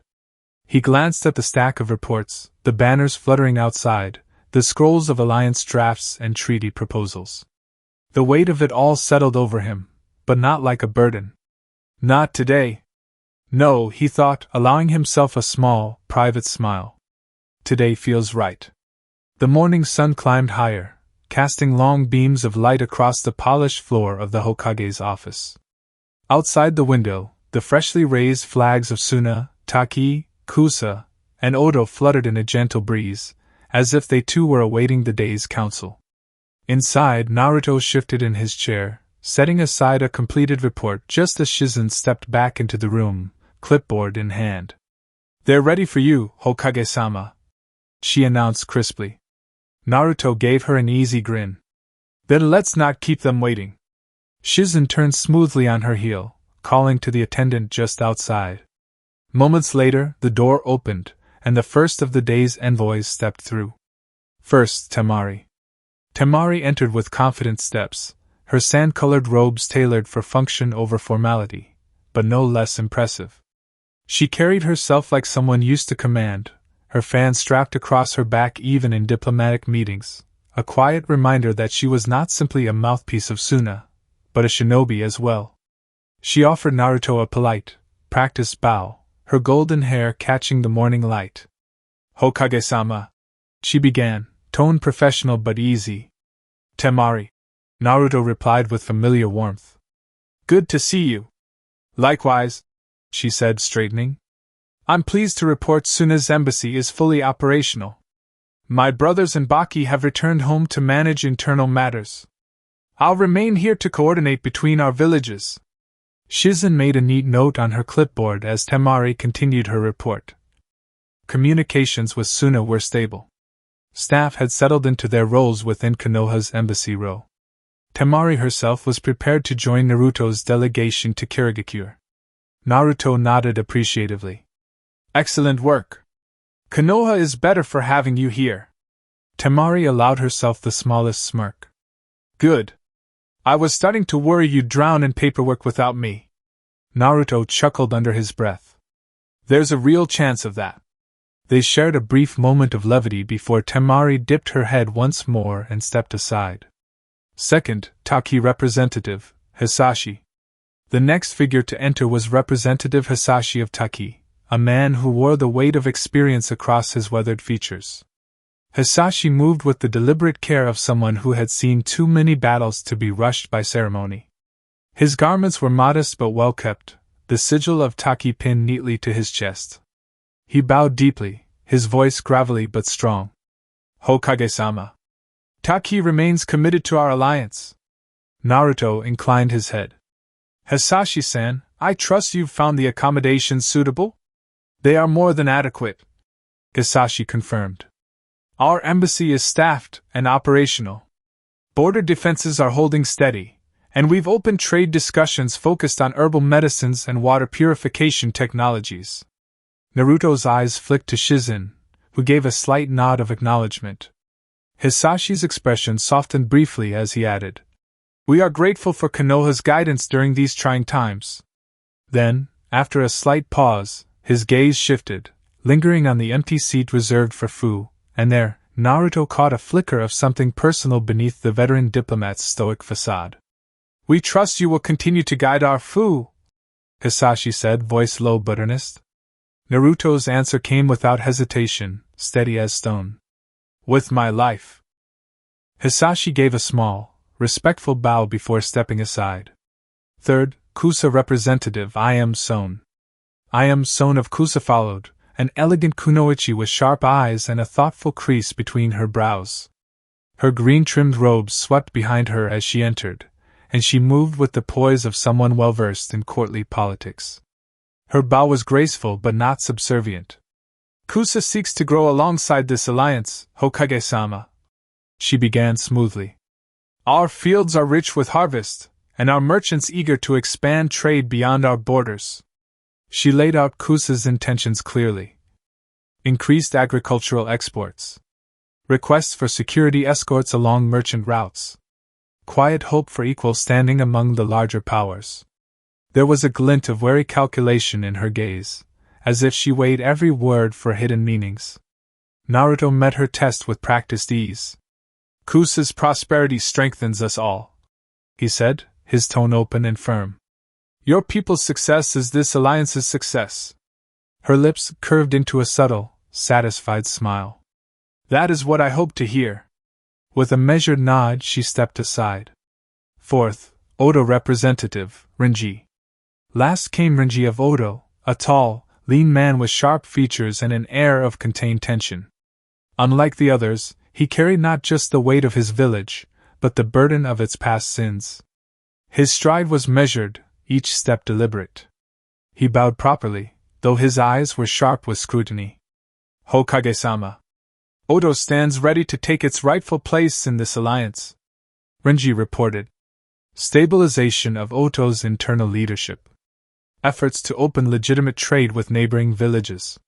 Requests for recognition and equal standing among allied powers. His gaze flickered, almost imperceptibly, toward Karen, who stood quietly nearby as a special envoy of the Uzumaki clan.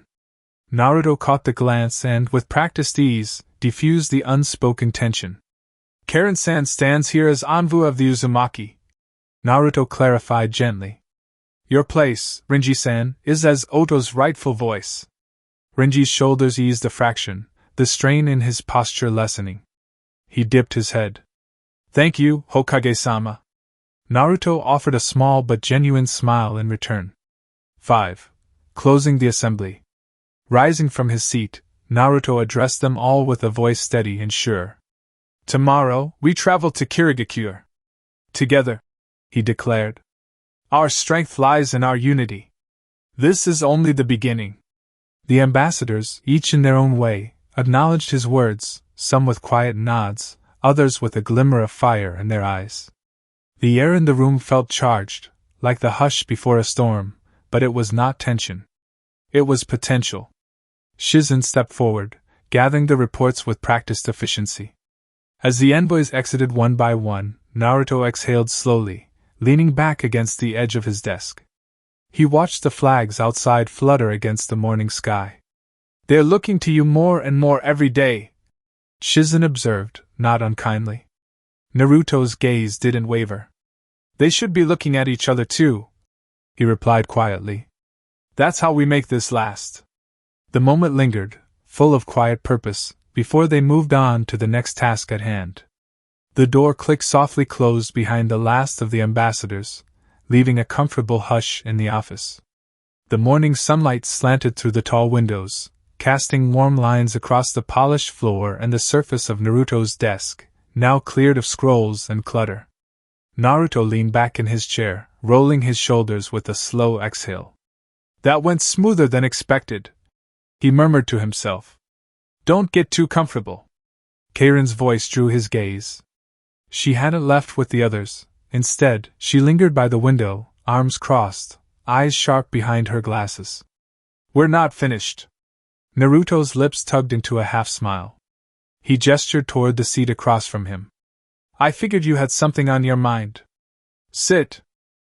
She did, settling into the chair with a grace that belied her usual sharp edges.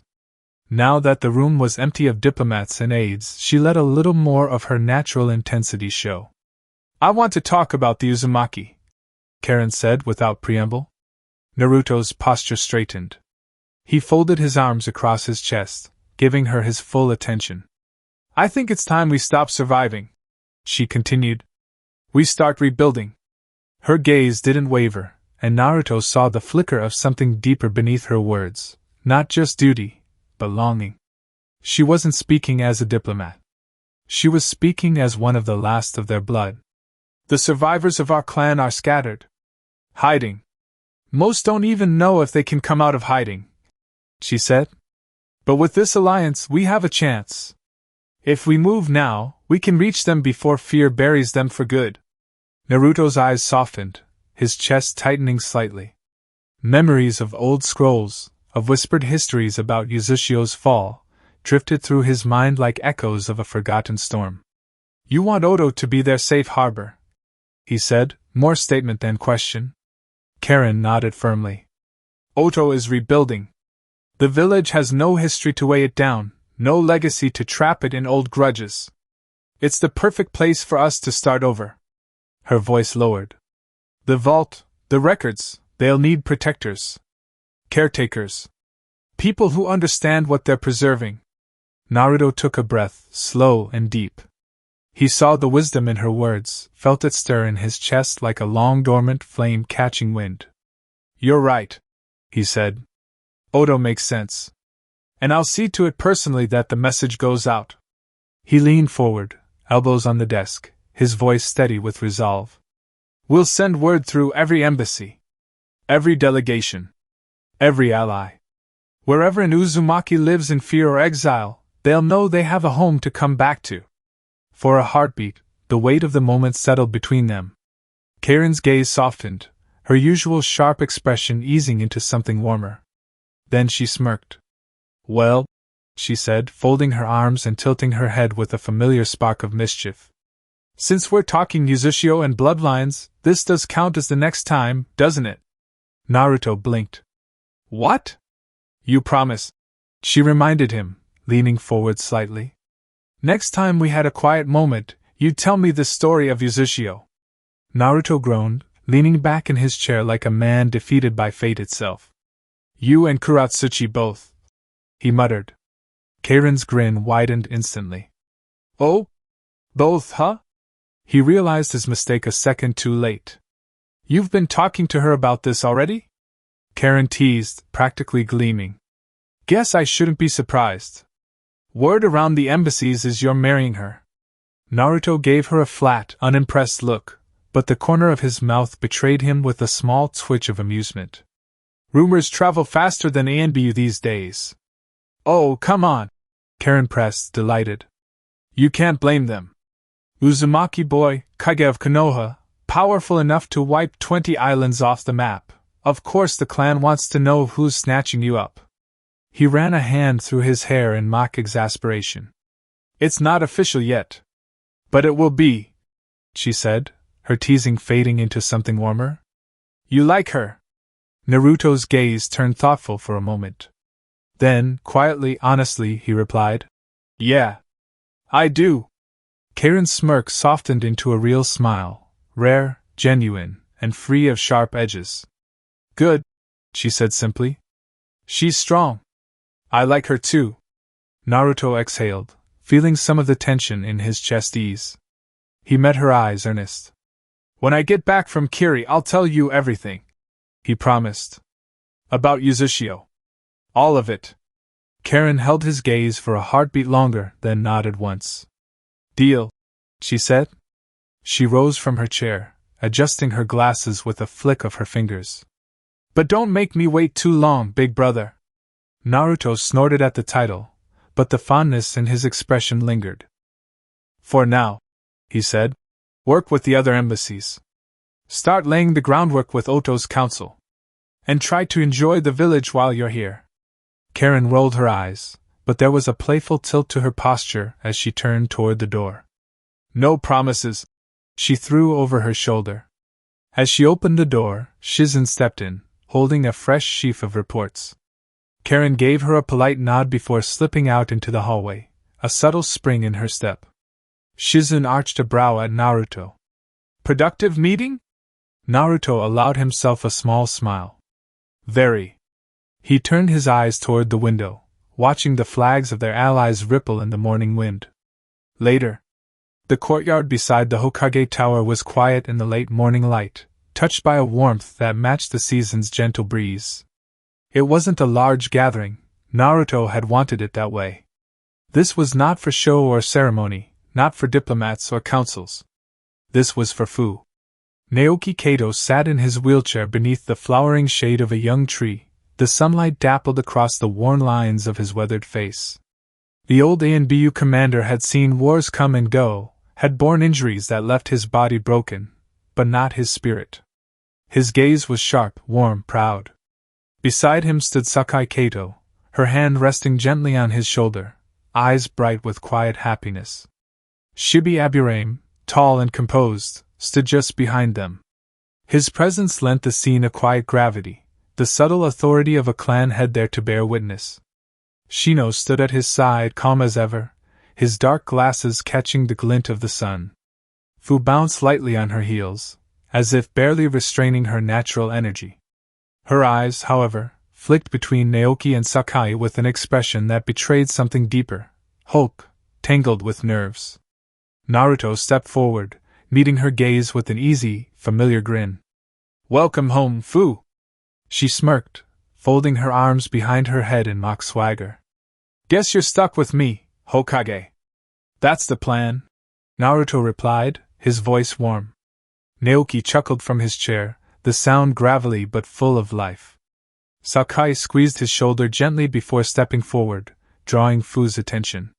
From the moment you came into our home, you were family, Sakai said, her voice sure and strong. Today, we make that truth official.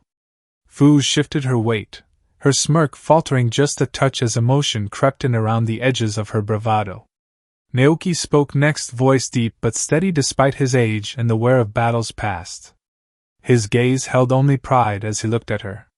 My injuries were the price of protecting this village, Naoki said. If they gave us you in return, then I count them as blessings, not burdens. Fu's mouth twitched, and she tried to scoff, to hide the flicker of feeling tightening her chest. Heh. Don't go getting all sentimental on me, she grumbled. Too late, Naoki replied, grinning wide. Naruto stepped closer, holding the Konoha headband in his hands, a fresh one, gleaming in the sunlight. He gestured for Fu to step forward. She did, quieter now, and allowed Naruto to tie the headband carefully around her forehead. His fingers were sure and steady, and when he finished, he rested his palm lightly against the metal plate. Fu of Konoha, Naruto declared, voice carrying with quiet pride. Daughter of Naoki and Sakai Kato. Our comrade. Our family. For a moment, Fu's bravado cracked, her eyes shining despite her best efforts to keep it cool. She swallowed thickly, forcing a smirk to her lips. Better not regret it. Naoki's reply came without hesitation. Not for a second. Shibi Aburame stepped forward, his presence as composed as ever. Fu-san, he said, his voice measured but not cold. The Aburame clan welcomes you into our tutelage. You will learn to control your gifts and walk the path of discipline. Fu arched a brow, regaining a flicker of her usual fire. Training with bugs, huh? Sounds like fun. From his place at his father's side, Shino offered his own quiet words. You may find them fascinating companions. Fu glanced at him, considering, then cracked a small grin. All right. I'll give your bugs a shot. Naruto watched the exchange with quiet satisfaction, noting the spark of curiosity, the start of a connection that might one day grow into something more. As the formalities closed, Fu lingered beside Naoki's wheelchair. Her gaze drifted to his legs, to the chair that had become part of him since that day. Sorry for... She hesitated, voice uncharacteristically soft. You know. Naoki waved her apology away with a rough shake of his head. If I could go back, he said, eyes steady and warm, I'd protect you every time. Sakai wrapped her arm around Fu's shoulders, drawing her close with maternal affection. And now, she said softly, we'll protect you too. Fu's defenses crumbled a little further. She coughed, looking away as if brushing off the weight in her chest, but her voice wobbled with a hint of raw feeling. You guys... She started, then trailed off. Seriously. Naoki laughed again, and Sakai hugged her tighter. Naruto stood quietly, watching them, watching something broken slowly come back together. They'll do well, Shizen murmured at his side, her tone soft with approval. Naruto nodded. She's home. As Fu stepped away with her new family, Shibi inclined his head respectfully to Naruto before turning to follow. Shino lingered a moment longer, his gaze thoughtful beneath his dark glasses before joining his father. Fu glanced back over her shoulder at Naruto and grinned wide. Better save me a spot on your next team, Hokage. Naruto smirked, calling back. Earn it. She threw him a mock salute before walking on, her steps lighter than when she'd arrived, Naoki and Sakai at her side. The courtyard grew quiet once more, but the warmth of the moment lingered in the air like sunlight through the leaves. The council chamber inside the Hokage Tower was modest, but there was weight in its simplicity. No excessive decorations, no banners, just polished wood, clean lines, and the lingering presence of the decisions that had shaped the village for generations. Naruto sat at the head of the table, arms folded across his chest, his gaze sweeping over the assembled faces. Not as a boy chasing recognition, not as a figurehead, but as a leader preparing to leave his house in order. Shikaku Nara, as always, was the first to speak. He stood by a diagram of Konoha's diplomatic infrastructure, tracing lines with a precise fingertip. Embassy Row is functioning as intended, he reported. Soon as lines are clear, Kusa's envoys have settled in, and Odo and Taki have begun drafting mutual trade requests. Naruto nodded, pleased. Good. Keep the lines flowing. Shikaku's mouth twitched into something between a smile and his usual weary frown. It helps when the ambassadors actually like you. Hamura, ever the cautious elder, cleared his throat from his place at the far end of the table. There's some chatter from the smaller nations, he said. Nothing troublesome yet, but they're watching closely. Let them watch, Naruto replied without hesitation. They'll see what we're building. Koharu, eyes sharp as ever, cut in smoothly. And Kumo? Nothing definitive, Shikaka answered before Naruto could. But they're not idle. We'll need to keep an eye on them after Kiri. Naruto filed that note away, but didn't let it steer the meeting off course. What about the Kiri accommodations? He asked. Shizen stepped forward, flipping through her papers with efficient ease. Confirmed. Mizuki's envoys have arranged quarters for the delegation. ENBU scouts have reviewed the reports, no concerns. Kakashi, leaning against the far wall with his arms crossed, added casually. They're treating this seriously. Mei Terumi wants this alliance as much as we do. Naruto's gaze met his old sensei's for a brief moment. There was weight behind those words, and trust. Good, Naruto said simply. They continued down the checklist. Supply trains, prepared. Civilian services, covered. ENBU patrol rotations during Naruto's absence, confirmed. Shikaka closed the report with a satisfied nod. You're holding this better than some expected, Hokage-sama. Naruto allowed himself a small grin. I plan to prove them right to trust me. As Shikaka gathered his scrolls and the civilian elders filed out, Shizen tidied the final paperwork. Naruto caught Kakashi's lingering glance and gave a subtle nod. Let's take a moment, Naruto said quietly. Shizen gave them space, slipping from the room without a word. Private briefing. They moved to a quieter chamber just off the council room, simple, windowless, and shielded from any listening ears. Kakashi leaned against the wall, pulling down his mask briefly to rub at his jaw before settling back into place. Your escort's ready, Kakashi began, his tone shifting to full ANBU captain. Team Gamma, veterans, all of them. Tenzo's leading. Naruto nodded. He trusted Tenzo implicitly. Defensive composition? Naruto asked. Balanced. 2 defensive specialists, 1 sensory type. Surveillance capacity is high, and Tenzo's bringing his own field barriers. Kakashi confirmed. They know the mist. Some fought alongside us during their civil war. Naruto approved. Good. We're guests, not conquerors. Exactly, Kakashi said, his eye crinkling slightly. Team Gamma understands the balance. He continued detailing the expanded patrols at Konoha's borders during Naruto's absence. A precaution, nothing more. Keep our edges sharp, Naruto instructed. But don't rattle the neighbors. Already in motion. Naruto studied him for a beat, thoughtful. And you? You heading to the border patrol rotation? Kakashi's visible eye curved in that familiar way, his smirk hidden behind the mask. Someone's got to keep the foxes out of the henhouse. Naruto chuckled under his breath. I wouldn't have it any other way. There was a brief pause, just long enough for something unsaid to pass between them. Naruto sensed it, the faintest shadow behind Kakashi's casual exterior, but Kakashi, as always, kept it buried. Naruto didn't press. He trusted Kakashi to tell him what he needed to know, when he needed to know it. Keep the village safe, Kakashi, Naruto said finally. Kakashi gave a short, respectful nod. Count on it. With that, he slipped away, leaving Naruto alone in the quiet chamber. Nightfall. The last scroll snapped shut beneath Naruto's palm as he exhaled, rubbing the bridge of his nose. Outside his office window, dusk had slipped quietly across the sky, casting the village in the warm ember of lantern light. He rolled his shoulders, feeling the tension from the day settle deep into his frame. Long day, but everything was in place. All that remained was to pack for Kiri and steal a quiet dinner before the demands of tomorrow. He had just started gathering his things when a light knock came from the open doorframe. Naruto glanced up, expecting Shizen.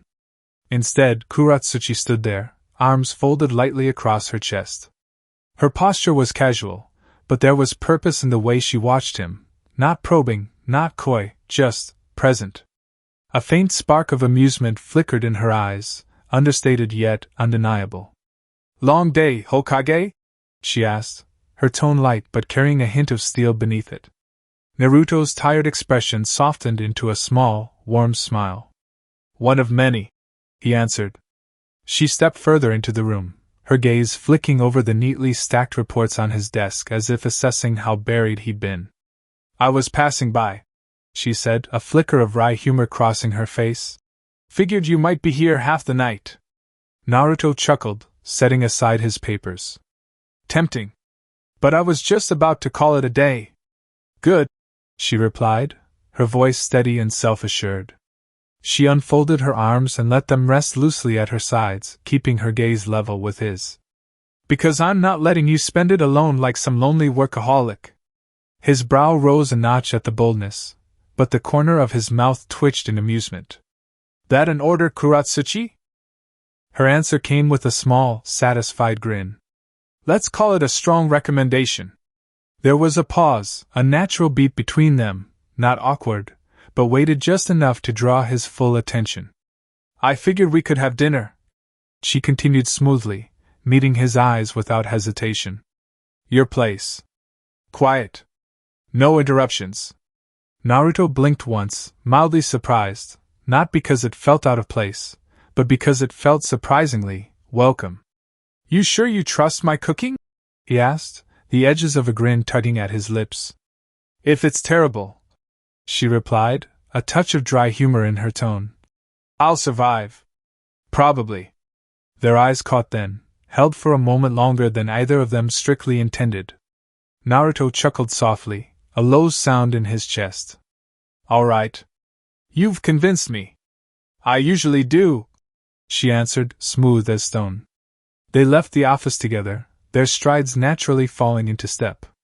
No guards. No aides. No formal trappings of title or village. Just the two of them, walking beneath the rising lantern lights of Konoha. The streets were settling into evening rhythm. Vendors packed up their stalls, and families strolled home with children tugging at their sleeves. Warmth bloomed from shop windows, casting soft glows onto the stone paths. Kuratsuchi's gaze swept the quiet bustle with a faint crease between her brows. Your village feels calm, she remarked. Not a criticism, more an observation, as though the pace caught her by surprise.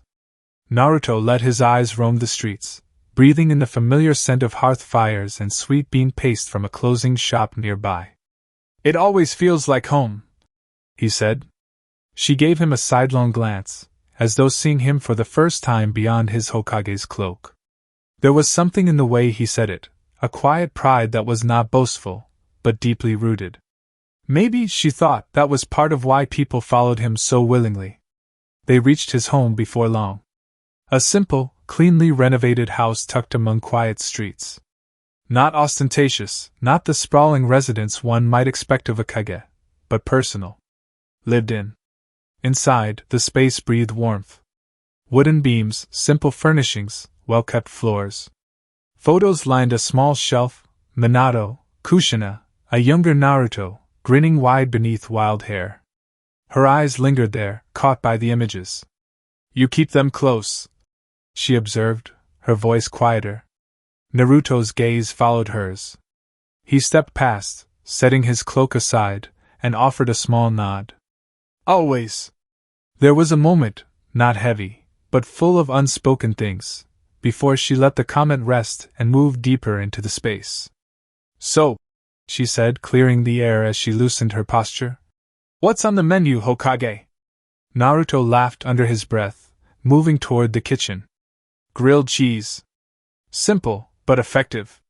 She arched a brow. I like not starving, she teased, then let a smirk curl her lips. Besides, if it's terrible, I'll chalk it up to diplomatic hazard. As Naruto worked, pulling out bread and cheese with the ease of practiced habit, Kuratsuchi leaned against the counter, her eyes naturally following his movements. Her gaze caught the flex of his shoulders beneath his shirt, the casual, efficient way he handled even simple tasks like cooking. He moved like a man used to motion, smooth, economical, but powerful. Hokage or not, he's built like a fighter first, she thought, privately appreciating the view. Didn't think you had domestic skills, she remarked aloud, keeping her tone light. Don't spread it around, he replied with a grin, flipping a sandwich neatly in the pan. It'll ruin my image. Your secret's safe, she returned, watching him sidelong. If you cook for me again. Naruto shot her a grin over his shoulder, eyes glinting. Deal. They sat at the small table by the window, the meal simple but warm, the ease between them growing with each exchange. Conversation drifted effortlessly. The upcoming summit with Kiri, Mei Terumi's reputation, the weight of leadership. You really enjoy carrying the whole world on your back, don't you? Kuratsuchi asked at one point, her gaze sharp but not unkind. Naruto glanced at her, thoughtful, then down at his plate. Not enjoy, he admitted quietly. But I won't let anyone else carry it alone. She watched him then, something flickering behind her steady expression.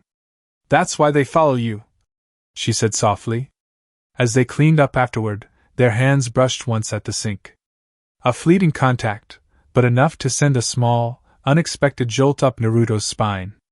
He caught the scent of stone and earth, and something crisp beneath it, like clean mountain air after a storm. Solid, he thought. Real. Maybe a little dangerous. But maybe, he decided, danger wasn't so bad. After they finished, she lingered by the door, hands tucked into her pockets, her eyes roaming the quiet room once more before settling on him. Not bad, Hokage, she said, her tone just a little lower, a little warmer. You might survive as a house husband if this whole village leader thing doesn't work out. Naruto smirked, meeting her gaze steadily. I'll keep that in mind. She stepped closer, her presence filling the space between them with quiet confidence. Thanks for tonight, she said, her voice dipping into something softer. It was nice. Before he could answer, she rose onto her toes and brushed a brief but lingering kiss against his cheek. But she didn't step back immediately. Her eyes lingered on his, holding them for a heartbeat longer, her expression curling into something sharper, more deliberate. You're not so bad when you're not acting like the Hokage all the time, she murmured, voice edged with playful challenge. Naruto's grin tilted, slow and unforced. And you're not so dangerous when you're not threatening to bury me under a mountain. Her smile deepened, dark and pleased. Careful, Naruto. Keep talking like that, and you'll make me think you enjoyed the danger. His answer came easily, no hesitation, warm and smooth as river stone. Maybe I do. Their gazes held for a charged breath of silence, the moment stretching between them. Satisfied with the spark she'd kindled, she stepped back, turning toward the door. But just before she crossed the threshold, she glanced over her shoulder. Don't be late for dinner next time, she said, her voice a low promise. Naruto watched her go, a quiet smile pulling at his lips, his pulse just a little quicker than before. Maybe danger wasn't so bad after all. The Embers of Alliance Part 2. Chapter 34, Hidden in the Mist. The morning mist clung to the outer walls of Konoha like a lingering breath from the night before, soft tendrils curling around the gatehouse towers. Lanterns still flickered from the evening shift, casting muted amber light over the stone road where Naruto Uzumaki stood, cloak draped over his shoulders, the symbol of the Hokage stitched into the back in quiet dignity. His attire was simple, practical travel gear beneath the pale cloak, sturdy boots laced tight for the journey ahead. No unnecessary regalia, no ceremonial fuss. Just the quiet, grounded presence of a man prepared for the road. The envoy had gathered. To his right, Kakashi stood at ease, dressed in dark ANBU-style travel garb, his flak jacket muted beneath the high collar of his cloak. His mask was absent today, revealing the easy slope of his visible eye, half-lidded but sharp beneath the surface. Kakashi's gaze swept the horizon lazily, but Naruto knew him well enough to see the tension beneath the surface. Further back, ANBU Sierra team formed a discreet line. Travel-worn but sharp, their dark armor marked with subtle insignia, faded reminders of their infamous part in liberating Kirigakure from Yagura's bloody reign. Each of them bore the quiet reputation of men and women who fought in the shadows and won. At Naruto's left, Shikaku Nara adjusted his robes, clean lines, green clan insignia resting on his sleeve, mind already working 3 moves ahead. "You've got the board set?" Naruto asked quietly. Shikaku's lips twitched in a thin, dry line of approval. "Every piece, Hokage-sama. Even the ones they don't see yet." Naruto gave a short nod. Exactly what he wanted to hear. A short distance away, Karen Uzumaki stood out brightly among the more subdued colors of the convoy. She wore the formal robes of Oto's diplomatic corps, accented with Uzumaki red, a bold streak of crimson at her sash and the spiral crest proudly pinned to her chest. She caught Naruto's eye with a wry grin. "Don't take too long, brother," she called. "I'll have our clan rebuilt before you're back if you slack off." Her voice carried a teasing bite, but there was warmth in it too. Naruto allowed himself a brief, genuine smile. "I'm counting on you," he replied. Fu of Takigakure stood near Karen, her new travel uniform still crisp with vibrant touches of green. Energy radiated off her in bright waves as she kept shifting on her feet, clearly itching for the adventure ahead. Just behind Naruto, Shizen arrived, breath visible in the cool air, holding her notes with efficient precision. Her attire today was diplomatic, dark blue robes lined with silver, formal but still practical for travel. Her eyes, however, were sharp with quiet concern as she stepped closer to Naruto. "Hokage-sama," she began softly. "All preparations are confirmed. Supplies loaded. Routes cleared." Naruto nodded, then dropped his voice, ensuring only she could hear. "Watch Tsunade," he instructed quietly. Shizen's lips parted slightly in surprise, but she recovered quickly, eyes narrowing with professional focus. "You've noticed too. She's not herself," Naruto said. "Find out why." Shizen gave the smallest nod, slipping away smoothly. Just then, Tsunade herself approached, formal travel cloak draped over her shoulders, her usual confidence dulled by a shadow Naruto couldn't ignore. She wore a deep green kimono beneath her outer layer, marked with the Senju clan crest, but her eyes, normally so sharp, felt clouded.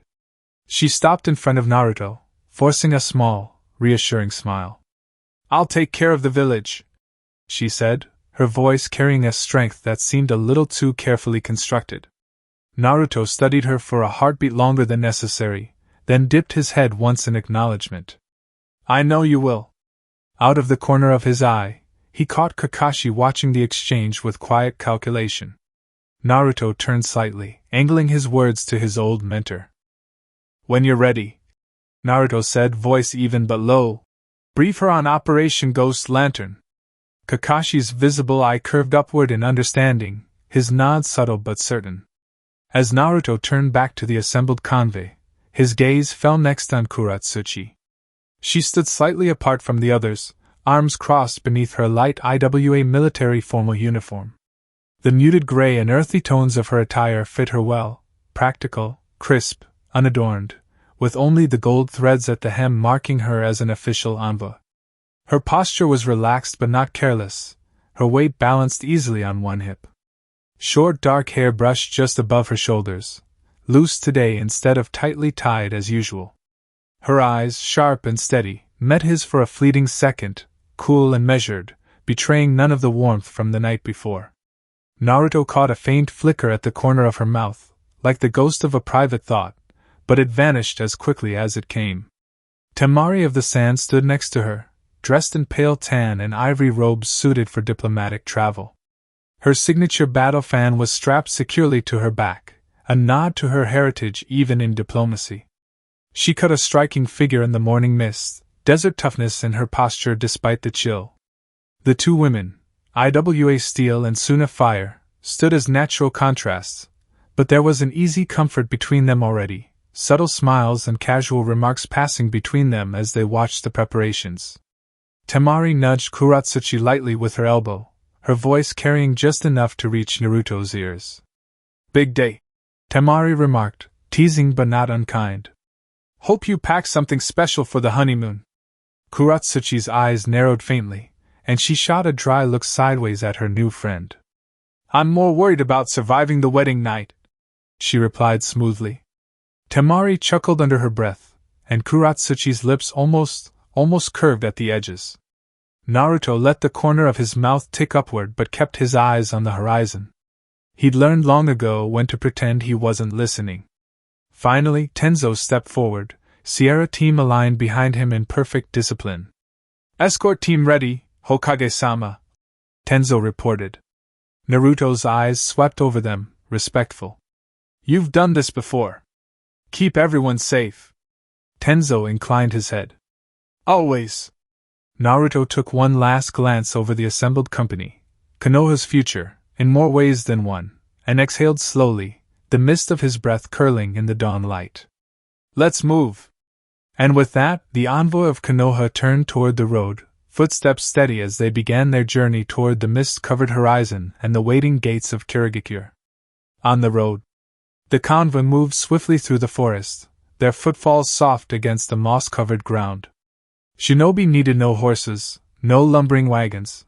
Their pace was steady and efficient, silent where it mattered, flowing like a disciplined river toward the coast. Morning light filtered through the high canopy, casting shifting patterns across the dirt path. The mist had thinned but still lingered low over the underbrush, cool against the skin. Naruto kept near the head of the formation, his travel cloak fluttering lightly behind him. Beside him, Sasuke kept an easy stride. His expression was as usual, composed, focused, yet alert to every flicker of movement in the trees. They walked in companionable silence for a while, the soft rustle of their comrades ahead and behind filling the space. "You've come far," Naruto said at last, not breaking stride. His tone was casual, but there was weight beneath the words. Sasuke's reply came a beat later, steady. "Still not far enough." A faint smile tugged at the corner of Naruto's mouth. "That's true for all of us." They moved a few more paces before Naruto continued, keeping his eyes ahead on the winding path. "You've been working with the others, the next generation." Sasuke's gaze flicked sideways, sharp. "Some of them." Naruto nodded, as if that confirmed something. "Good." Silence stretched a moment, but Naruto let it linger, not rushing the rhythm of the conversation. He wanted this to come naturally, without pressing too hard. "They're the future of this village," Naruto said finally. "Their clans, their names, one day, they'll be the ones steering the ship?" Sasuke's lips pressed into a thoughtful line. "I don't have a clan," he said, matter-of-fact, not bitter. Naruto's gaze didn't waver. "No. But you're still part of this village. And when it matters, you'll need connections that run deeper than blood." Sasuke mulled that over, steps never faltering. "You're saying I should invest in them," he said, more observation than question. Naruto's smile was subtle. "I'm saying it's wise to know your neighbors. Trust isn't given, but it can be earned." Sasuke made a quiet sound of acknowledgement, his eyes scanning the trees as if already weighing the worth of his would-be allies. They left it there, letting the conversation settle like mist fading into sunlight. Behind them, the steady cadence of the convoy continued. Kuratsuchi and Temari kept pace together a short distance away. "You're sharper than I expected," Temari said, glancing sideways at Kuratsuchi with a hint of amusement. Kuratsuchi snorted softly. "You thought I'd be dull?"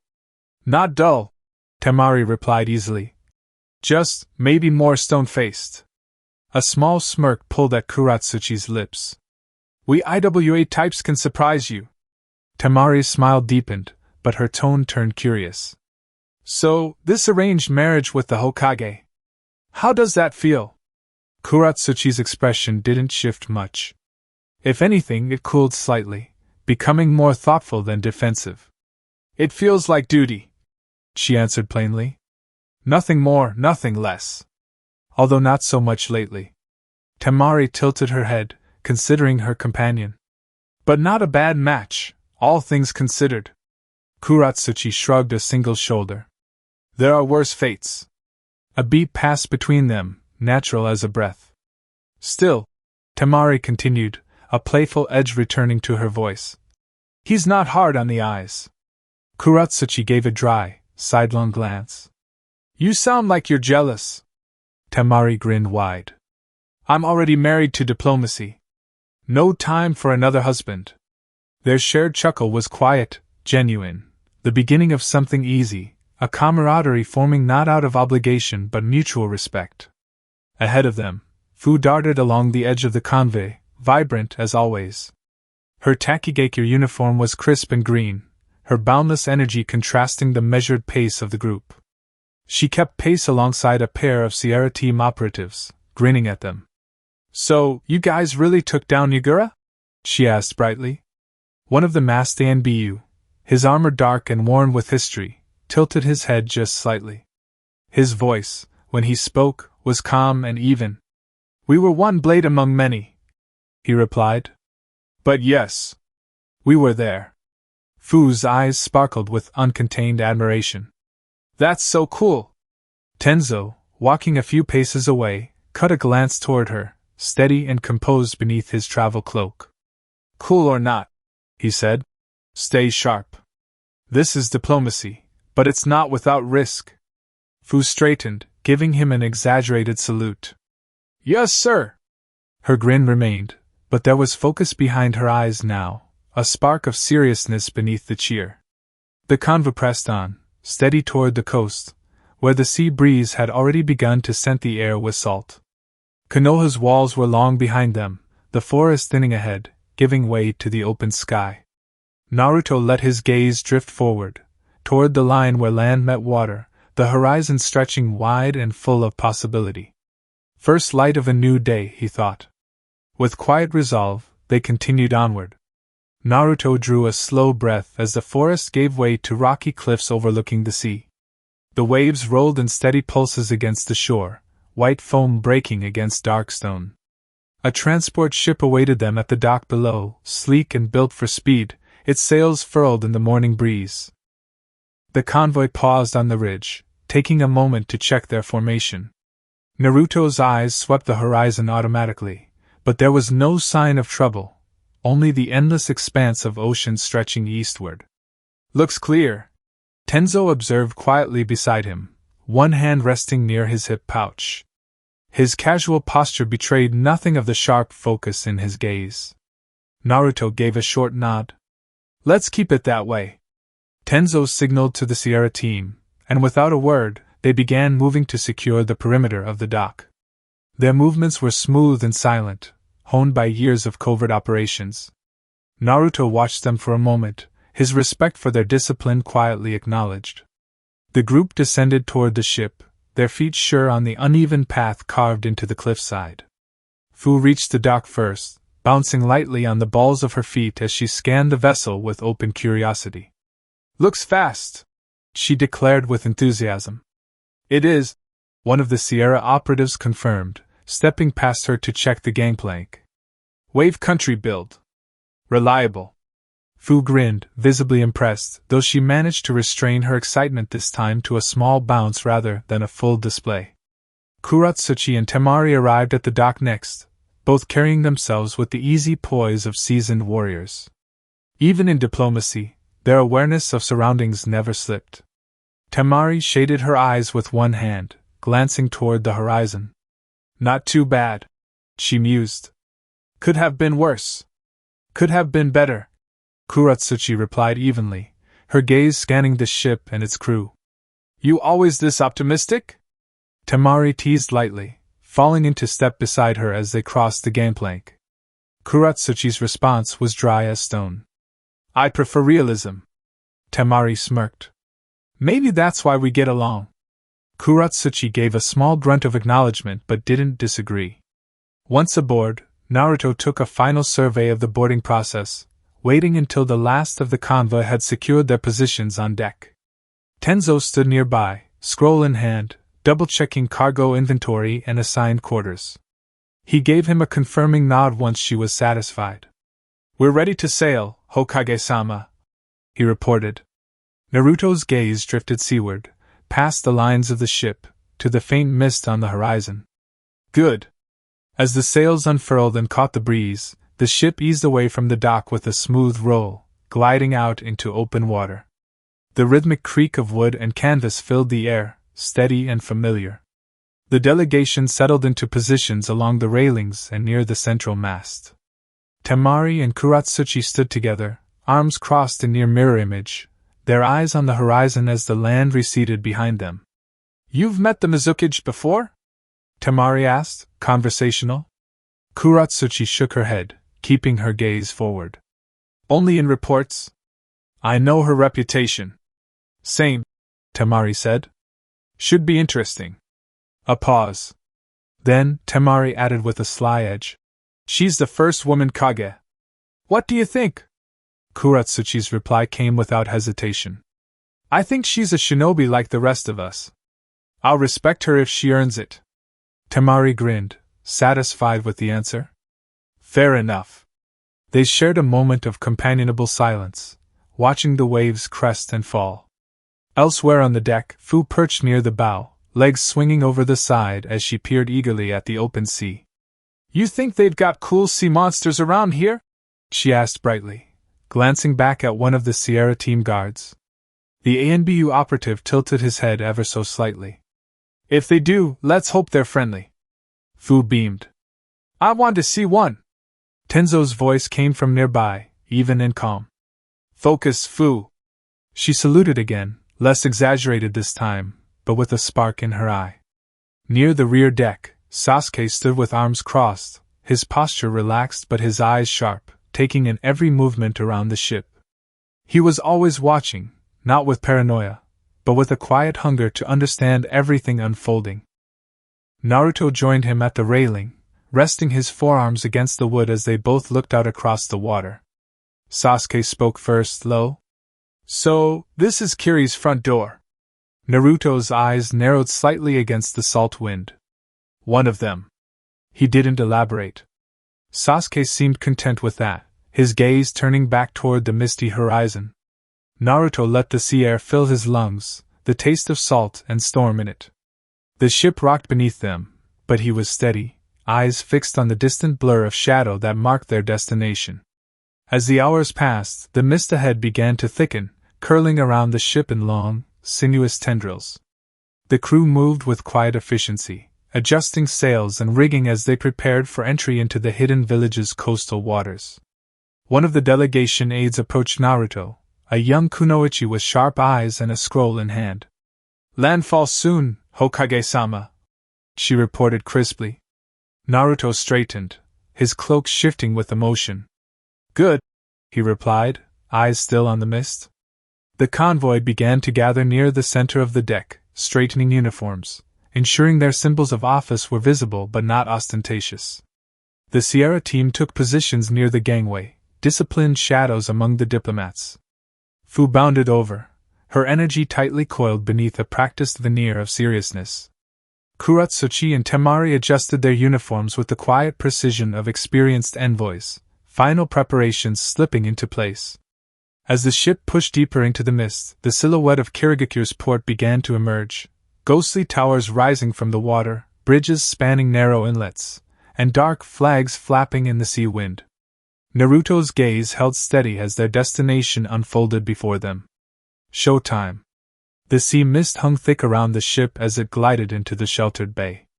Pale strands curled across the deck, wrapping the hull like the ghosts of old battles fought on these waters. Yet beneath the gloom, the outline of Kirigakure emerged, not a crumbling village, as war-torn as the rumors had once claimed, but a proud citadel of stone and steel rising from the ocean's edge. Naruto stood at the prow, travel cloak stirring gently in the sea breeze, his eyes fixed ahead. Kiri's towering spires pierced the mist like spears. Bridges arched between them like spider silk spun from stone, the waterways below teeming with sleek transport skiffs and guarded patrol boats. Flags bearing the mist insignia, a swirling vortex framed by twin waves, snapped in the wind above fortified outposts along the docks. It was a city both beautiful and deadly, shaped by tides and tempered by blood. "They've rebuilt well," Naruto said quietly, mostly to himself. Beside him, Tenzo stood at easy attention, eyes sweeping the port with professional focus. His Sierra team dispersed across the deck, watching the approach with quiet vigilance. "The mist does not leave their gates open lightly," Tenzo observed. Naruto gave a slight nod. "We'll give them no reason to close them." On the main deck, the envoy had assembled, standing in their formal ranks. Naruto's aides, Tomo and Daizen, stood ready with scrolls and documents, prepared for introductions and protocols. Their expressions were composed, trained for diplomacy rather than battle. Temari stood near the railing, desert-colored robes crisp against the sea mist. Her fan rested across her back, her posture loose but confident. Kuratsuchi stood to her side, arms crossed under her muted IWA formal wear, her sharp gaze studying the approaching city with quiet calculation. "First time seeing the village?" Temari asked low. Kuratsuchi's eyes stayed on the mist-wrapped towers. "Up close, yes. What do you think?" Kuratsuchi's lips pressed into a thin line of thought. "Resilient. Wounded but not broken." Temari's grin flicked briefly across her face. "Sounds like someone I know." Kuratsuchi didn't respond, but the faintest arch of her brow betrayed her amusement. Fu, ever restless, leaned over the rail to catch a better view. "It looks so different from Konoha," she breathed. "I bet they've got all sorts of cool stuff inside." "Focus," Tenzo reminded, his voice mild but firm. Fu straightened with a quick, obedient nod, though her eyes still sparkled with barely restrained curiosity. As the ship eased alongside the stone pier, a delegation awaited them. They were not flashy, nor were they cold. Kirigakure's welcoming party stood like blades drawn but sheathed, sharp, precise, and confident. At their center, Mei Terumi stood tall, draped in deep teal robes that shimmered like the sea under moonlight. Her dark red hair fell in elegant waves over one shoulder, held back by a lacquered pin. Her bearing was regal yet warm, poised between nobility and battlefield grace.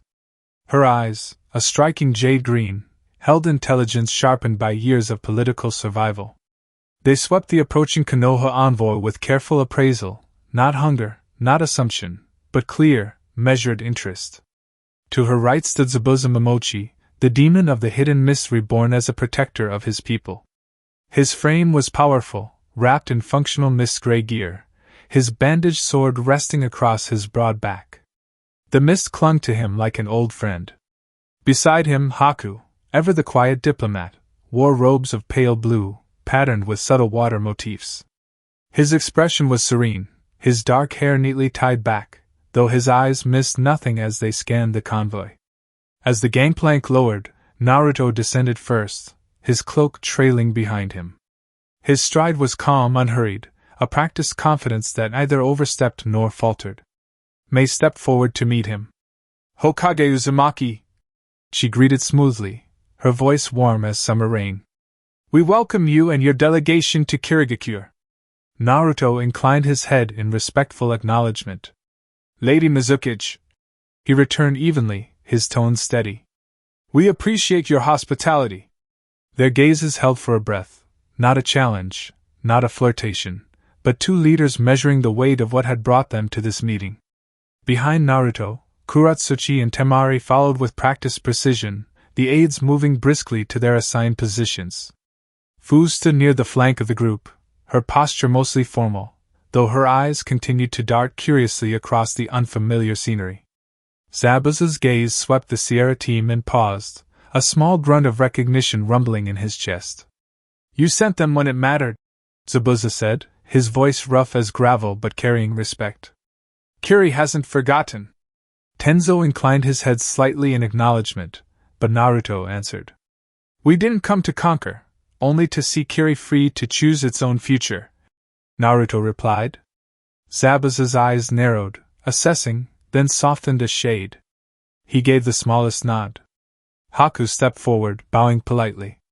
"Your delegation honors us, Hokage-sama," he said with practiced diplomacy. "Rooms have been prepared at our central guest manor." Mei gestured gracefully, her hand directing them toward the pier's stone steps. "Come," she invited, a soft smile curling her lips. "We'll ensure your stay begins in comfort." Naruto nodded once. "Lead the way." As they followed the mist delegation from the docks, Kuratsuchi's gaze flicked briefly to Mei, sharp but composed. She said nothing, her expression unreadable. Temari, walking beside her, murmured under her breath, only loud enough for her companion to hear. Impressive presence, she commented. Kuratsuchi's reply was cool and brief. She's a Kage. Nothing more needed to be said. The mist swallowed them as they crossed the threshold into Kirigakure proper, the village revealing itself piece by piece as they stepped beyond the veil of the harbor. The stone pathways of Kirigakure curved like rivers carved by ancient tides, rising and falling gently beneath their feet.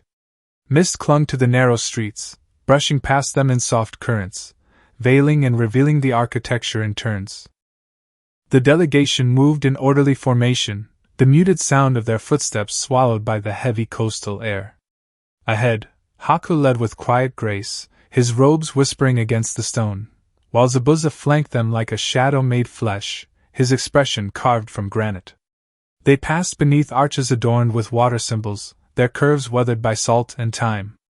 Watchtowers loomed overhead, their guards visible through the swirling haze, vigilant, but not hostile. Naruto observed it all as they walked. Every turn of the path, every fortified wall, every civilian market that peeked between military avenues. Kirigakure had once been a battlefield disguised as a village. Now, it felt like a warrior sheathing its blade, still sharp, but choosing restraint. Good. Mei Terumi walked slightly ahead, her posture poised but not stiff. She carried herself like a leader well versed in both diplomacy and danger.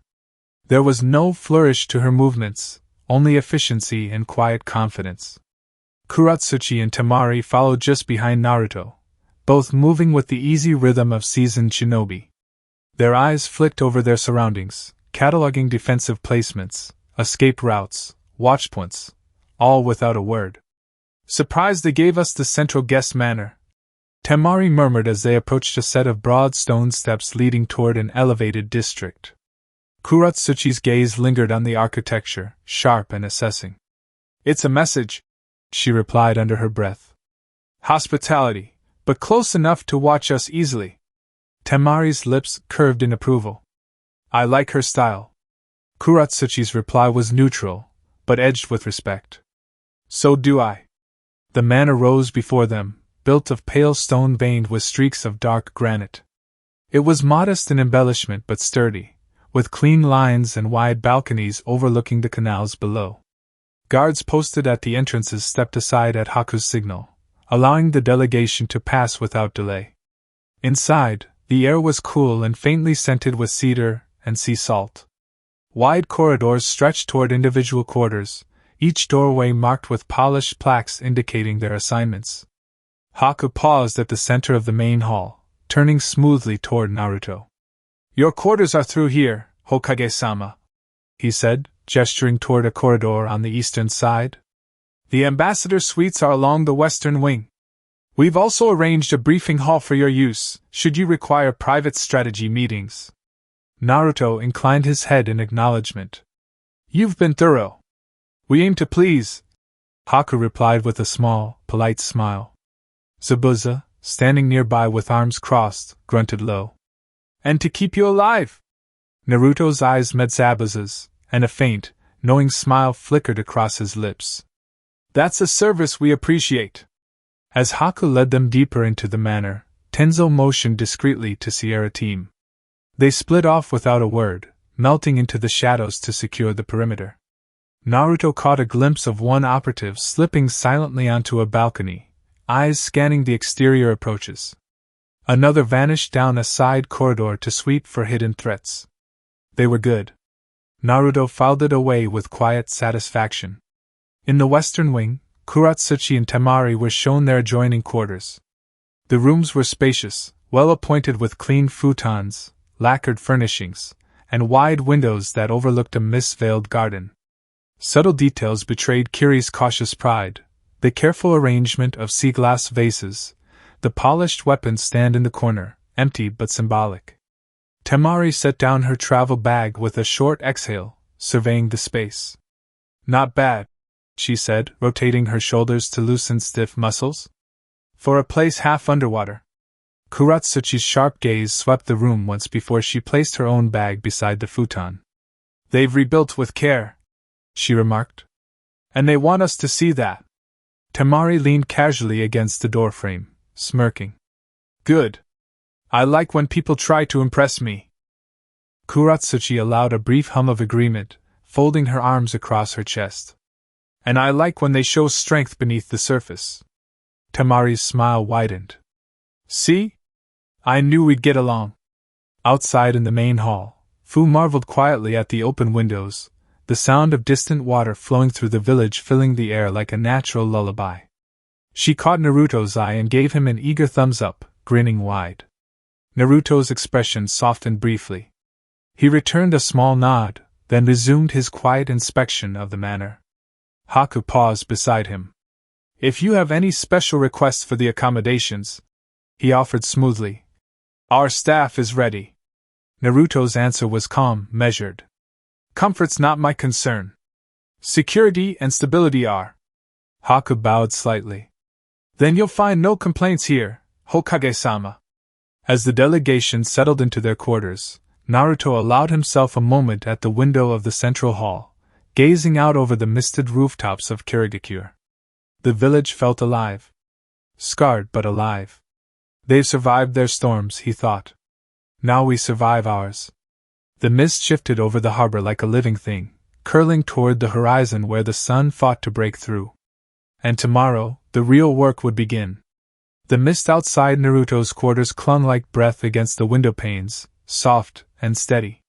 The city had quieted, its towers veiled in night, only the rhythmic hush of the canals whispering through the stillness. Naruto sat near the low tea table, a half-full cup cooling in his hands, his thoughts drifting in slow currents, until the shoji door slid open again with a whisper. Sasuke stepped inside, hands tucked loosely into his sleeves, eyes adjusting quickly to the dim room. He didn't ask to come in. He didn't need to. Didn't think you'd be up, Naruto said without looking up. Sasuke sat across from him, quiet for a few heartbeats. Couldn't sleep. Naruto slid the extra cup toward him. Steam rose again in the silence. They drank for a moment without speaking.